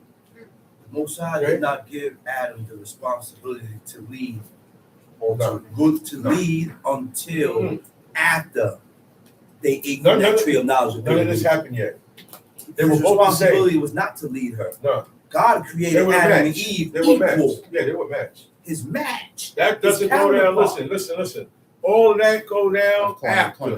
What we're about to read now, God about to set the standards down. Right. Before that, there's no need to. No need to lead. Just don't eat from that tree in the midst of the That's garden. all. That's it. There's no need. That's right. Because you don't have good and evil in you. I ain't got to deal with I ain't y'all gotta like that. lead you. No, I ain't gotta but guide I you. ain't got to teach you. I don't have evil in me. You don't have evil. Now in that me. we got it in us. Now we need a God. I gotta set these standards with y'all. Now I gotta, because you got evil, you got evil. Right. Now I'm gonna have to look at. Yeah, let's read on. And the Lord God said unto the serpent, because thou hast done this, thou art cursed above all cattle, and above every beast of the field, upon thy belly shalt thou go, and thus shalt thou eat all the days of thy It's life. kind of aggravating. Take your feet from you. And now you gotta squirm and move around on your belly. And everywhere you go, you always wind up getting dirt and dust in your mouth. Slither. Shalom Aleichem. Shalom Aleichem. No questions today? I asked. Yeah, we answered them already. Okay.